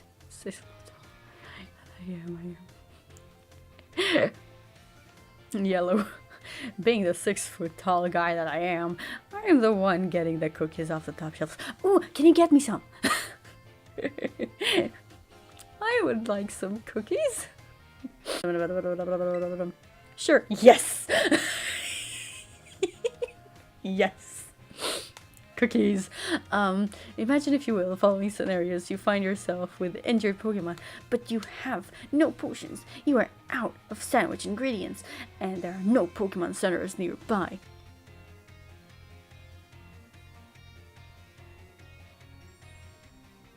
You grab a Blissey and steal its egg. God, no. Tell me, Miss Justice, what should you do? What should you search for when in a perilous situation with no way to heal your Pokemon? Place with water. A teacher. Items on the ground. Items on the ground. Perfectly correct, Miss Justice. I see you're well learned in survival techniques. I don't think that that's what you should actually do in a survival case, but sure. No. Do you know how long it took me to find an Oranberry? Many hours into the game. Many hours into the game was when I finally found and received the info about an Oranberry. And I'm like, oh, I need just 10 more HP for this Pokemon to be fully healed. I don't want to use a potion. Do I have an Oranberry? Opens my bag. Apparently I don't. Great. Fantastic. Unbelievable. Unbelievable. You can use the R to send out your Pokemon to pick up such items as well, and I wish you could just do that without pausing your walk. But that's not a thing we can have now, can we? Berries aren't, by the way, aren't like items from shops. You can let your Pokemon hold one. It will decide on its own what to eat the berry during battle, indeed. Letting your Pokemon decide its time before itself can be quite interesting. At any rate, I would just rather give it leftovers. At any rate, if you find yourself in need of healing, I suggest that you look around for shiny items on the ground. You can find such other methods you can employ for healing your... Oh, but never mind.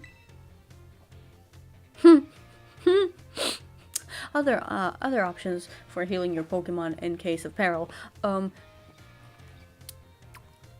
Joining a terror raid battle. If you win it, that's a free heal. If you don't, I think that's still a free heal. What are other options?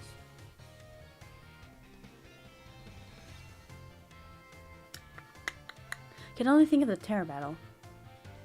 No, it's fine. Items on the ground. Finders, keepers, losers, reapers. Ba ba ba ba ba. Da da da da. Oh, the crown of just up naked. See what's mine and take it. Oh, yeah, the crown. So close I could taste it. See what's mine and take it. Love it. Also, you just reminded me. Do you know Haikyuu?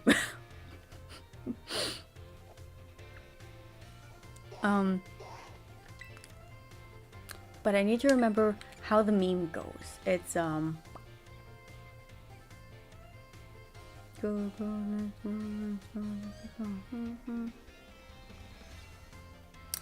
it's somebody combined one of their songs with the with that cheer. What is it? What is the I can try and find it, but I don't know where it would be. I usually send if I look at the links I've sent her in the past links. I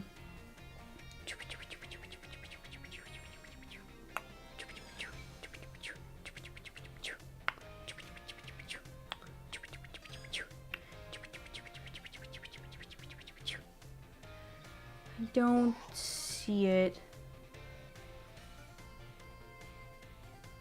Oh, I found it. Wait, I found it. I actually found it. Oh, I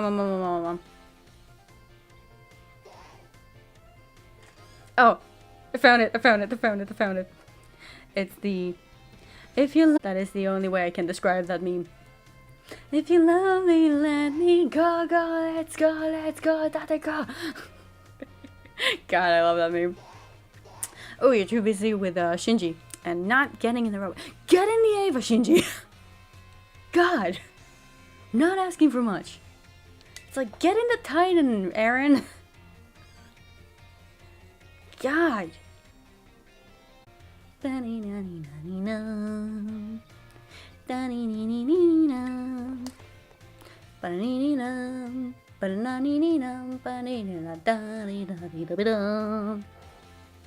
What other songs can we think of? Because I really like singing, but when you have phones, but I'm using it! In my last class, I taught you about HP restoration. After class, I was asked by several about PowerPoints. Yep. I just saw the newest Mario movie ad. Oh no! How was it?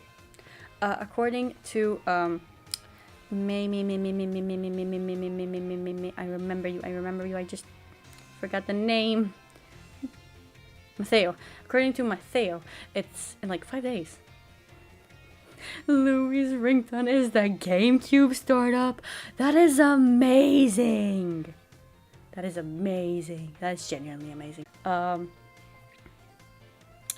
The trailer first dropped. That's amazing.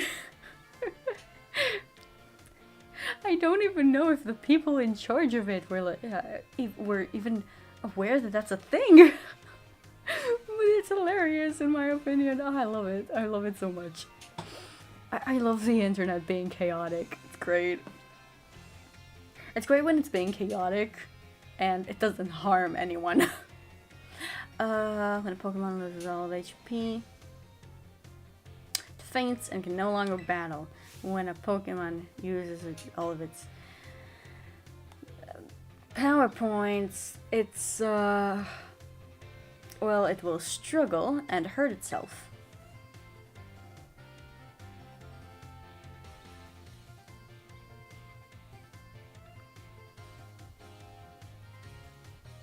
I guess it can't use moves. Nope, never got to the point. Pokemon run out of speed can no longer use its moves. However, each move has its own store of power points, so you can mitigate loss by using a variety of moves rather than just one move repeatedly. Yep. If a Pokemon loses all power points, yeah, for all its moves, it will only be able to use struggle, an action that also damages the Pokemon that uses it. That's what I said! In order to avoid this predicament, power points can be restored at Pokemon Center along with health points. Items such as ethers and max ethers can also be used to restore power points. Be careful not to confuse potions with ethers in the heat of the battle. However, ethers are not sold at shops, so you should use them. What? Judicially? Like, I know this word. I know the word. Never mind. The stronger the move, the lower its maximum power points. Do not waste uses of these moves unless you wish to quickly run out of power points. It is important to find a balanced Pokemon moveset. As you can see, HP isn't the only thing you must keep an eye on while adventuring with Pokemon. Indeed. I hope that you will take care to ensure that your Pokemon will be an examination day? Wait a minute. Examination day? Sure to review well in preparation. Wow, you really like to use Asian in words. You remind me of that one,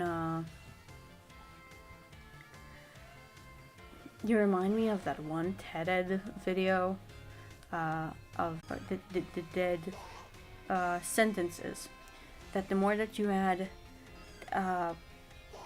Asian sophistication, proliferation into a noun, it just puts your readers to sleep. I'm either busy with Shinji or some wibbly wobbly timey-wimey stuff in a dimensional translocation police box. Yes.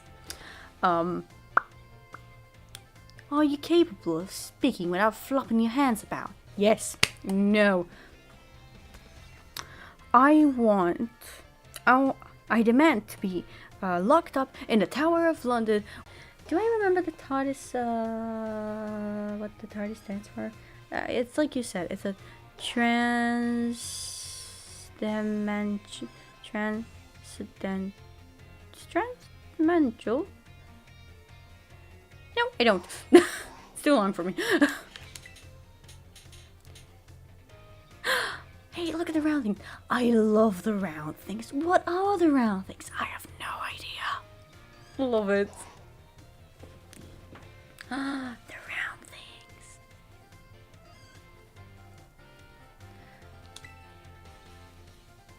Tomek. Run, you clever boy, and remember.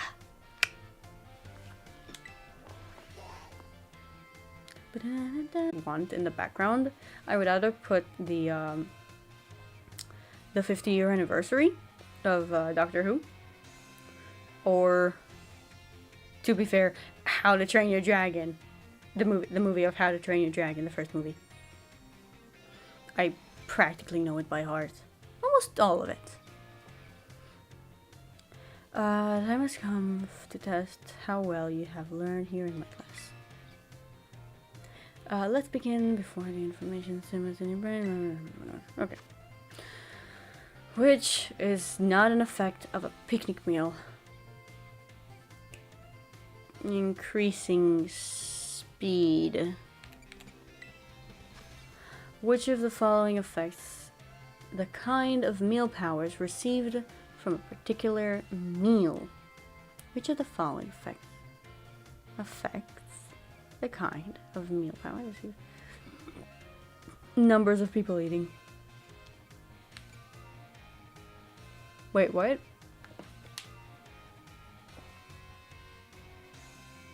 Oh, maybe the color of the utensils then.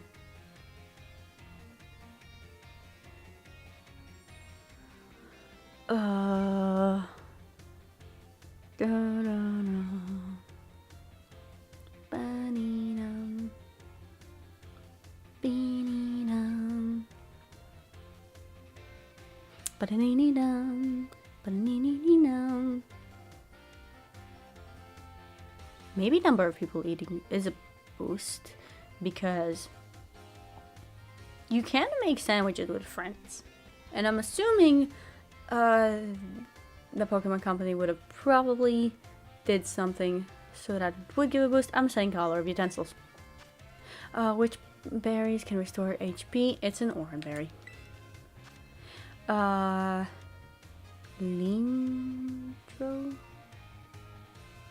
Lendro? I read that as Leonardo. Wanted his Pokemon to decide on its own when to use its item in battle, so he gave it an orange berry. This will work as he hopes. Yeah.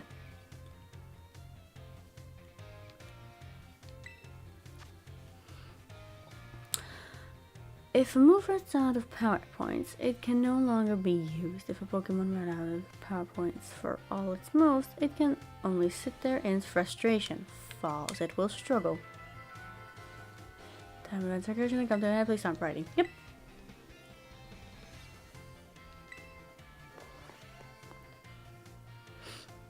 Okay, are we secret twins? I'm trying to think if that's another quote. I can only think of when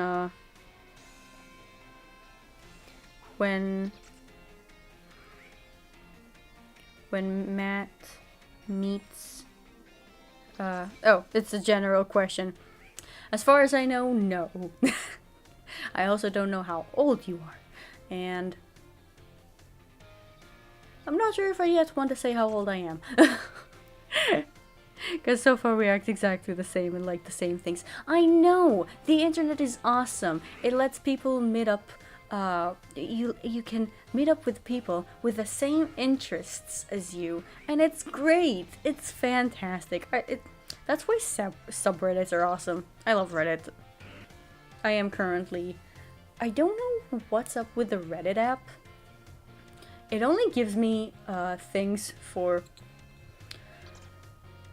literally the last thing I joined, and I think the last thing that was the Owl House Reddit.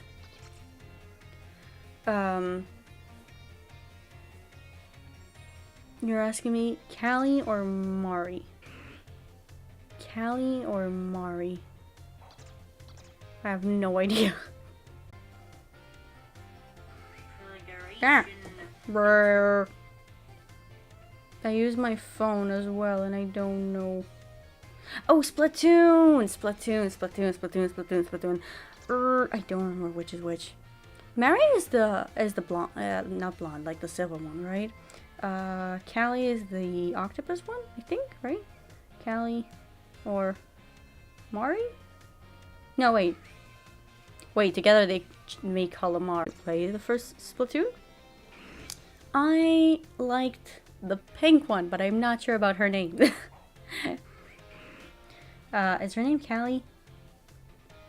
I love their songs. There was one remix that I always listen to. That if I have to try and find it today, I don't think I will be able to, actually. 4 out of 5. Whoops! We both like Callie.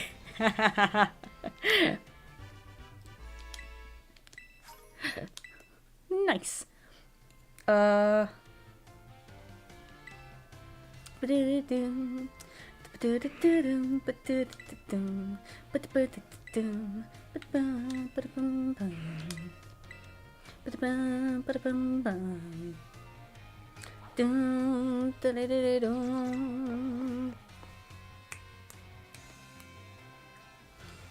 Now I'm trying to think of other things. Oh, like I was saying, so I've been recently watching The Owl House. Oh, okay, final Blade Metal Fusion. I mean, you're taking me really back right now. While I do have blades, I think they were mostly my brother's.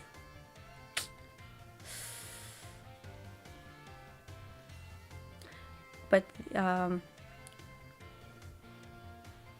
don't know if that helps, but the giant metal blades connected to the blades was the funniest, because you could not just do it on the ground. That would be a hazard.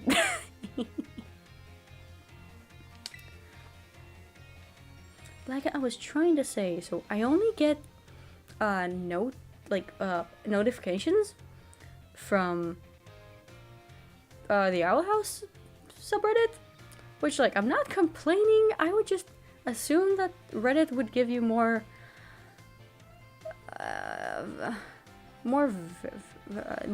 variety. Okay, so some of you had to retake the midterm.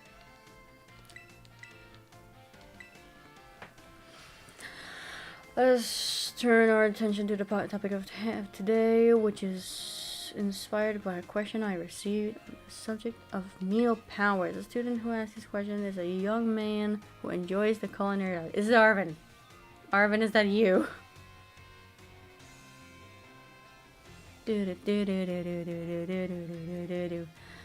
student, it's probably Arvin, let's be honest. He tells me he regularly researches culinary techniques on his own and pays careful attention to the ingredients he uses. Arvin, Arvin, I love you. You don't need to be hidden and like not say your name. Come on, Arvin. He also spends the day and night studying all aspects of Arvin. Yet, despite this, he's baffled by his inability to increase the effectiveness of its meal powers. Have we tried to use the Herba Mystica we gathered, Arvin? So tell me, Miss Justice, since you were quite well on your midterm exam, okay, what should Arvin, this young man, do? The physique, the hair tuft, the young men, you kind of remind me of all do. Hey, Arvin. You should make food with other people. You should make food more often. Maybe you should make food with other people. Perfectly correct. So the typing of utensils were the right answer there, weren't they? Perfectly correct. I see that you are knowledgeable about the culinary arts. I am not. Have I even made a sandwich in this game? I don't think I have, because I feel like I don't know enough about it to make a sandwich. To increase the effectiveness of meal power, your sandwich must be filled with many different ingredients. For a single person, this may prove difficult, but if you prepare a sandwich with others, you will be able to handle a greater serving of bread. Fun fact, if you try to make a sandwich with another switch, like with another person, if the other person adds the Herba Mystica and then escapes before the sandwich prepared and ready, they will get the Herba Mystica back. They will get the ingredients back, but you will still get the boosts. And I think that's nifty. With larger base to start. With a larger base to start with, it becomes quite simple to add more ingredients to your sandwich, which in turn makes it possible to receive meal powers of increased effectiveness. This applies more broadly as well when dealing with difficult issues working with. Maybe the best course of action if you have trouble with Terabad.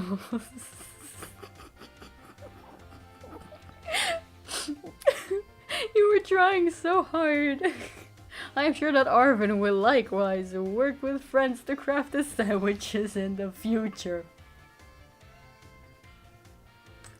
You were so close. Arvin, you know I love you. You can just invite me, and we will make sandwiches together. It's cool, bruh.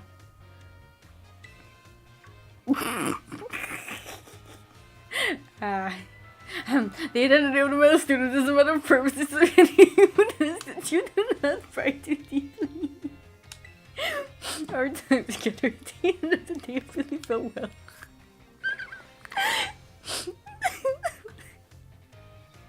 That's great.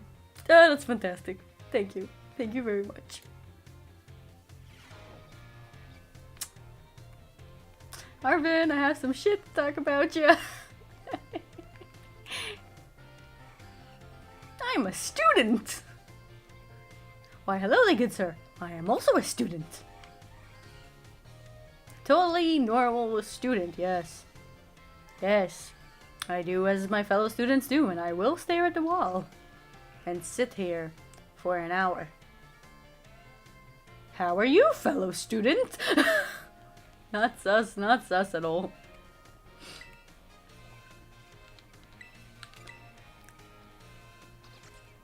Now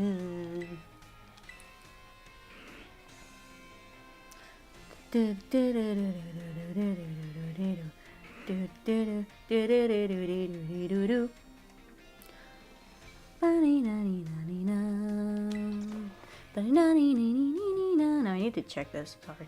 I have to check this. Phone. Phone. I will put my phone away in a second. I have to check this because I do need to give an answer now. Before it is too late. If I want to be there by this time. I need to leave like 30 minutes away. Okay. How much sleep tonight am I? That's fine. Those are my choices. I will leave it with them. I will just drink coffee. Jeez. Very, very healthy of me. Great.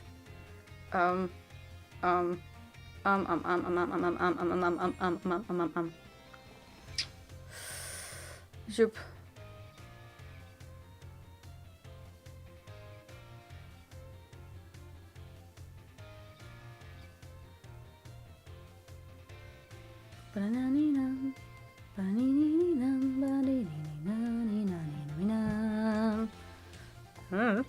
Alrighty, put your phone away. I did. I'm sorry. I said I was sorry.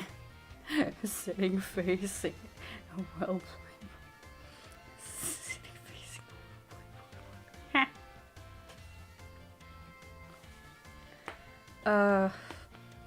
It's like, yeah, sir. I'm sorry. I'm just playing Pokemon Go. I hope you don't mind. Oh man, I need to Sir, I forgot to turn on Pokemon Sleep today. Would you mind if I just fill it out during your lesson? No? Great. It's fantastic. I love it. I love the Pokemon Sleep. Ridiculous.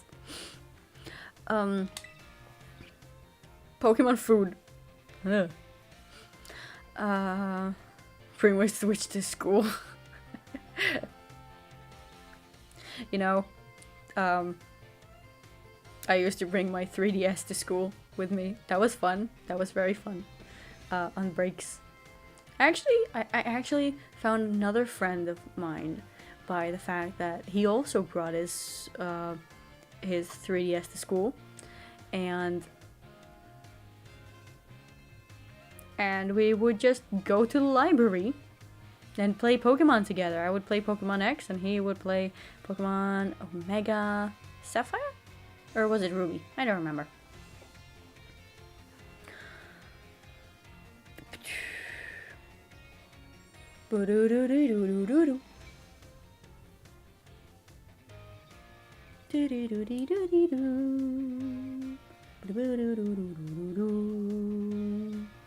I'm just singing. I need to read. So, while you're performing field work with one of your Pokemon walking alongside you, have you ever noticed change in its coloration? What do you mean? Now, I don't mean it suddenly becomes a shiny Pokemon or nonsense like that. Do you mean like those deers? If I walk with it, from like the bamboo forest to some other place? I don't know. Heh. Now I don't know. I am becoming filthy? That can happen? Pokemon becoming filthy because you walk with them too much? To be fair, I haven't walked with my Pokemon enough in order to see that happen. Mainly because most Pokemon are very slow. So they just keep on going back into the Pokeball.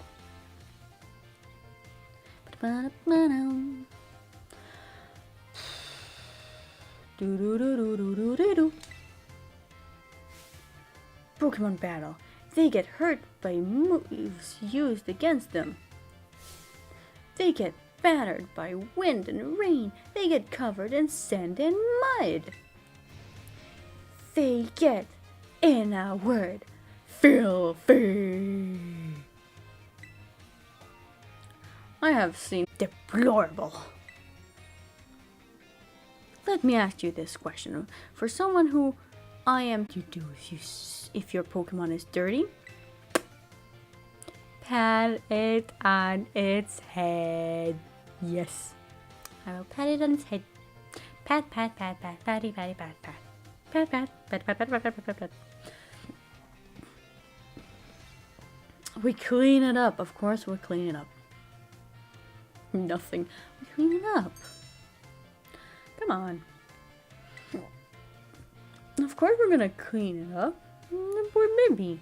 The Pokemon aren't dirty. Clean them. This is, of course, seemingly common sense. Oh, that reminds me. I quite like that in Pokemon. I don't know if it was in the original Sun and Moon, but I know that it's in Ultra Sun and Ultra Moon, because that's the one that they played. After a Pokemon battle, if your Pokemon got dirty, you'd have the option to clean it right up. And I love that. I love that. That's so cute. They get filthy. Me thinking of the yokai movie. Dun dun dun. You just reminded me of this song from Yokai Watch, which I barely remember, but I just kind of remember the moves of it, and I think that's funny. A team will and perform actions. One such action is putting them through what I would like to call the Pokemon wash. In other words, you are able to clean them up. That's so cute. I love it. You start by getting your sponge, let her up with soapy bottles as you gently and carefully scrub. Did I send the message? I think I did, but I really should double check. I did. Good. Scrub.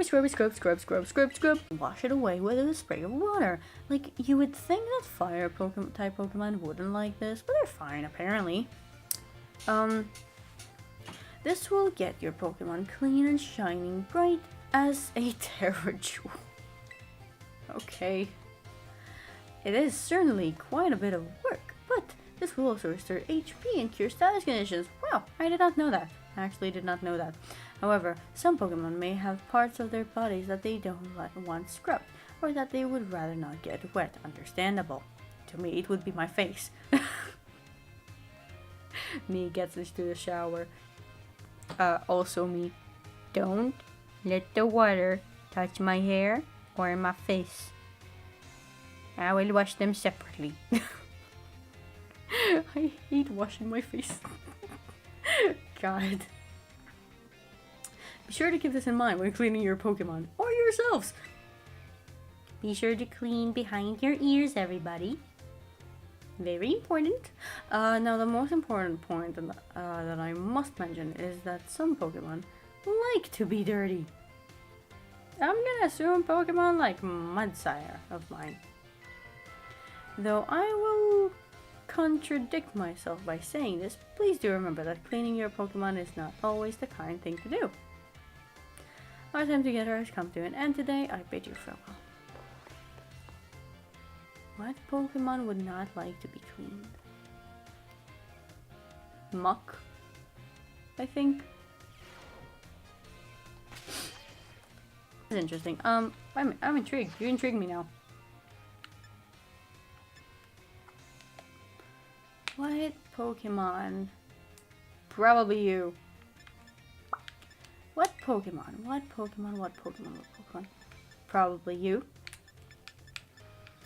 I want to get another example of it's like Pokedex or something.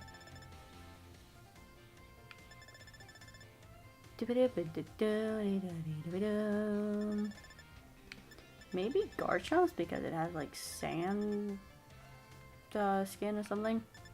Probably Gulpin, maybe?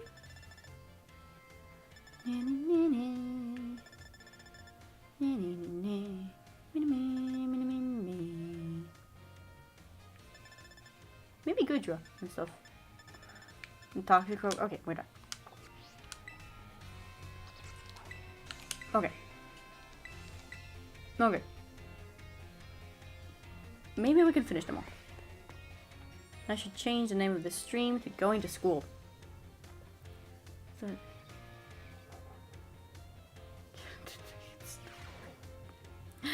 it started snowing in spring for someone who lives in Canada. I hate snow.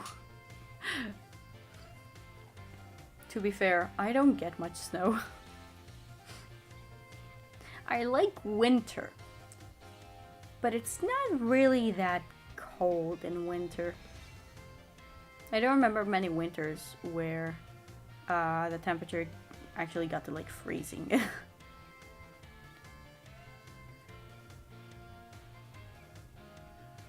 But I would prefer winter over summer. God, I don't like summer. It's way too hot. And in our house, the AC would always be turned on. So I would walk around with a coat inside of my own home. I hate it. It's like, yes, I'm gonna step outside in order to thaw. It is so cold sometimes. My dad likes it cold. Put away your phones. Oh, right.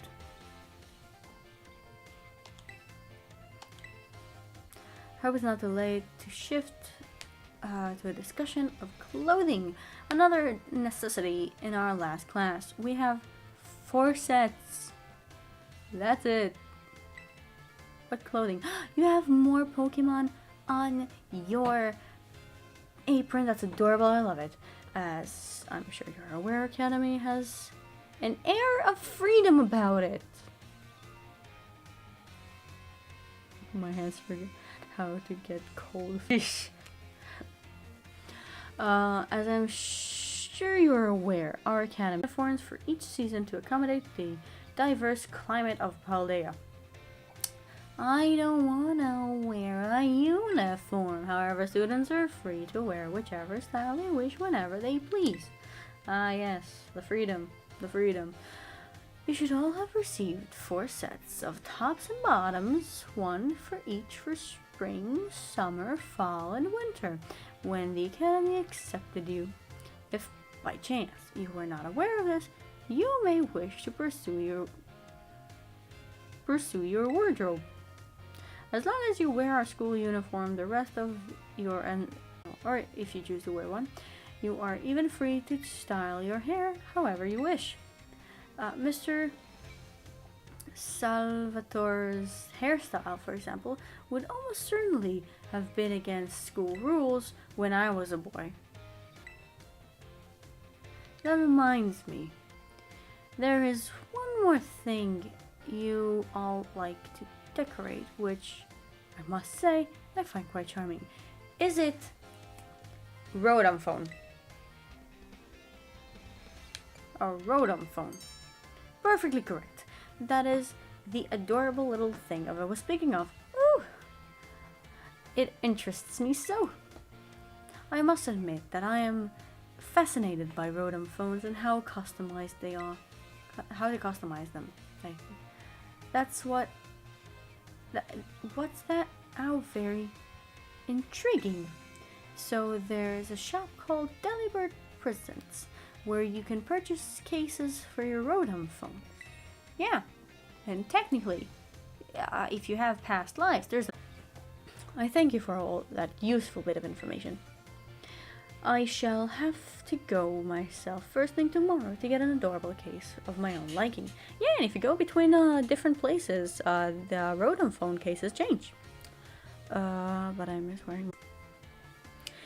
I will love to change clothes every time I go back to Pokemon X or Pokemon Shield.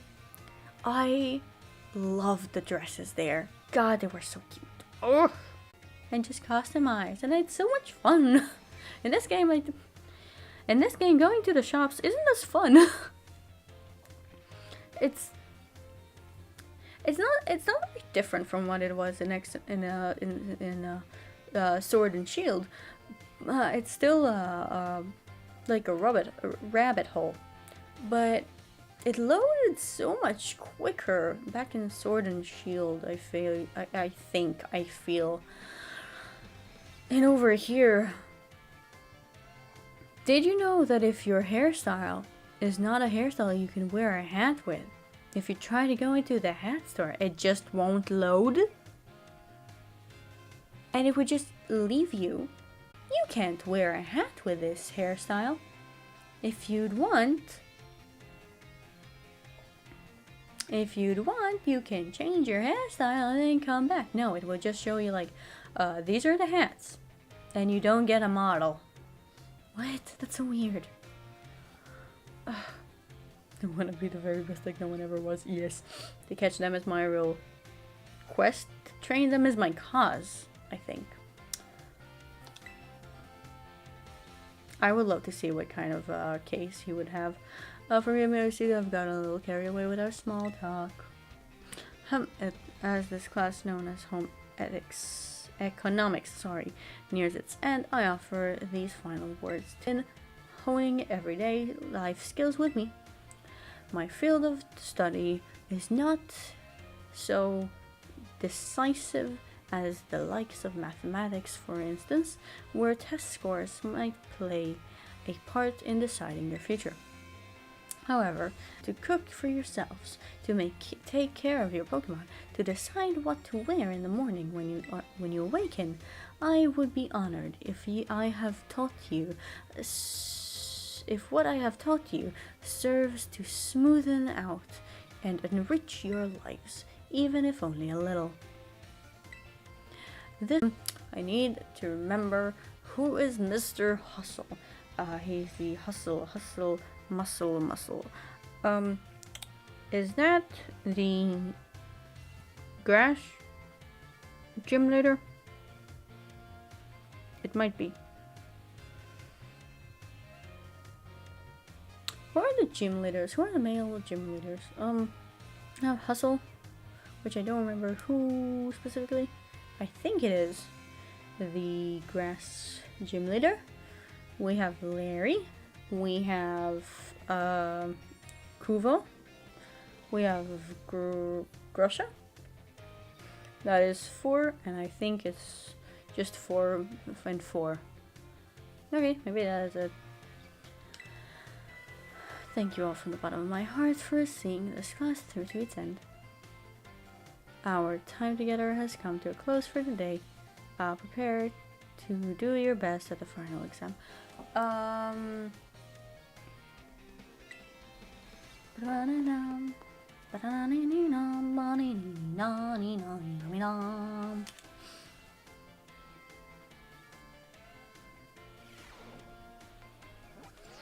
You're waiting for the Pokemon Black and White remakes? I think you're gonna have to wait a while. I would love to see them. I would definitely buy them. Map.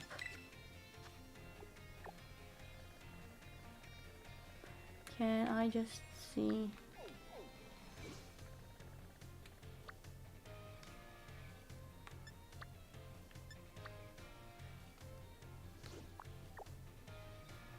Oh, but I can't see the names of them.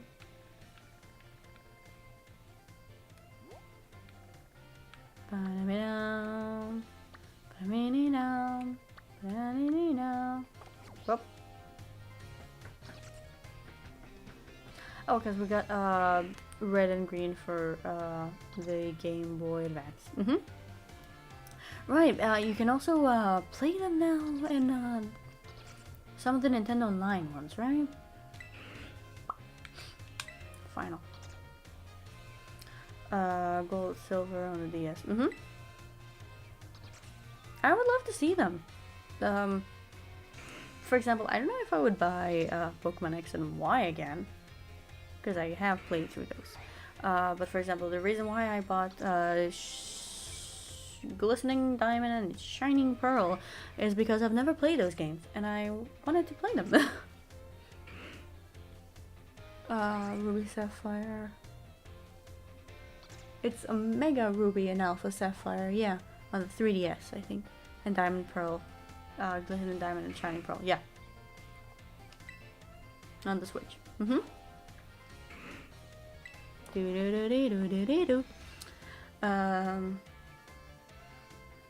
I read an interview where someone interviewed Bowser, which I think is he like the CEO of the Nintendo of America right now or something? Where he said that they don't have a plan for upgrading the Switch currently, because even though it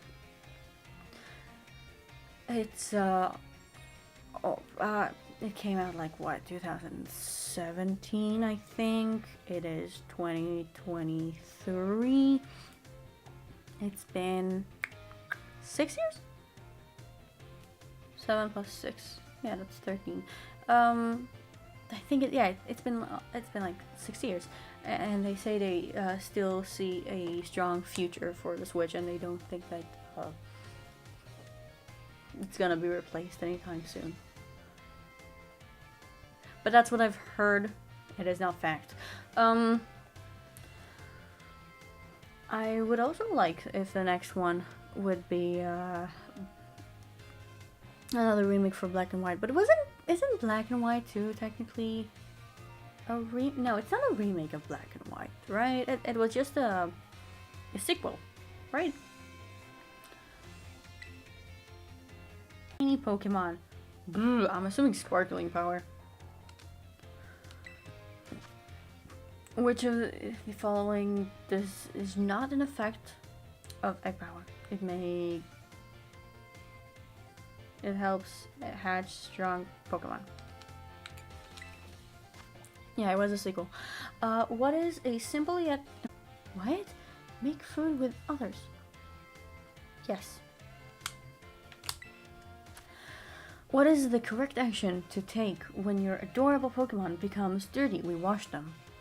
Pokemon wash, Pokemon dash, Pokemon wish. Yes. Pokemon wash. It's Pokemon wash, dash, and dine.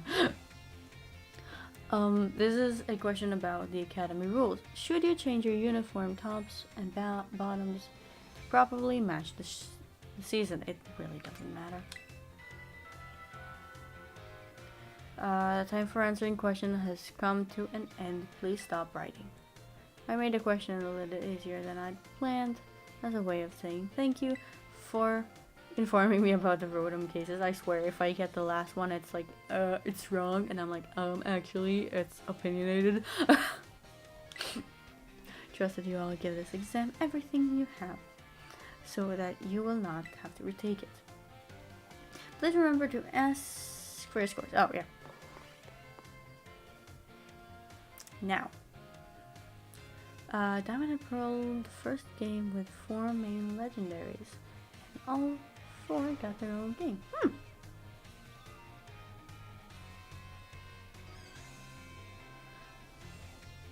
Wait, Arceus? Yeah. Platinum and Pokemon and Legends Arceus, yeah. Guys! I almost finished Pokemon, Pearl, I think? Yeah, I have Pearl. I almost finished Pokemon Pearl, and then I remember catching Palkia, I think with the Ultra Ball. And then finally heading to the Electric Gym. Maybe I did manage. I remember a bit. I managed to beat them and met the Fire Gym Leader, I think. And then I deleted my save. Yay! So that's gonna be a bunch of streams as well in the future. I really want to play Pokemon Arceus soon. Gosh, I love that game.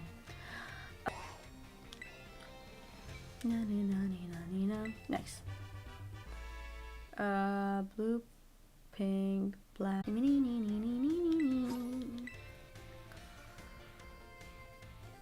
Change back.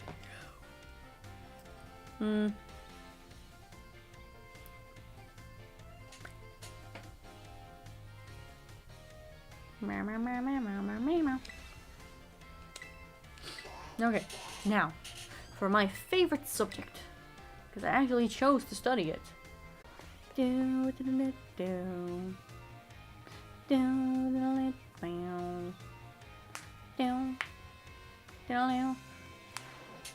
diamonds. Oh yeah, I get it now. Yeah. The art! The art! Greetings, I am Hustle. Or Hustle? Hassel? Hustle. I will be teaching this art class. It is a pleasure to meet you all. I love the bananas and the data. Oh my god, these are so cute. Now, let me be candid for one moment. I imagine that many of you will forget that all that you learned in this class once you graduate. After all, you don't need even a basic understanding of artwork, much less a refined appreciation of beauty for most exams or jobs. So, is my class a waste of time for you then? No, I think not. At least I certainly hope it isn't. Think for a moment, of all of you. What is beauty anyway? What makes something beautiful? The eye of the beholder.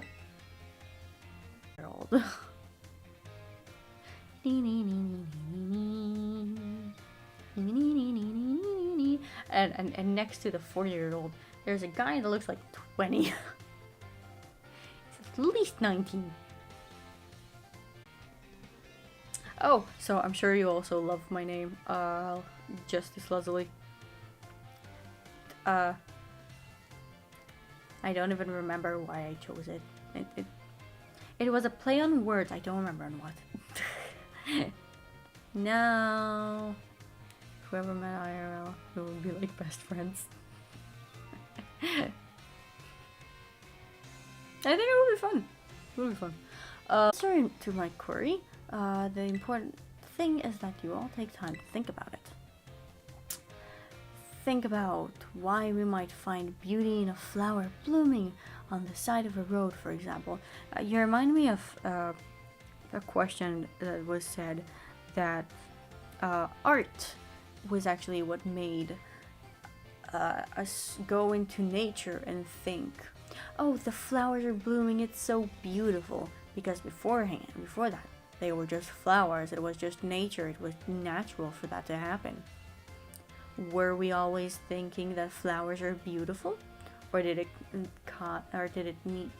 was there any questions why the sky is a different shade of blue than the ocean, or why the leaves change color. Change color is literally because the plant is supposedly dying, and it's like, if I'm going down with a show.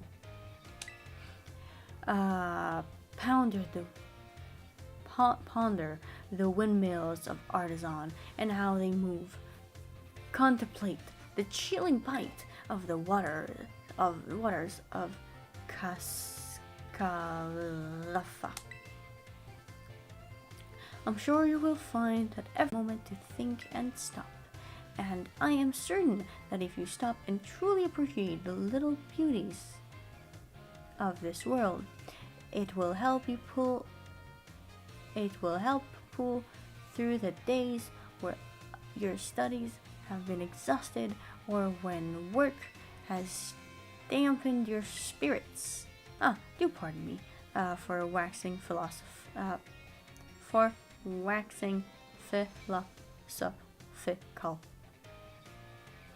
You don't need to understand all of that now.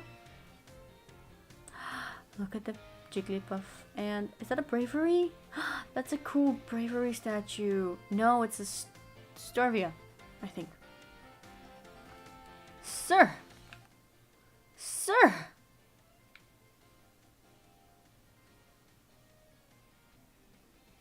I am shooketh. Okay. I thought they literally have the same model because they have the same animation. To put simply, it is true that one doesn't need art to survive, but it certainly makes surviving much more enjoyable. That's all for today. Next time we'll try a more hands-on approach to appreciating beauty. I am also shook. I am shooketh.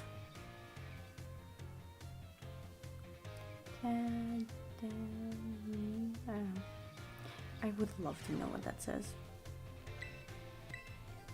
R2, Electric Boogaloo.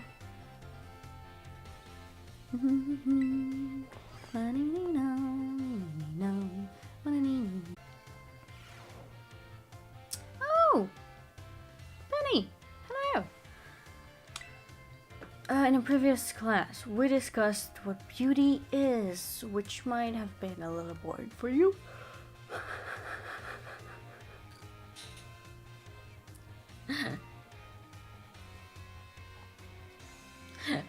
Yellow. With my ADHD and social autism, hands-on is best for me. Mate mood. Feeling that it's fine if we talk philosophy. I thought we might get we get an option to draw or do art. You know, that would have been fun. But we can also discuss philosophy. So today I thought we'll mix things up to pique your interest in art. Allow me to introduce you to our special guest. It's a Pokemon. Gibble. Gibble. This is Professor Gibble, the assistant lecturer for kind, as to terrestrialize for us. Glam. Ooh. Ooh, is a grass type. Are we drawing still life? As some of you may already know, Pokemon can terrestrialize if you use a Terror. Normally, Professor Gibble would be of the Dragon type, but by terrestrializing, it's succeeding in changing its type.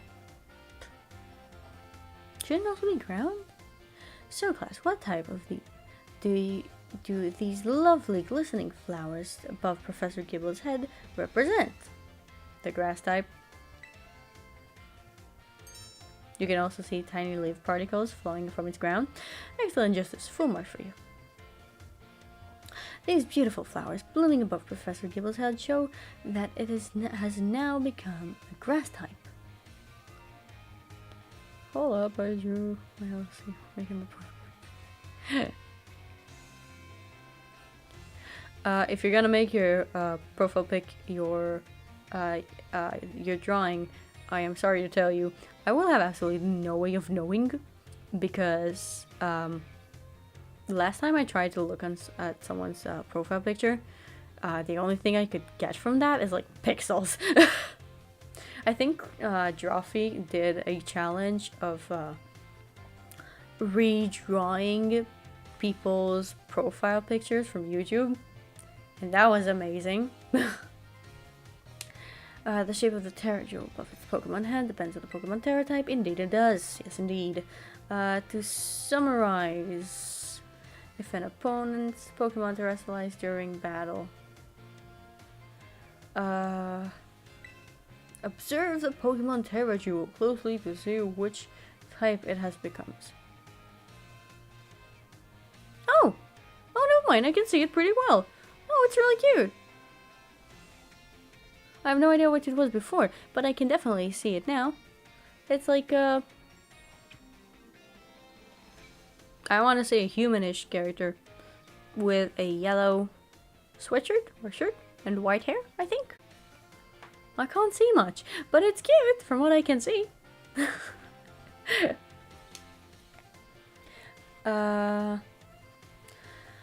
Observe Pokemon territory. We've read that. Great. And choose effective moves accordingly, indeed. It is my sincere hope that today's lecture will help you. What if you get a Ditto? Does the Ditto Terra type changes based on the Pokemon in front of you? Or will it always stay the Ditto's Terra type? I wonder. It is my sincere hope that today's lecture will help you to all achieve beautiful victories. The terrestrial phenomenon is indeed a fascinating and deep subject to discuss. That is it for today, class.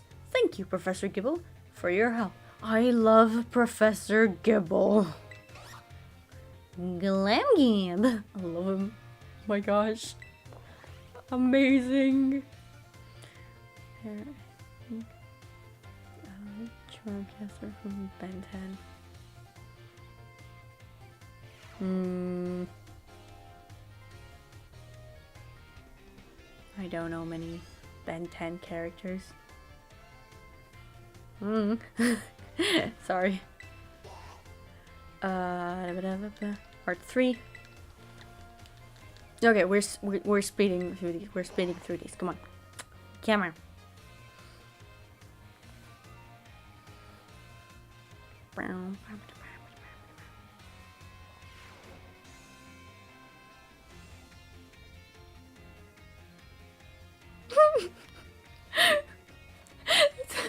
Arvin, he's just squatting. Squat. These does not seem like very comfortable chairs. Hello, class. It is I, Hustle, yet again, with Professor Gibble. Yes. I've been told that my previous lecture about the terrestrial phenomenon was very well received. Thank you all for your kind words. I mean, I love Professor Gibble. In fact, Miss Dendro specifically requested that I impart even more battle knowledge to my students. So I have decided that today we will take another look at how Pokemon can terrestrialize. Gibble. And of course, here is Professor Gibble to help us. I love him. Oh, white hair, but the purple. That is why you see everyone in this game yellow and supposedly purple violet. Though I think that, as you can see on those chairs there and those kids' pants, that looks more like blue than purple in my opinion. But I guess that's the definition of violet. Anyway, yes. Now, Professor Gibble, if you would be so kind, ever so kind to terrestrialize for us. Glam. Ground type? Water type! No, ice type! Now, what do we have here? Last class we saw grass type terrestrializing, but this time we have something of a different shape. Observe a Terrajewel resembling a snowflake. Its dendritic Its dendritic shape is stunning to behold. It's a little chilly standing so close to it. So class, what Terra type do you imagine this jewel might The reason there's a snowflake shining above Professor Gibble's head now is simple. It is ice type. And because Professor Gibble is currently an ice type moves would not be very effective against it. Keep in mind, usually there would be wide quadruple damage to Gibble because ground is also weak. Different shapes and sizes, most are classified as hexagons. True. Hexagons are bestagons. Just think of it. Snowflakes fall from the sky taking similar shapes without anyone saying they must. That's mainly because of the way that, their molecules are shaped, because they're made of the water, and water has one positive and two negatives, or one negative and two positives, and they just attract one another, and the best shape that they fall into is where each molecule just points to its friend, with positive attracting negative and negative attracting positive. So they form hexagons. So when they freeze and stabilize, are hexagons. And that is very interesting, and it's very, very cool. Do you not feel the great mystery of nature? The beautiful enigma we live in? Does it count as an enigma if I just explained it? Satisfying Minecraft vibes.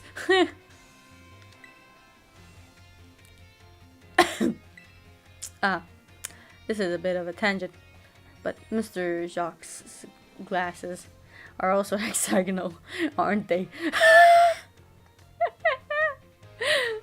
Yeah, and Mrs. What is the name of the history teacher? And she has spikes underneath hers, while on the lower side, meanwhile, the above it, it's an open frame with the glasses just being a dome. I almost forgot to mention that you can change the Pokemon's Terra type at the Treasury Eatery located in Medali. Though I must say, the cook there is a little prickly. You'll need to get on her good side if you want her help. Now, come prepared for next class, because it is time for your midterm examination. Thank you for today, Professor Gibble. Glam Gib. I love him. I love him so much. I need a Professor Gibble. In real life, I need Professor Gibble. Gosh. To have a Gibble plush. Midterm. Yes. Okay. So close. So very close.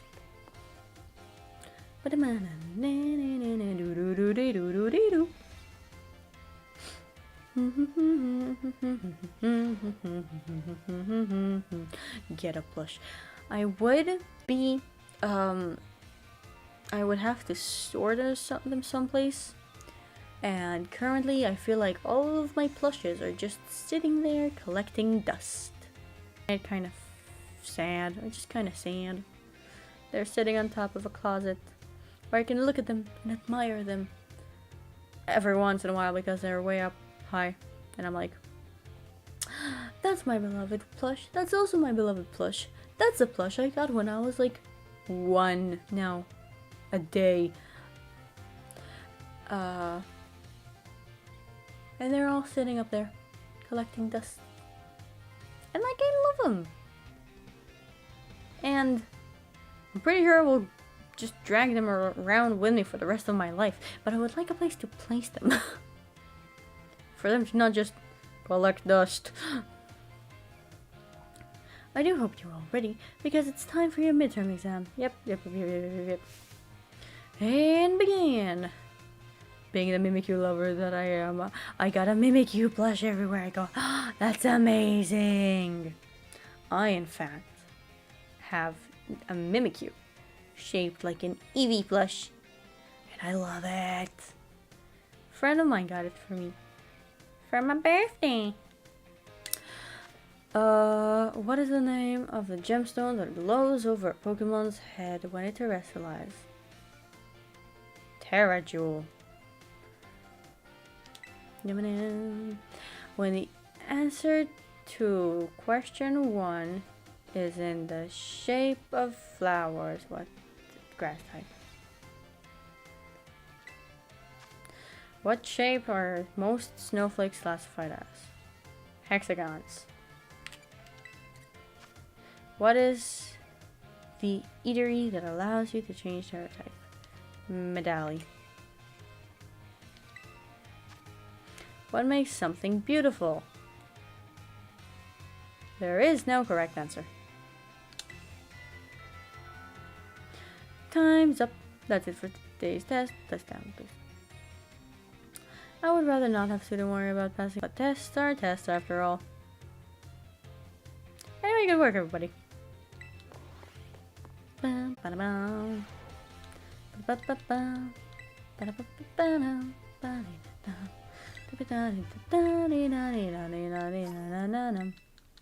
Okay.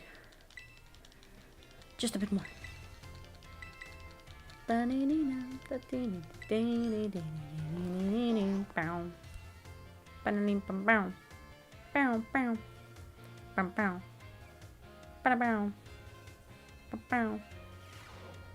Hello class, it is I, Hustle, again. Hey Penny. Pleased to say that everybody did well. The reward, we have a special... Is it Professor Gibble? Oh, not in Brussy. It is! Brussy is the grass gym leader, right? Greetings! I know who he is, come on. I fought him twice. Pokemon for my work. Brassy here mainly creates three-dimensional pieces, such as statues and the like. One of his major works is the installation titled Surrounding Sunflora found in Artisan.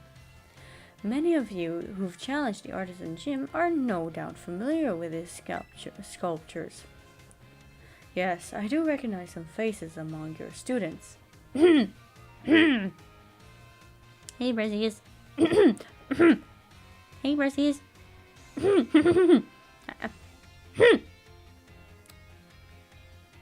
Can you bring out truly Rudo?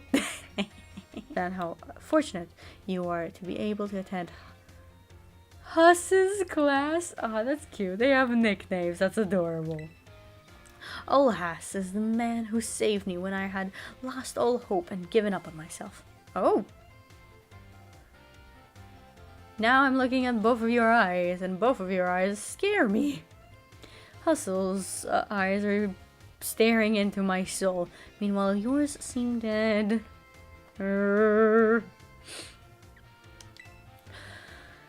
he never gave up on me. I do not exaggerate when I say that he is my mentor in life.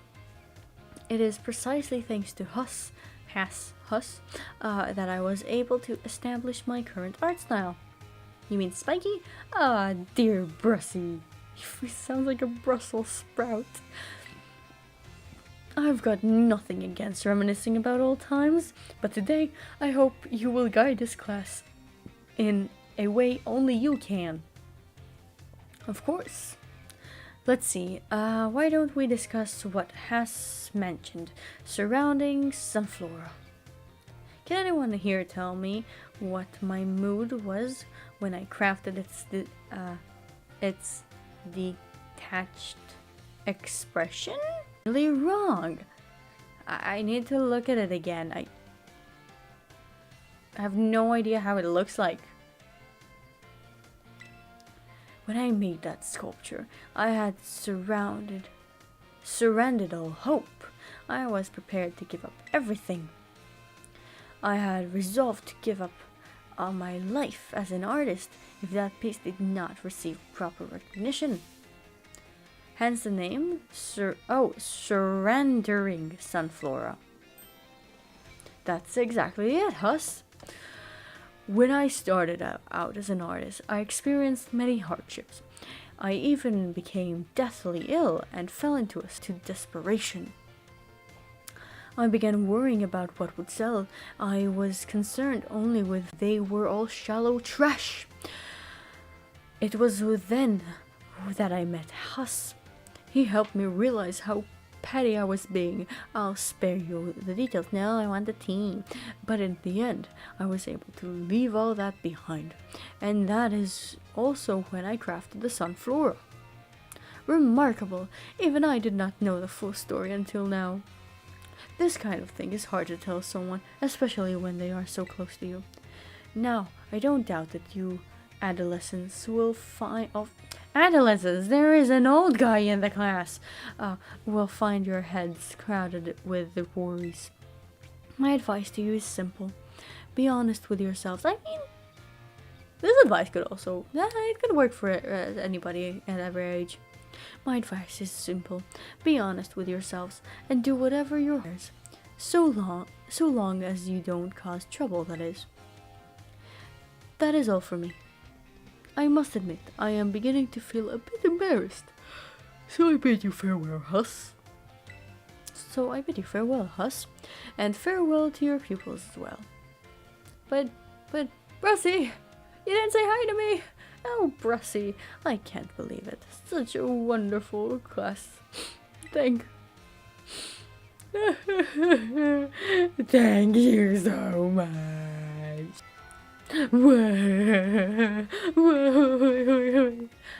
So everything I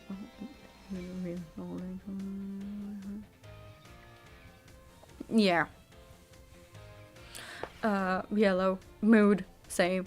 I'm a very sentimental person. All of the cards that I ever got to my birthdays and such, I have a drawer just full of them. And I don't know what I'll do with them in the future. But as of now, I keep them. Art fight. Mm-hmm.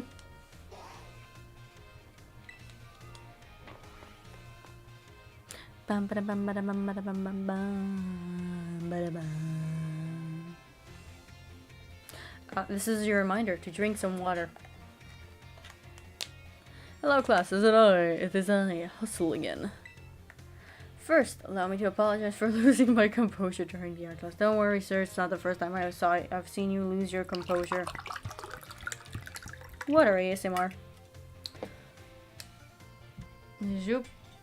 Zoop, my grandma hangs him up. Oh, there's a little string on their house. That's so cute.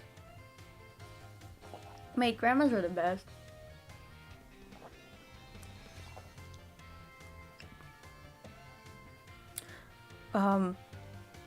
Old drawings of a rabbit when I first learned how to draw basic rabbit.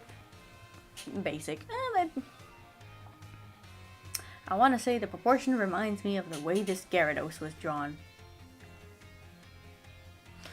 And I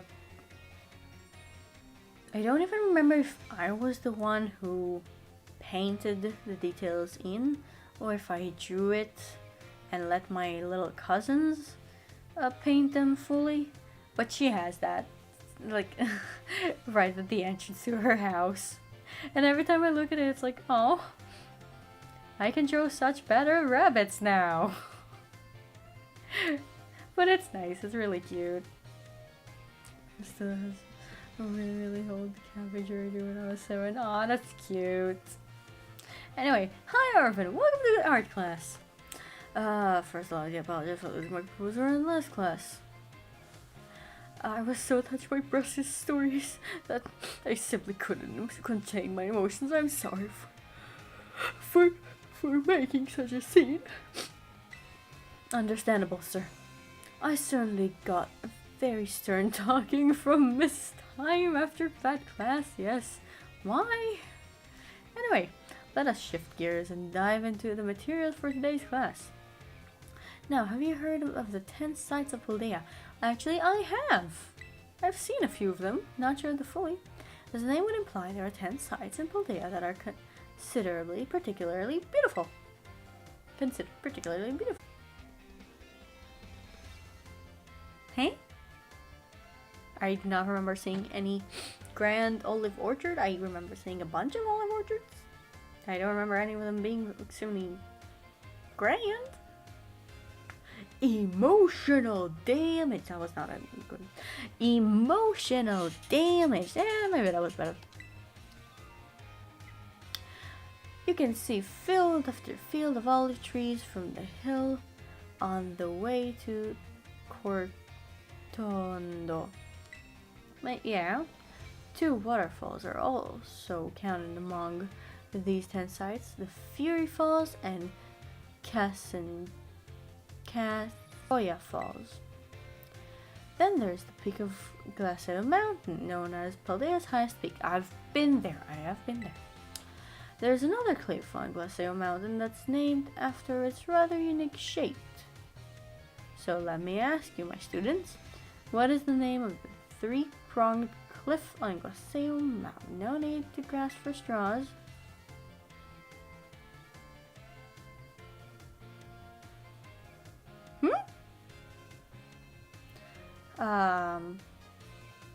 Grass?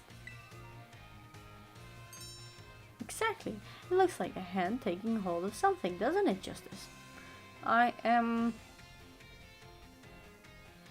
You know, I was thinking of a fork, but I was hoping for the best and it worked. The three-pronged cliff on Glacedo Mountain is in fact known as Glacedo's Grasp. Though its shape is far too stubby to be that of human hand, I imagine someone thought it looked like a Pokemon hand grabbing at something. Yeah, I can see that, Now I'm trying to think of a Pokemon, it has only 3 fingers, and I have a bunch of them, but I do not have any names. Let's look. Let me see if I can real quickly just look at a bunch of Pokemons. Just a bunch of them. Just a bunch. Anything specific? 3 fingers. Or beetles. Yeah, that works. Anything else? Anything else with stumpy little fingers? Impling. Yeah. Oh, all the way to Grimmsnarl. They only have 3 fingers, I think. Yep. And so on and so forth. Dreepy doesn't even have a finger. It's amazing. It's great. It's fantastic. But I can't... I want to say it's kind of a nice type. Maybe Snowburn, but I think Snowburn has more than actually has fingers. Anyway, going back to the actual game.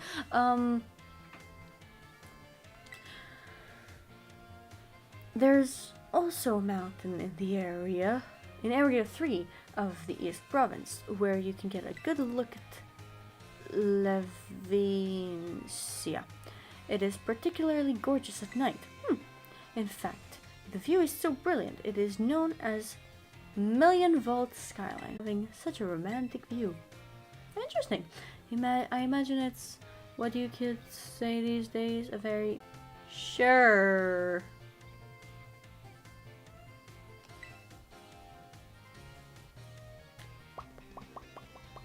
Of course, you may feel that not all 10 sites live up to their grandiose names. How often do we visit some tourist spot only to be disappointed? Not to say that you shouldn't visit them. The important thing is to go yourself and see them with your own eyes. And some experience can be worthwhile in its own way. Take a chance. That's it for today's class. Which lesson was this? Was this 5, 4, 3, 5? 4, 5, 6? Okay, good. 6 now. Did I get a graduation letter? Or something, if I finished them all?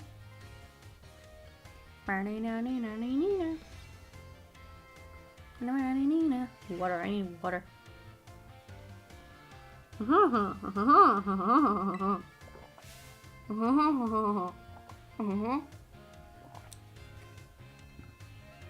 My, how the time flies, as they say. Indeed, our time together has certainly flown by. It is hard to believe that this is our last class.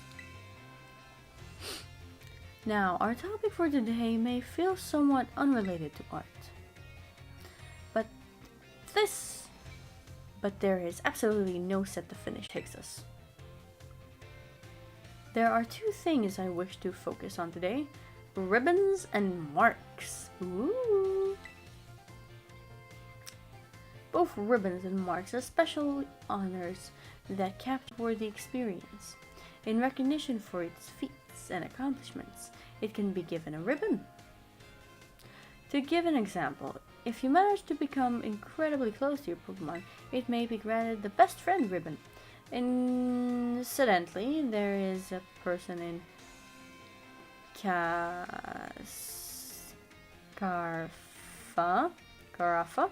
who can give your Pokemon the Best Friend ribbon. Marks, on the other hand, are mostly found on wild Pokemon when you meet them for the first time. They can symbolize the character of a Pokemon, such as the Rowdy mark and the Vigor mark, or my Floof, my little shiny Floof. he has the sleepy mark, I think, because he's Floop the Sleepy, if I remember correctly. It's completely up to luck whether you run into a Pokemon with these marks. So if you're able to catch a Pokemon with a mark, rejoice at your outstanding fortune. Does anyone know what special thing you can do with a Pokemon that has ribbons or marks? Oh, you can show them off. Oh, you can also change your titles. Wonderful, your knowledge is impressive. The correct answer is that a Pokemon with ribbons or marks can be given titles.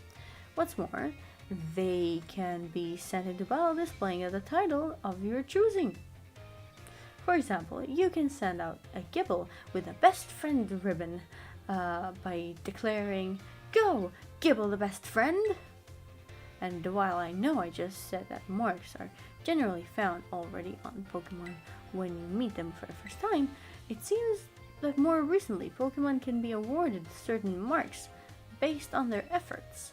These marks, such as Gourmand mark, the Item Finder mark, the Partner mark, and so on. Perhaps it might be fun for you to try to work out how to get each mark using its name as a clue. I'm assuming it needs to find a certain amount of items, I'm assuming it needs to eat a bunch of gourmet food, and I'm assuming it needs to just walk with you a certain amount. Well, that just about wraps our last class. Next is final exam. Please review our material closely so you can do it on the first try, I think. That's what it is. Also, yes, Floof. That Floof? Floof! Floof! Yeah, Floof the Sleepy. Yeah. Oh! Oh! I did not know that.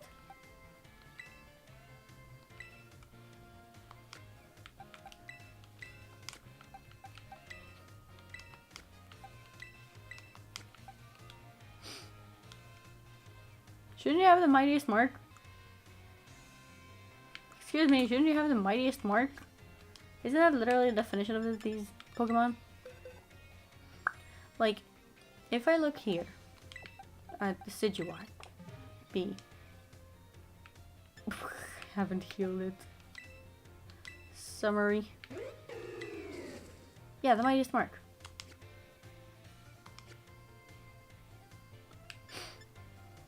Boxes.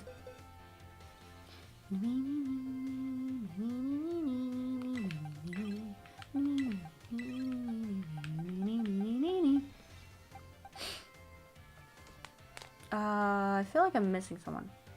Who am I missing from my team?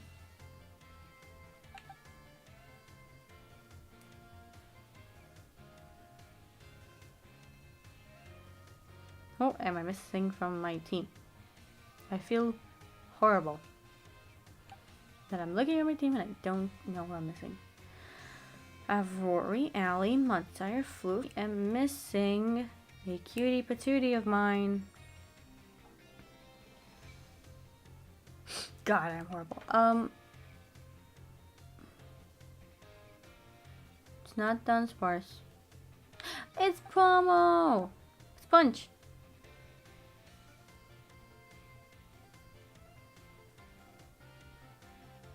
Precious. Baby or Peridot. And Satotl, cutie. Cutie pie, yes.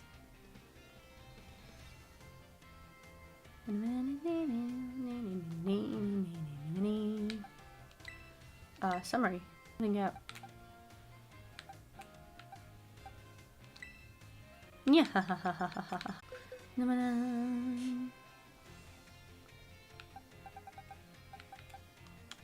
Hello. She'll join us here.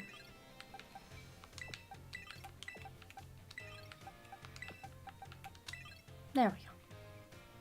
Now that's more like it.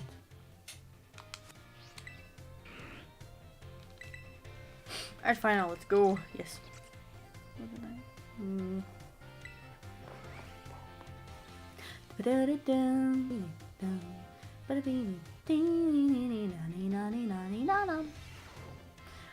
I do hope you. And begin. What is the name of the restaurant where you can change a Pokemon Terra type?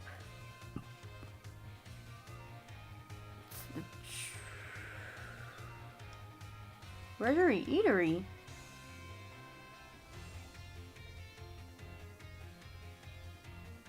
I think so. What is the name of Russia's signature art installation we discussed in class? That is Surrendering Sunflower. How many waterfalls are counted among two? Where can you find in Levincia? The market Pokemon are presented when you first meet and none can be entered later. False. It is either 4 out of 5 or 5 out of 5.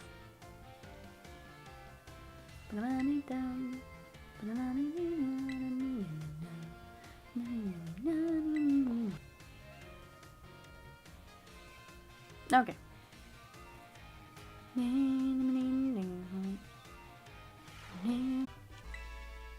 Yes. Thank you. You have now finished all your classes and passed all their exams. I have this for you from Professor Shovel. Large experience candy. Nice. Now you can focus all your efforts on this year's treasure hunt. Be careful out there. Anything? Okay, nice. And if we look over here, probably have a bunch of stuff. Yeah.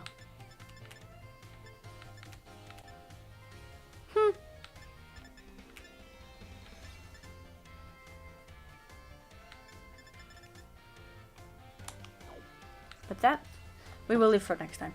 So I would like to thank you all for joining me today.